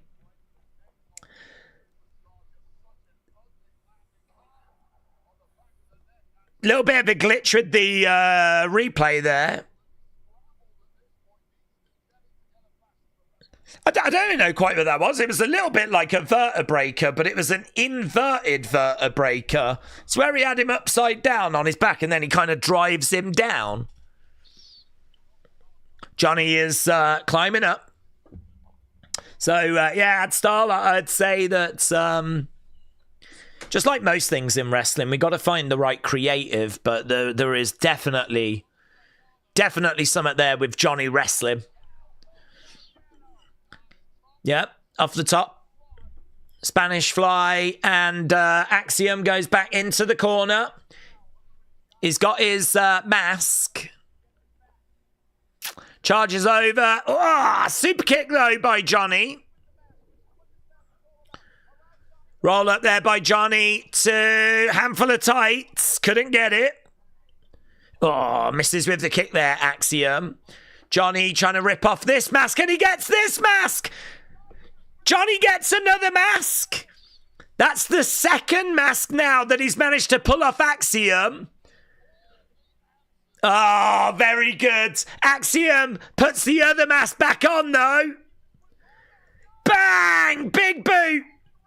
1, 2, 3. Axiom gets the win, and he gets his mask back. And that was quite creative.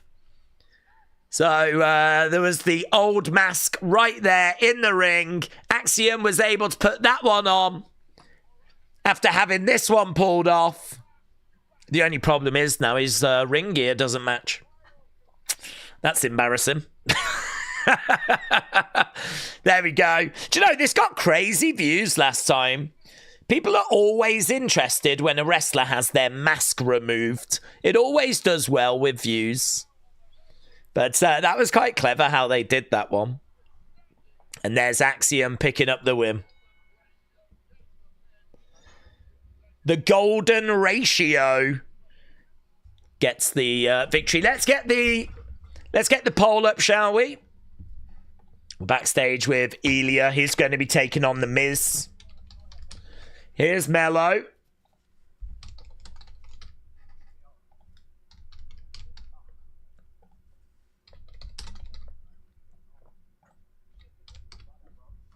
I'm your friend, says Carmelo.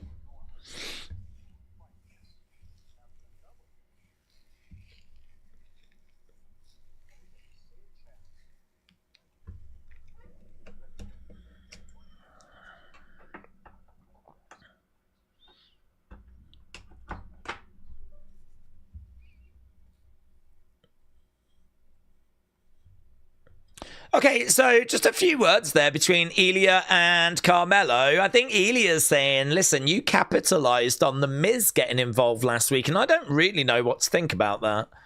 Kind of thought a bit higher of you than that. And Carmelo's like, listen, don't be a douche. Oh, coming up next, we're going to hear from AJ Styles. Maybe for the final time ever. David said, friends, there are no friends in wrestling. It's about checks and championships. Ain't that the truth? Okay, we're at commercial break. Alex said, I love Nathan Frazier as a wrestler, but I hate when he's like in an animated cheerleader mode. It takes away from his character for me, says Alex.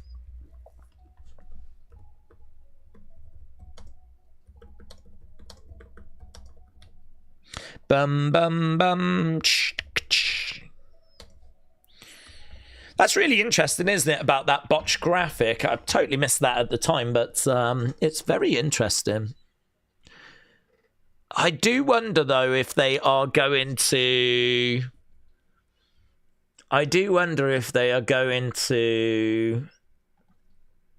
change it now. Or if they just run with it, you know. I mean, it's a spoiler, isn't it, in the sense of we know Bron's in the Rumble. Number 1 is hell of a number. I think there is a chance you could change it, even if you just change him to number 2 or number 3.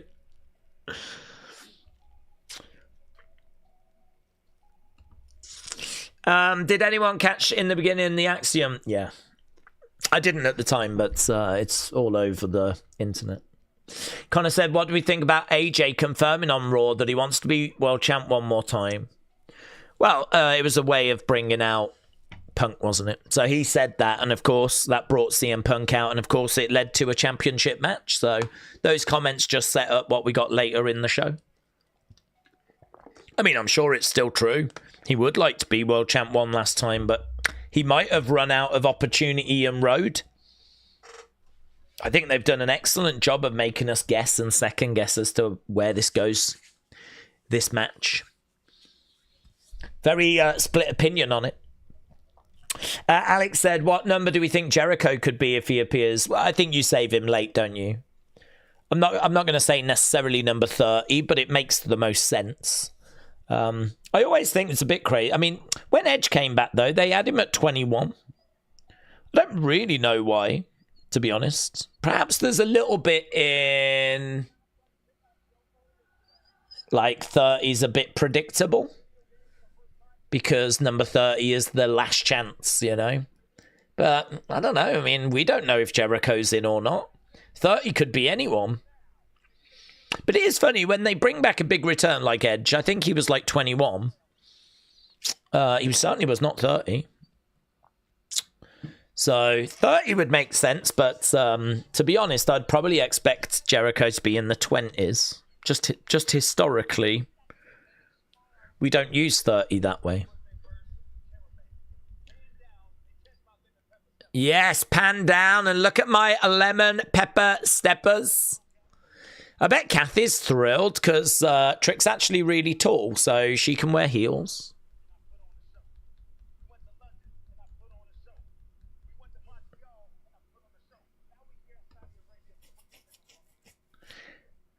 What do you think I'm going to do? I'm going to put on a show. Oh, worldwidewilly.com. I bet that's a website she's been to before. I bet she's no stranger to worldwidewilly.com.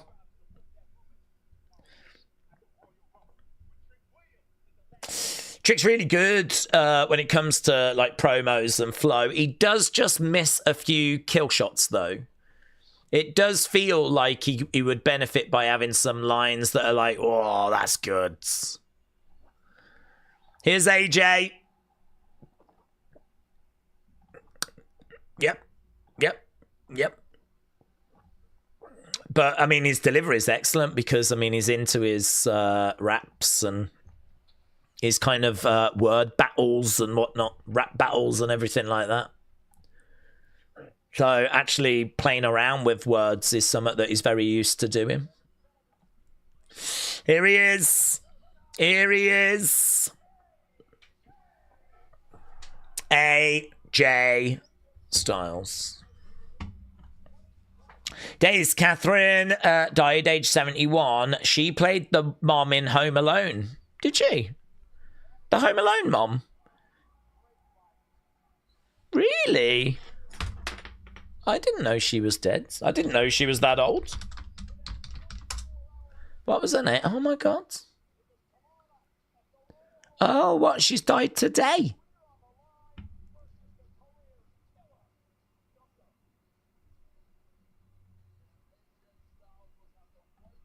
God, I don't think I'd seen her in anything else since Home Alone, actually. 71.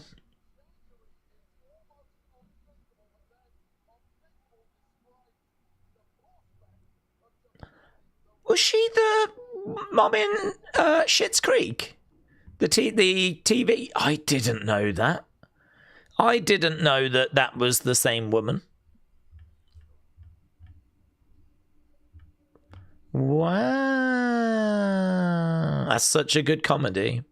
If you've never seen it, it's really good.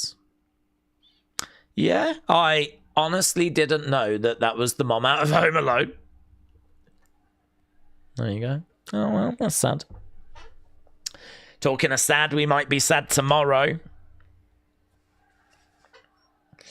AJ Styles is in the ring. He's made his way down. He's getting a good reaction from the fans.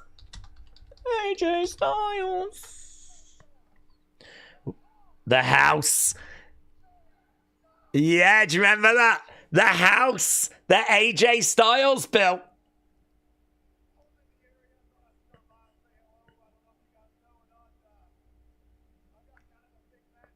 I've kind of got a big match tomorrow, says AJ.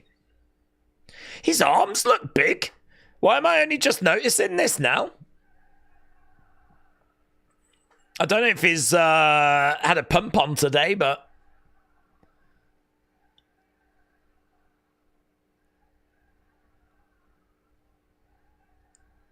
he's looking quite good.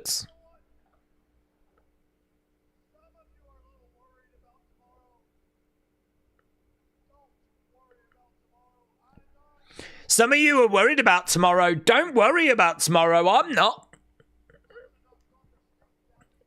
I'm going to knock Gunther's teeth down his throat.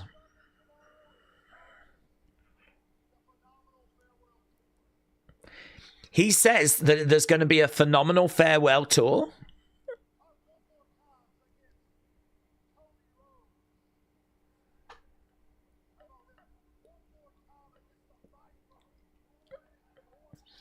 All of this is making me think he's going to lose. Him telling the fans, listen, don't worry about it. We can do a tour. Something he said that he doesn't think he's going to be able to do before, by the way. We can do one more time against Cody. One more time against CM Punk. And here's Gunther. I don't know, man. The more he's talking, the more I'm getting worried. I don't like what he's saying here. I don't like what he's saying at all.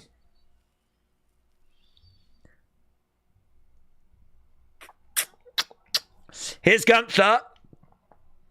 Here is Gunther. He told Cena he didn't want a retirement tour, said Red Seagull. That's correct.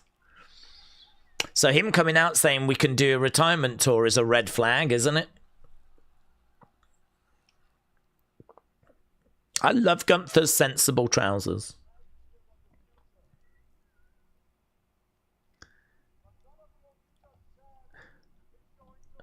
Nothing that you've just said is going to happen, says Gunther.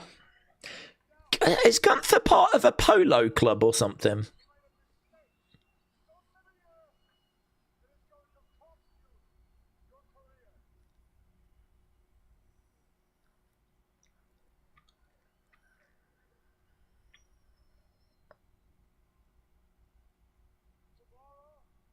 Tomorrow at the Royal Rumble.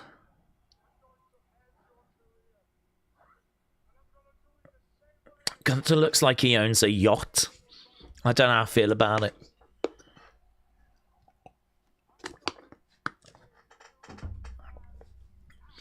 I'm going to make you tap out, says Gunther.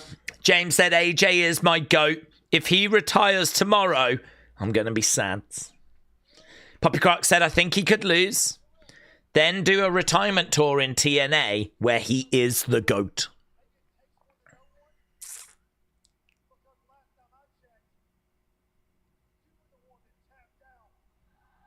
Last time I checked, you was the one that tapped out.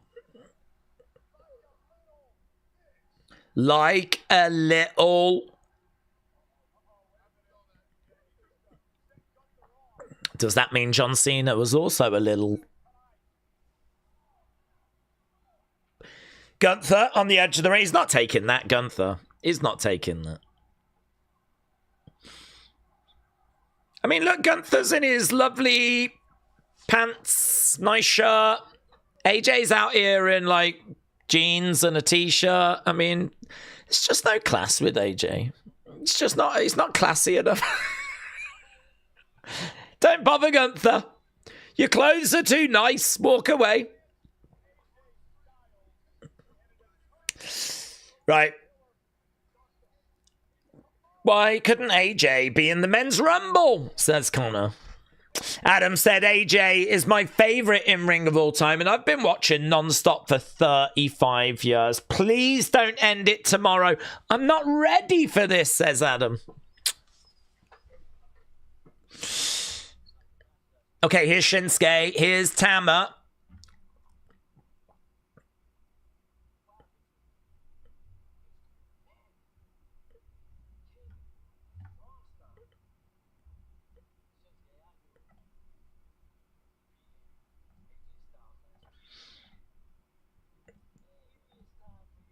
The Shinsuke I knew would have beaten AJ last week.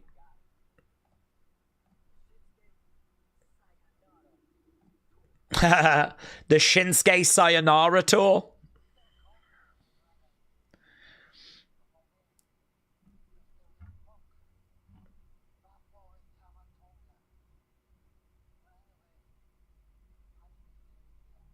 I need to give you a gift.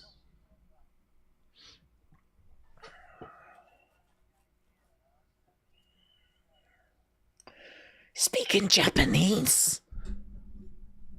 Next week. So what, next week? Match? Or is he giving him a gift? Or is the gift a beating? Well, something's happening next week. That's what we've learned. Something's happening. Here's the Miz. Strike so cool with his half flowing hair flowing. Semper, hope you're well. Nakamura teaming up with Evil to take on the MFTs. Oh, that's a good shout. The Red Seagull. That'd be a good way of bringing him in. Perhaps that's how we're going to do it. Make him a tag guy. Put him with Shinsuke. I am not down on that as an idea. Imagine Saudi paying enough money to bring Vince back at 30. Well, I don't think it's money. I think it's more reputation.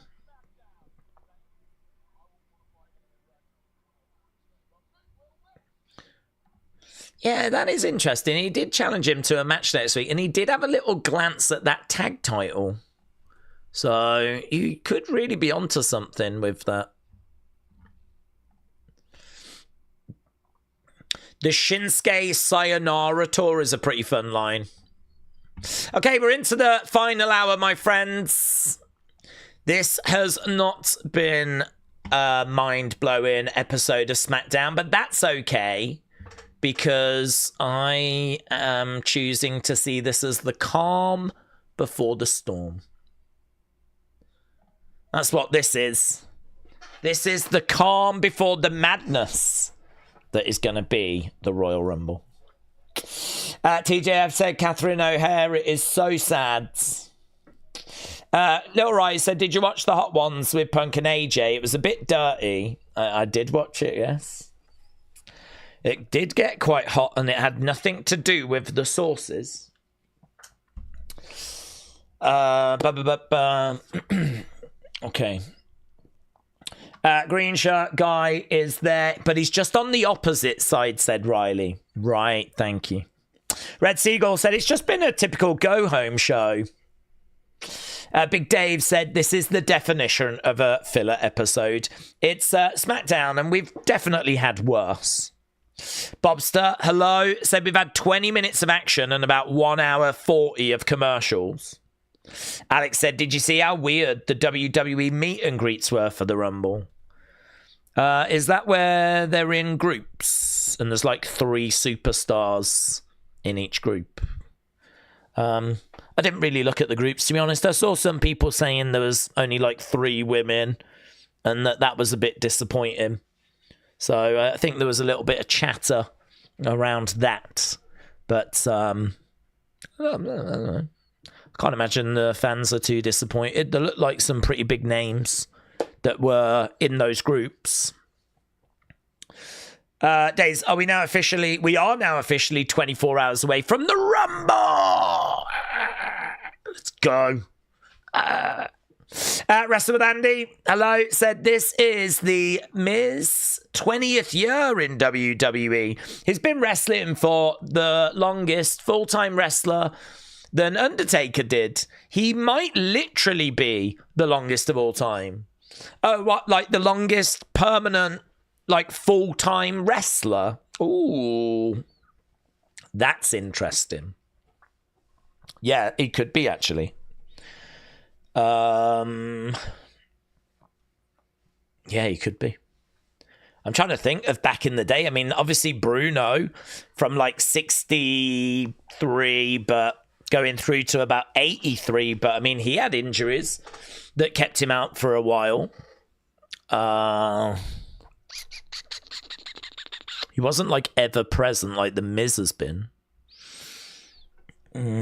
Tito was, want to say, late 70s, but I mean, he wasn't around in late 90s. He probably got through to about 93, didn't he, Tito? So, I mean, that would be about 15 years. Greg the Hammer was around quite a long time, actually. Hogan went from like 84 to 93. So, I mean, that's not very good. So Hogan's not a good example. Warrior's not a good example. Macho Man's not a good example. A lot of people came in about 85. Obviously, when Vince took over, we had the expansion. So there's most wrestlers from those kind of 80s are people that Vince brought in. And they were largely gone by the early 90s. So, yeah, a lot of those aren't going to count. What about Shawn? Shawn has to go in 98, doesn't he? And he's out for 4 years. So Shawn probably came in about 87. He would have done 11 years. So no, not Shawn. Not Brett. Brett goes in 97. It ain't going to be Bruno. It ain't going to be... Yeah. He's got to be up there, isn't he? Like, ever present for 20 years. He's got to be up there. I feel like there's a super obvious names that I'm forgetting, like Cena, Orton. But I mean, I don't know. If you factor in, like, injuries, he's never really had that big injury, has he, The Miz? I know that's something he really, he wears that as a bit of a badge of honor. The fact that he's never, like, had to have that, like, extended period of time off. It's just a shame that the booking for him recently, certainly under Triple H, has been very inconsistent. But that's not injury related. But Backlund, Backlund's interesting. Backlund's interesting. I don't know when Backlund first comes in, but he's gone by 84-ish and then doesn't return till like 93.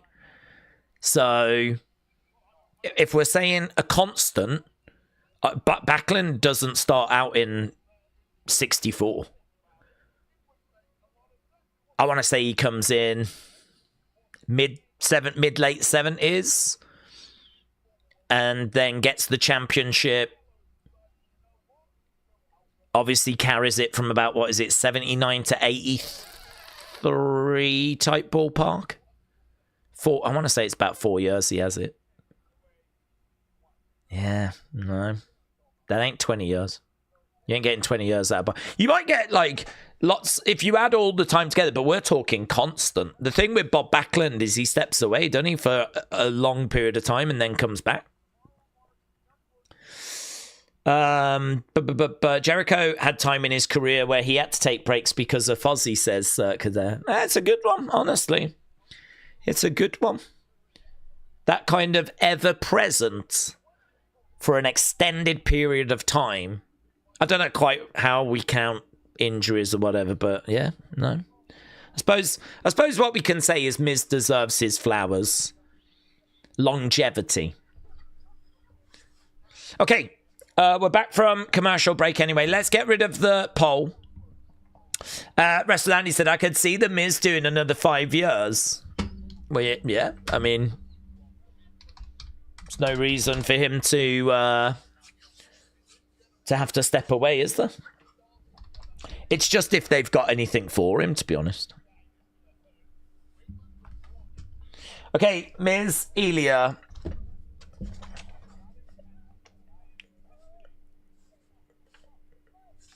Okay, good 93. The in-ring has been so poor tonight.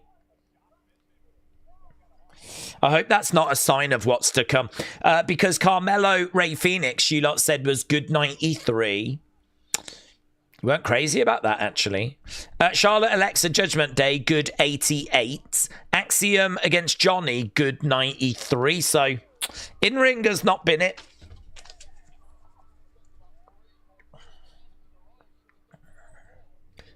Miz, Ilya. Big boot there by Ilya. Gentlemen, hello, my friends. Hope you're well. Gentleman said, good to be back. Not been around. I've been working. Shows have been okay. Hopefully it picks up for the Rumble. I'm hoping that Oba is going to have a good showing. Yeah, Jitterman, shout out to you, buds. Welcome back. Hope life's treating you well. And yeah, I agree. I think 2025 really was a tough time for people, actually, wrestling-wise. It just really struggled with a lot of poor shows. And to be honest, 2026 has been an improvement. We've seen green shoots. Maybe it's not been unmissable, but the general quality has been better.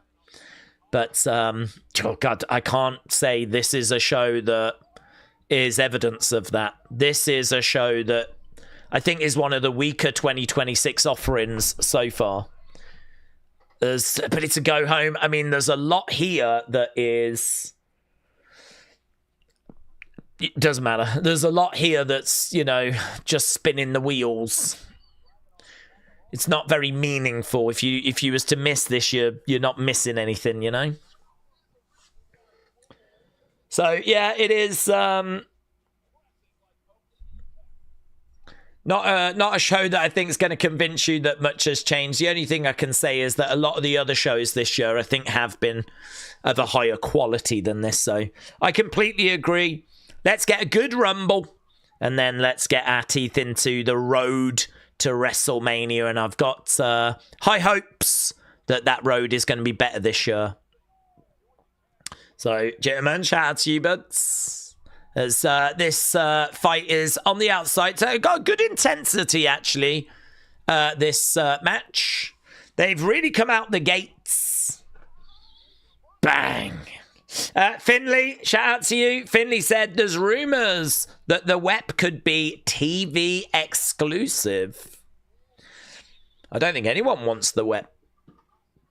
YouTube don't want it. TV doesn't want it. The fans don't want it. We have said, though, we are very much interested in people sending in pictures to the web. So you can create them AI, but you've just got to ask AI to make them look like they're hand-drawn, right? But we'll take anything, whatever it is that you want to draw a picture of, or get AI to draw a picture of. Send it in, we'll react to them. Send it to tommytoytravels@gmail.com. I'm hoping we get quite a few submissions. If we do, it should make next week's episodes really fun. So, yeah, if you don't normally join us for the web, I'm really bad at promoting it, actually. But we've been doing it every Thursday for years and years and years. It's just a fun little sit down for an hour. And yeah, we've reached out to the community and said, send in your pictures. They can be of anything, right? I don't even give a flip if they're dirty. Make no difference to me. Whatever, right? So send them in. Send them to tommytoytravels@gmail.com. We'll have a look at what gets sent on Thursday. And should be good. I'm looking forward to it. Right now, okay, we're back from commercial break. Miz with a headlock on Ilya Dragunov. But who's Tommy Toy Travels? He was an OG YouTuber, you know. Back in the day, before I started, there was a couple of wrestling YouTubers that sort of grabbed my attention. Mainly figure YouTubers. So Grimm's Toy Show. Brilliant. I mean, he was really the king, the daddy. He was the one that everyone was kind of really paying attention to. So Grimm's Toy Show and Tommy Toy Travels. Yeah, he was doing like really fun toy hunts and figure videos and really, really good content. So I used to watch both of those, and Tommy kind of stepped away from it, but I was able to reach out to Tommy a few years ago during the pandemic and just say, look, do you fancy doing like a podcast? So we've been doing that together for about 5 years now. It's awful. Oh, it's one of the worst podcasts going. It's absolutely atrocious. It's a real slog. I mean, honestly, if you can sit through them, it's a badge of honor. It's like, you know, life might throw some bad stuff your way, but if you can get through the Wrestling Escape Pods, you've always got that, you know. I was able to sit through this thing. Yeah, but it's a real badge of honor. In fact, I would love to sell badges that say I suffered through the I survived the wep. We should sell badges. We should sell badges that say that. Flipping, I deserve one. Kick coming in there by Ilya. I've suffered through all of them. But we've got high hopes that this Thursday we're going to have a good episode. It's going to be good. It's going to be one of them rare good episodes. Chop coming in there by Ilya. Grabs a hold of Miz. Smashes him in the corner. Another chop coming in. Ilya screams out. Radiated Zombie said, I think WWE's main problem isn't the storytelling. It is match quality. From the women and the men's, do you agree? I would say both, honestly. I think that stories were a problem. Maybe not as much of a problem. I mean, obviously right now, a lot of it is just Rumble related. So, but obviously as we get past the Rumble, we're going to want some good creative. We're going to want some good stories. We're going to want something that's going to make us want to tune in. But yeah, you know, the in-ring is massively important as well. But we've learned over the years that just good in-ring is not enough. You know, AEW consistently have good matches, but people ain't watching. You know, their latest viewing figures came out. They did like 400 and some thousand on Wednesday. That's not great, is it? I mean, that's considerably below where NXT is. So, and listen, they got a great roster, and, you know, I constantly see people praising their in-ring. So, in-ring is definitely important, right? But I don't think people necessarily tune in for it. I think they tune in for characters, and they tune in for stories, and they tune in for bloodline, aura. You know, this is a world where people like, that's my guy, man. I love Roman. Is Roman on the show this week? People tune in to see their favorites. This is why WWE spends so long with entrances and, you know, trying to get like catchphrases catchphrases over and little hand gestures, you know, yeeting or whatever it might be. DDT by The Miz. These two are having a low-key banger, you know, by the way. We're sat here talking about a few other things, but these two are having a low-key banger. Lovely DDT there. It's been a lovely pace to this match as well. They've not slowed down during commercial break. They've been fighting on the outside, fighting in the ring. This might be the best Miz match I've seen in quite a long time. Back elbow coming in there by Ilya. Kick coming in by, yeah. It kicks. Shots there by... Oh, well scouted by The Miz. Dragunov went for a big boot. Miz collides into Ilya. It feels like this is The Miz just trying to remind the world. Just trying to remind the world about, you know, what he can do. Probably trying to remind Triple H, actually. Shot coming in by Ilya.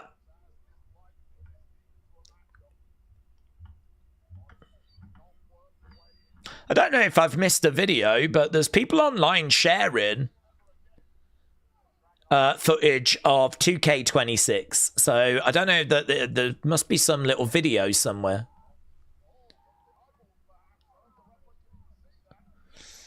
Oof. Ilya gets pushed off the top, smashes into the ropes.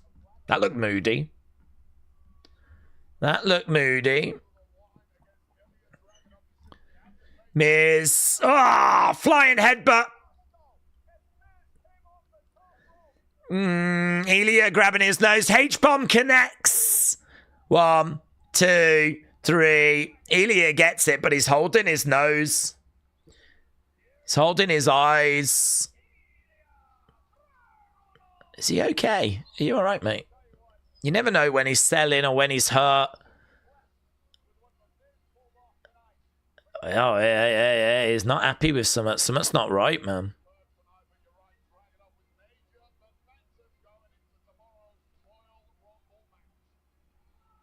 Dragunov screams out to the fans.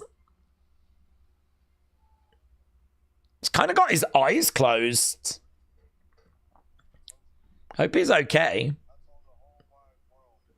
Right, let's get the scores up for that one, shall we? I think that was pretty fun, honestly. They were low-key just... I'll be quite looking forward to that later.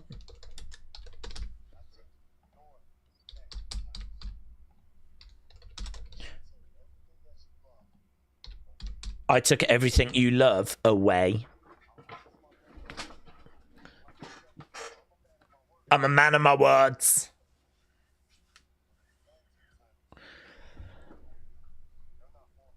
They've still got the Wyatt side plates on. What's that about?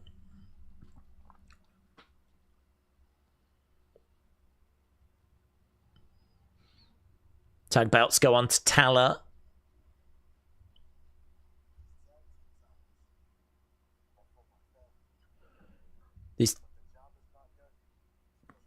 These tag titles are for my family. Solo says he's going to win the Rumble. There's a little flicker. The Wyatts are making their presence felt, and we probably are going to cut over to them. Yep, here's Bo. Please be good. Please be good.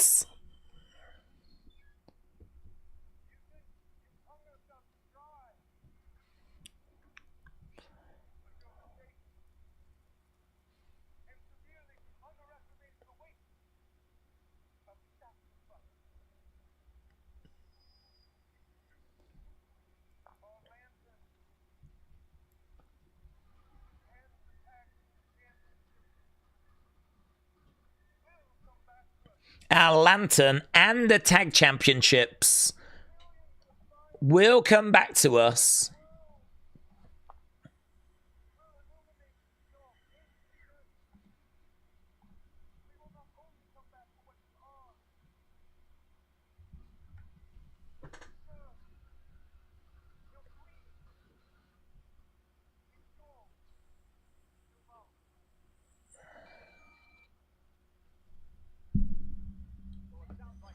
There's just nothing to it, is there?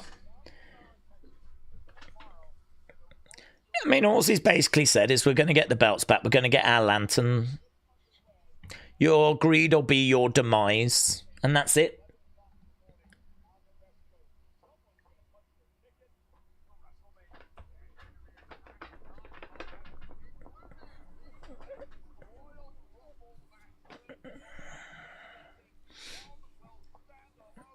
Okay, they're just previewing the Royal Rumble.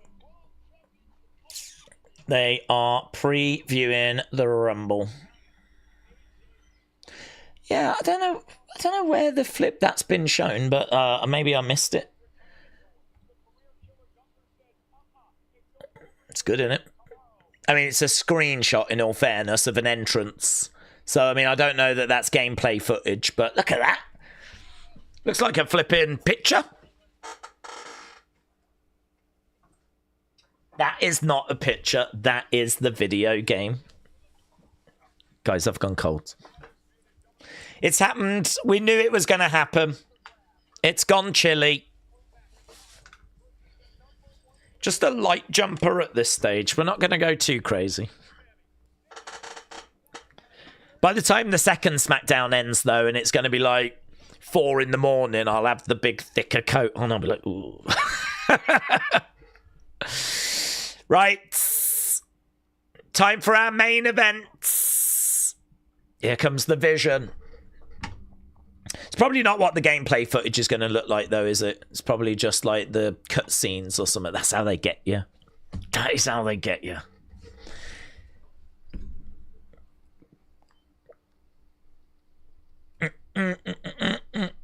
Solo, you think you've won, but you're wrong. There's a million of fireflies. Blah, blah, blah, blah, blah, blah. So, yeah, Solo seems to be saying that he's going to go in the Rumble. Right, Vision making their way down. There's maybe a chance that this show's going to end before, you know, it's meant to. I think it's a bit weird, actually. Sometimes they add, like, some extra commercial breaks or something for the USA showing. So this might not be 35 minutes long. We could be done in, like, 20, 25.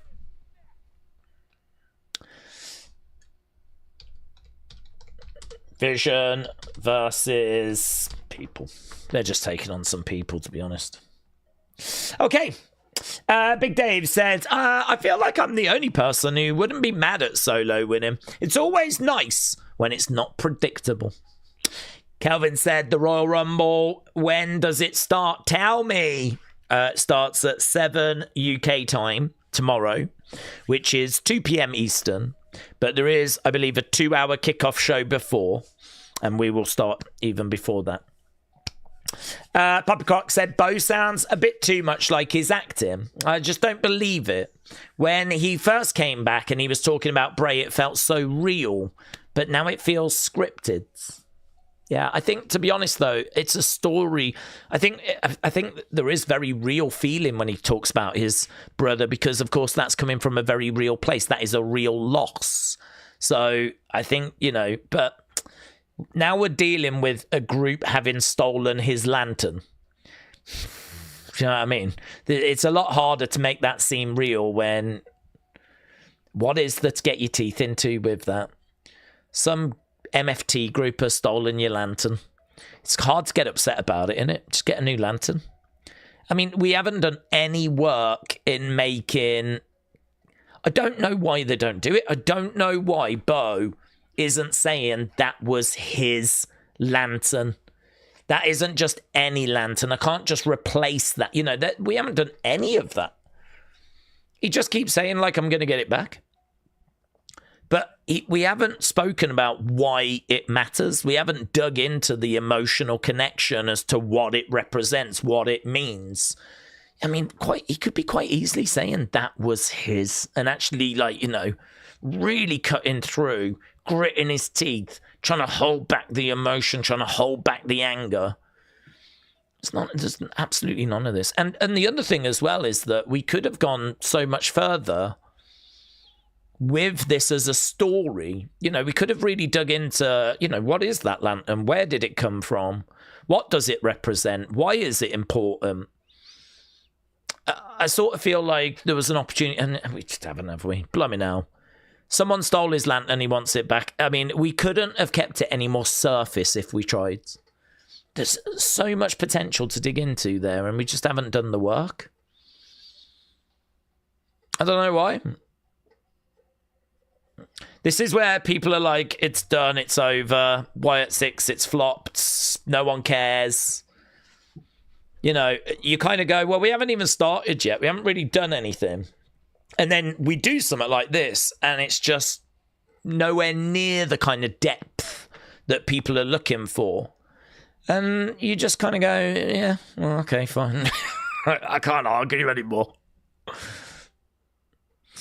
Obafemi is going to be in the Royal Rumble. I thought it would be more like Bray was like a voice in the head, but he barely mentions Bray. And there's no background to the characters, says Puppy Crocs. I completely agree. I think this is what people were looking for, was to really dig into these characters and flesh this world out, as we've kind of said a few times before. But I don't know if they just can't be bothered. Not Bo, but more creative. Like they just hasn't worked, and they just, I don't know. Maybe what we wanted for this group is not what WWE picture. Or if there's maybe Bo's a little bit reluctant to maybe touch the creative because it was Bray's and he doesn't want to mess it up, or I just don't know. All I know is that this is not what people were looking for. We can still get somewhere, but it's not what people were looking for. Okay, here's Randy. We're going to do all these entrances now. Right, Dave said Bron Breakker at 1, Ober at 2. That would be great, says Dave. They need a soap opera writer, says Ms. Vicky. I think they've got some, you know. I think they do actually recruit quite a few of the writers from TV. I genuinely don't know the background of everyone that's there. Obviously, we know about Road Dogg. There is a writer or two that came from NXT, from Black and Gold. So, you know, you would think that would bode quite well. Black and Gold was really well received. I think there is at least a couple in there from TV, but yeah, I don't know. I mean, it's hard to know what people are responsible for, who they write for. There's a lot of people that were looking at that room of writers saying, where's all the women? Where's people like, you know, where's like, there was a lot of white guys in there.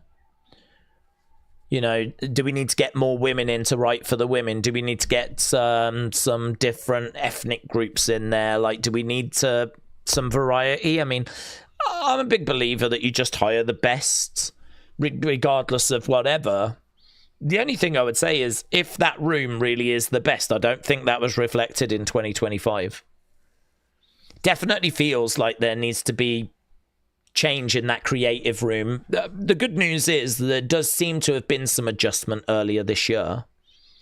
But, yeah, honestly, it's really difficult without knowing what everyone contributes and knowing kind of how what the expectations are, and as I said, kind of what they're contributing. It's kind of hard to say, well, this is what you need to change, that's what you need to change. I think the only thing we can do is zoom out and go, look, 2025 wasn't right. They know that. A few little changes were made. 2026 so far has been a bit better. And we just got to hope tomorrow is going to be a culmination of that. I thought we would see him wrestle as Bo or Taylor. Maybe switch to Howdy occasionally, says Papa Crocs. Not quite like The Fiend, but like an alter ego. They did it once and then they dropped it. Benny said, I could see Y2J having another good 3 runs in him. He might have to get some NXT guys to come over. The guy keeps reinventing himself. Shining Wizard said they do have some soap writers. I've seen an advertisement for a writer's job and it says television dramas required. They do normally say writing experience. I think they need to get a fan in there, honestly. I don't know what would be wrong with getting a fan in there. Someone that's like, can do it, you know? I don't really care who.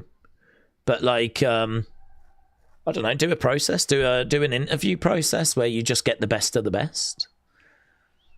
But if you've got someone that's been watching the product that feels like they know what's missing and they've got loads of creative ideas and they think they know what the fan base is looking for, just do a massive interview thing where you just go through like hundreds of people, find what you regard to be the best one. I gotta think that would be, you know, worth having in the room. Here's Sami. Issa WF3if, shout out to you. Duchess said they should sing Logan Paul is banned in Japan. That was good, wasn't it? We had that. We had that the other day. I can't remember where we was actually, but we did get that. Was that Ireland? That might have been Belfast. Right, here we go. We are underway. The Vision versus a load of people. And we are underway. Let's get rid of that poll. Oh, we hadn't had Cody down. I didn't even flipping notice. Here's Cody. Cody is running down to the ring. Has the damage already been done? The fans are singing.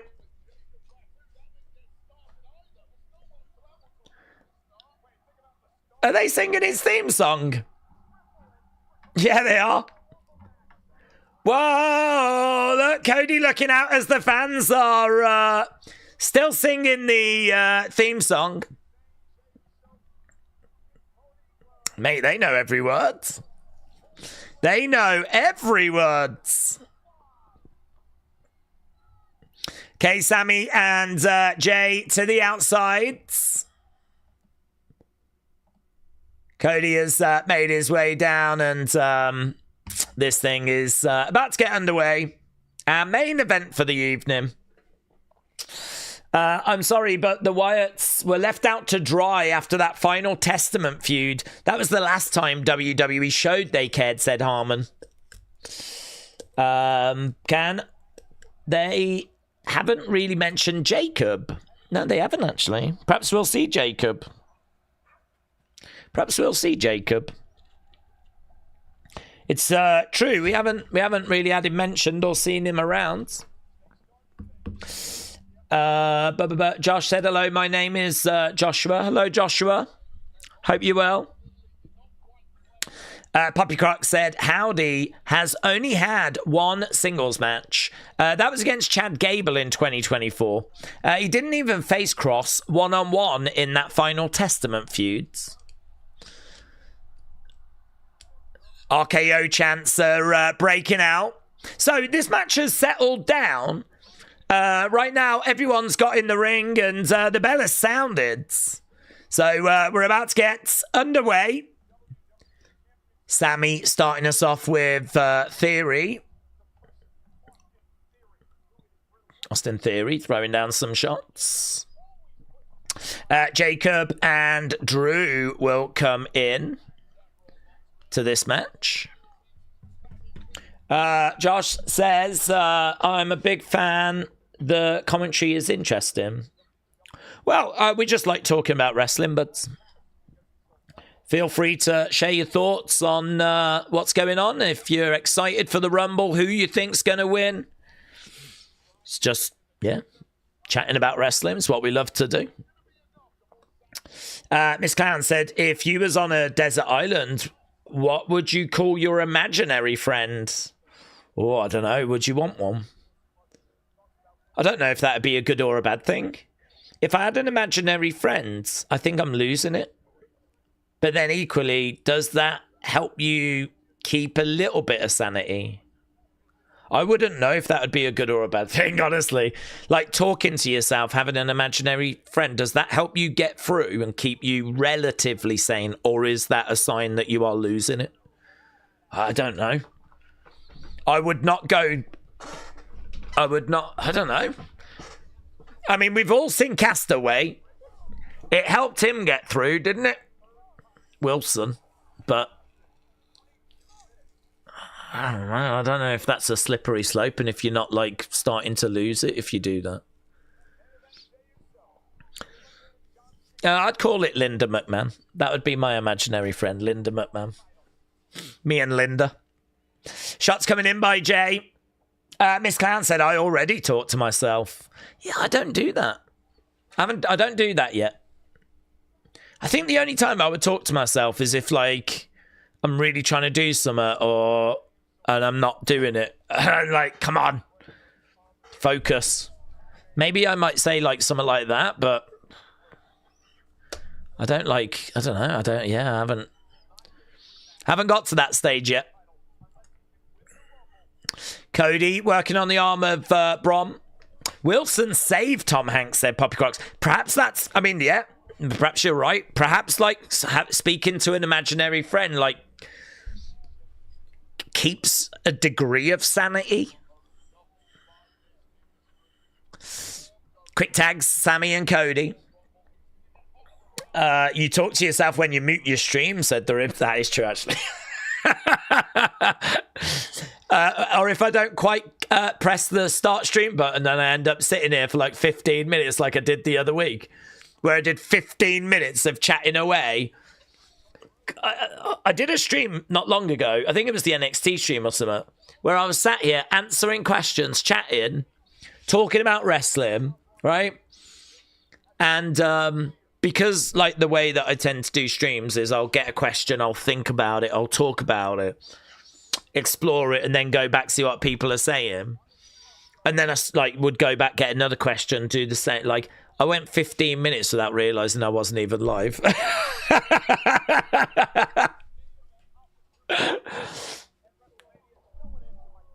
took a couple of deep breaths and I just carried on. But I was not happy about that. Going for the cover, 1, 2, and shoulder up there by Cody. So Braun and Bronson working together. Uncle Rebel said, I'm still not on the Bron Breakker hype train. Do you think I ever will be? If you're open-minded, then yeah. I think if there's like any sort of, no, it's not going to work. You know, if you're adamant that it's not going to work and you're not willing to move on that, then maybe not. But I think if it's just it hasn't grabbed you yet and you're open-minded, I'm open-minded. I don't have an issue with Brom. It just hasn't clicked yet. But there's not really a reason for me to not want it to click, right? I mean, he's the son of a Steiner. He's athletic. You know, I mean, he can't help, you know, the fact we all would like him to be that little bit bigger, right? I mean, we'd all like him to be that next Roman, next Brock. I mean, physically, he isn't. He's just average size, really. I mean, he's not even as big as Logan. Logan's taller. In fact, you could even say it might even hurt him a little bit being with Logan, because Logan's a taller guy, you know, he's got a good physique. And Bron doesn't really look anything special standing next to Logan.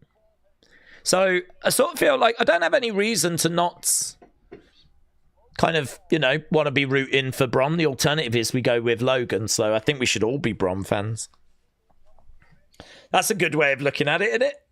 Might not be grabbing you yet, but there's way worse out there. So yeah, I think I'm open-minded to it, but yeah, it's not grabbed me either yet. But there's been a couple of green shoots. It's been a couple of moments where he's kind of had a bit of aura. Maybe if we can dig into that.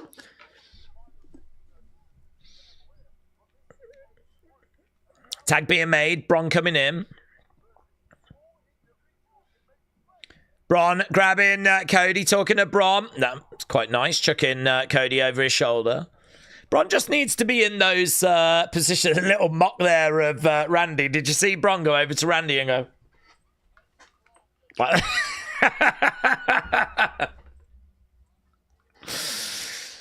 It was absolutely perfect. For a second, I thought Randy was in the ring. Cody trying to make the tag.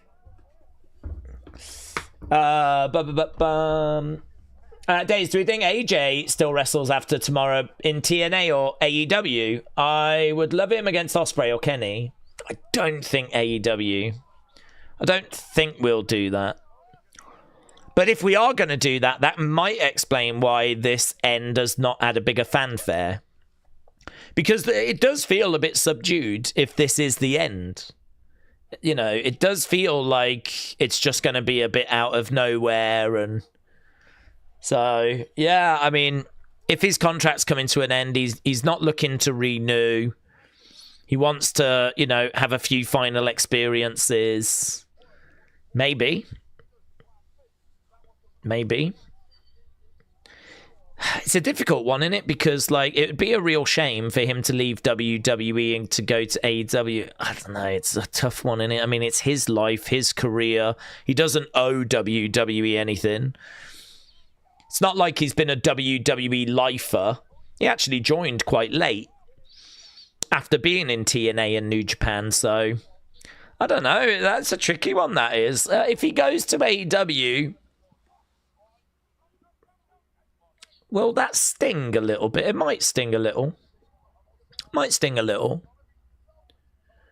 But then, who are we to say that he shouldn't do that, you know? Don't know. That's an interesting one. I wonder how people would react if he goes to AEW. AEW fans will obviously love it, but I wonder how WWE fans would feel. I certainly don't think it would be the same as Edge going or Roman going, because as I said, like, AJ's not, you know, he's not born and bred WWE. He already made his name in other companies. But I suppose the disappointing thing is that we couldn't find a way of convincing him to stay and giving him, like, some exciting matches here. So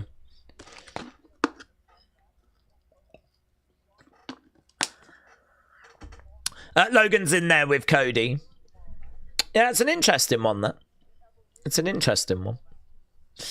The Rib said he could go there, but I wouldn't watch. Bronson is a throwback. I feel like he could fit in any era, says Poppy. Trini said, the thing is, Edge left to have fun and become Cope. I'm not confident AJ would fare any better. Well, yeah, I suppose that's true, actually. Edge left because he wanted to work full-time and they didn't have full-time for him. So actually, as soon as I found out the reason why he went to AEW, I felt a bit better about it. 'Cause, to be honest, I didn't like it at first. I sort of felt like Edge was a WWE lifer and, you know, he's kind of had the career he's had because of the platform WWE gave him. And for him to kind of leave that and go to, like, a rival or whatever, I wasn't really crazy about it. I know a lot of others were quite angry about it, actually. But, yeah, for AJ, I don't know, could it be the same thing where his contract's coming up and maybe he wants to get to the end of the year, WWE are only willing to get to WrestleMania? Could it be that? Could it be that there's no title in the future for him and he would like to be a champion? Could it be that he just wants to face Ospreay and Okada and, you know, the names they've got over there, and we don't have them, so if he wants to face those names, he's got to go there. Would that be acceptable? I mean, it's his life. It's his career. If he wants to face those names before he retires, I think we could understand it. I don't know, man. It's a really good question, that is. I suppose I don't know how I'm going to feel unless it happens, really. I don't really feel like it's for me to be upset about. But I would be lying if I was to say it wouldn't just like stick in the throat a little bit and sting a little bit, you know? But let's see. Power slam there by Randy.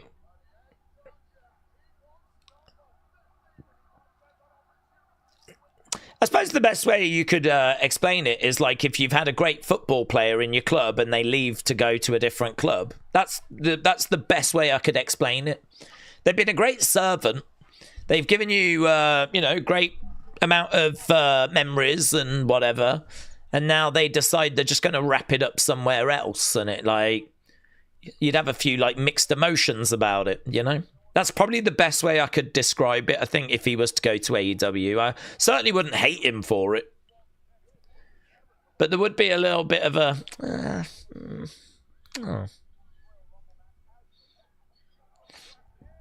I think it would certainly explain why this has not had a bigger build and it's not like a bigger deal, you know.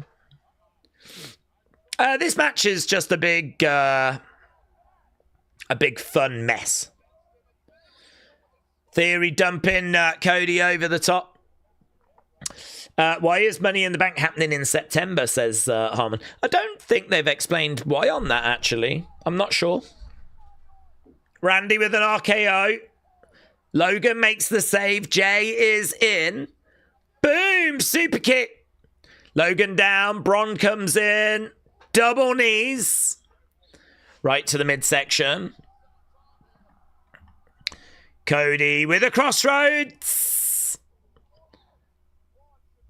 Bronson reads. I don't know where all these flipping screenshots are coming from for 2K26. People are sharing all these screenshots, but I don't know where they're coming from. Sami is in there. Sami about to deliver a haluva. Here we go. Oh, no. Gets grabbed by Drew. Gets grabbed by Drew. Bell has sounded.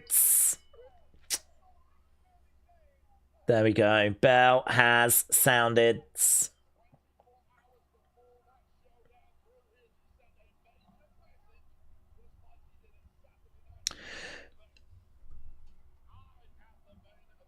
I am the main event. That's the message that Drew is sending. Ah, here's Fatu.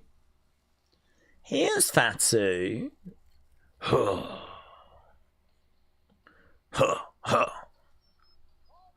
Fatu from behind. You know what I mean? You know what I mean? So Drew gets involved. Jacob gets involved. Here's Cody. Oh, it's all going down. Oof. Cody hurling Fatu into the ring post.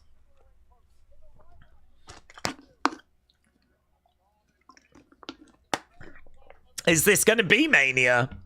Cody Drew. Is it going to be Cody Drew and Jacob? Drew backing up in the corner. He's going to look to deliver a Claymore. Is Sami going to make a save? No. Boom! Haluva! Connects! Drew goes down. Sami with Haluva. Oh, well, if Sami's going to stand tall, that's... There he is, look, standing over that championship. Sami Zayn looks at the belt. The crowd are chanting yes. They want Sami to pick it up. He reaches down. Oh, Cody grabs it as well. That's interesting. Cody's like, no. That's interesting. Oh, spear by Braun. Is Braun going to grab it? Maybe Braun's going to end the show by holding it up. I'd have been really tempted to have had Braun hold it up. I don't know, man. What's that? What's that? Cody grabbing the belt. What's that?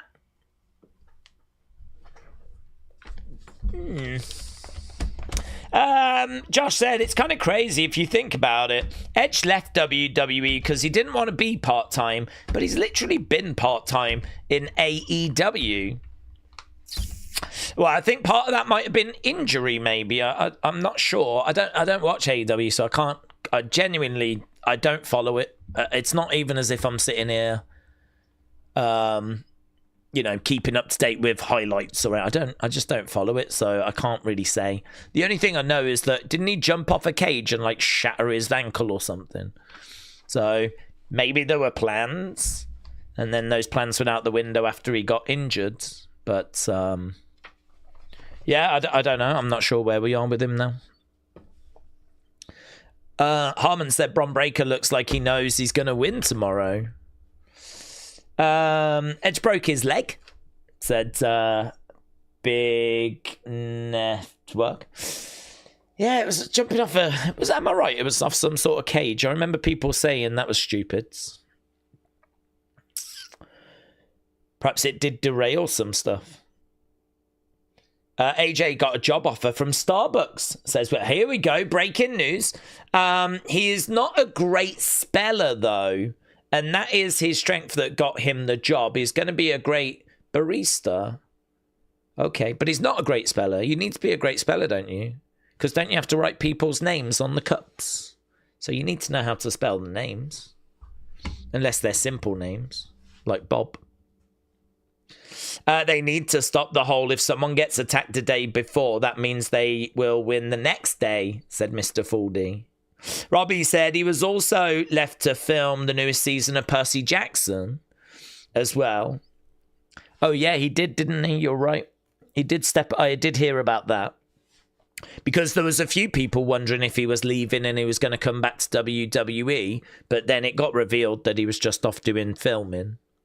So, yeah, true.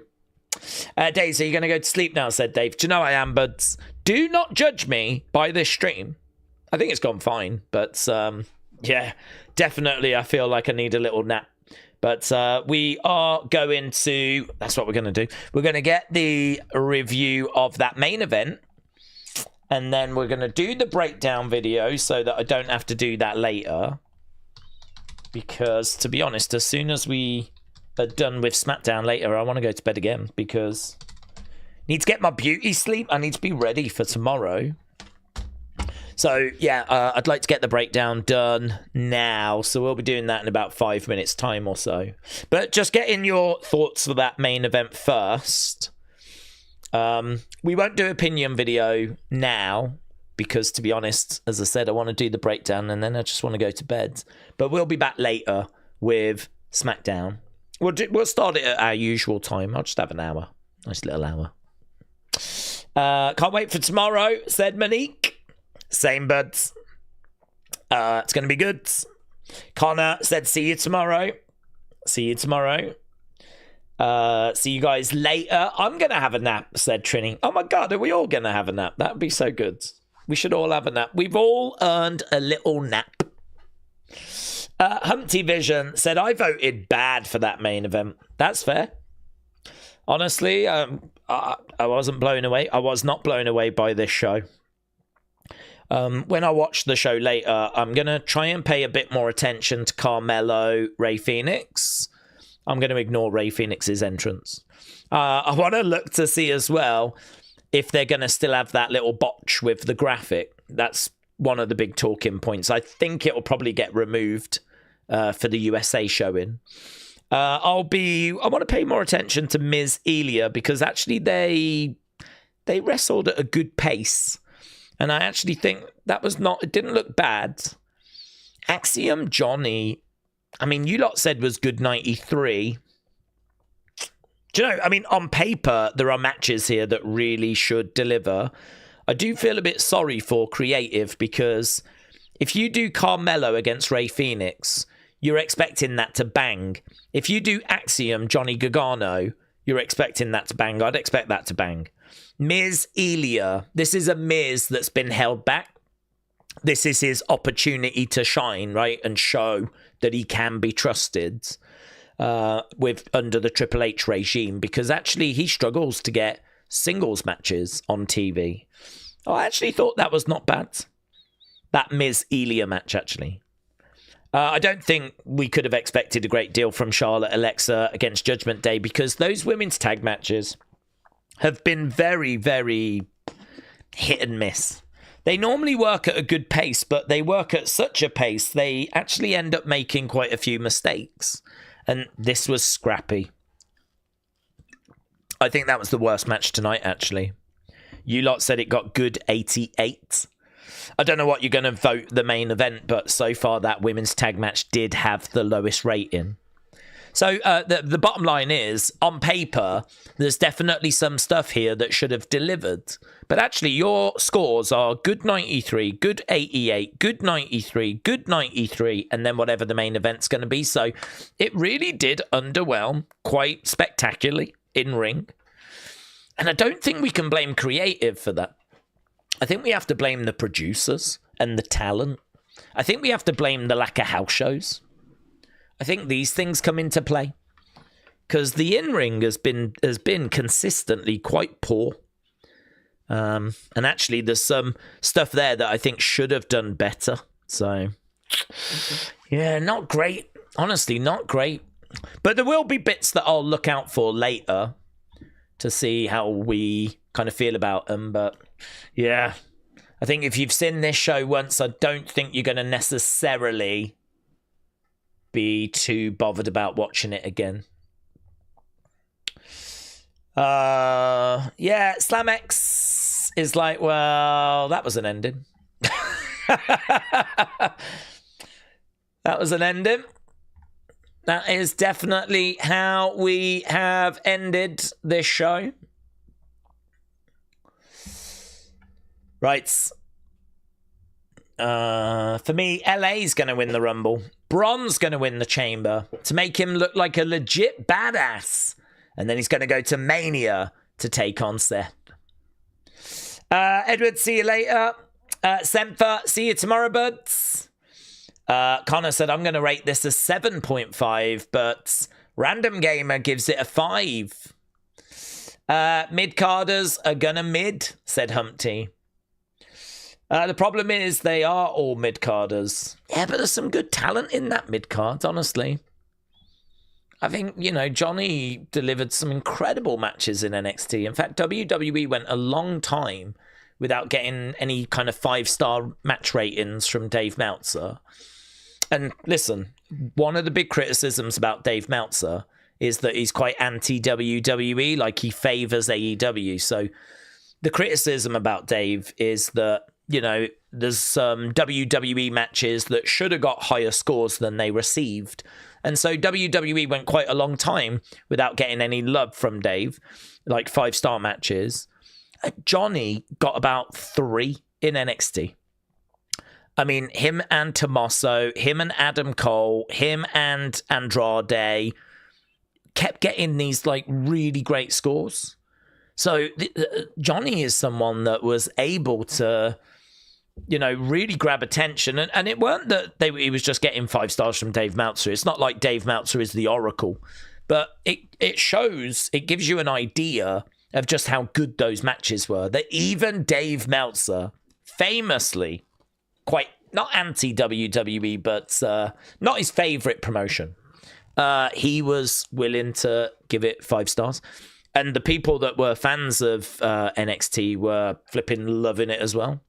So, I mean, Johnny, even though he's in that mid-card, he is a very, very good in-ring talent. You can say the same for Carmelo. You can say the same for Elia. We've seen what they've done with the open challenges. WWE have got a good mid-card. But for some reason, just couldn't get it to click this week. To be honest, we haven't been able to get it click for a little while, but there's been some matches that have been delivering. But, it is what it is. Are we doing SmackDown again later? Yes. Should I get a PS5 instead of giving my girlfriend money? Yes. Girlfriends are overrated. Harmon said, Daze, see you tonight. See you tonight. Theory is going to help Seth win the Rumble, says Sparta Crow. Okay, let's get the scores for this main event match. match. I can tell you it's come out as good 92. So another match that gets just a good rating. Okay, my friends, we're going to wrap it up there. This was a 6-hour stream. Walk in the park, mate. 6 hours.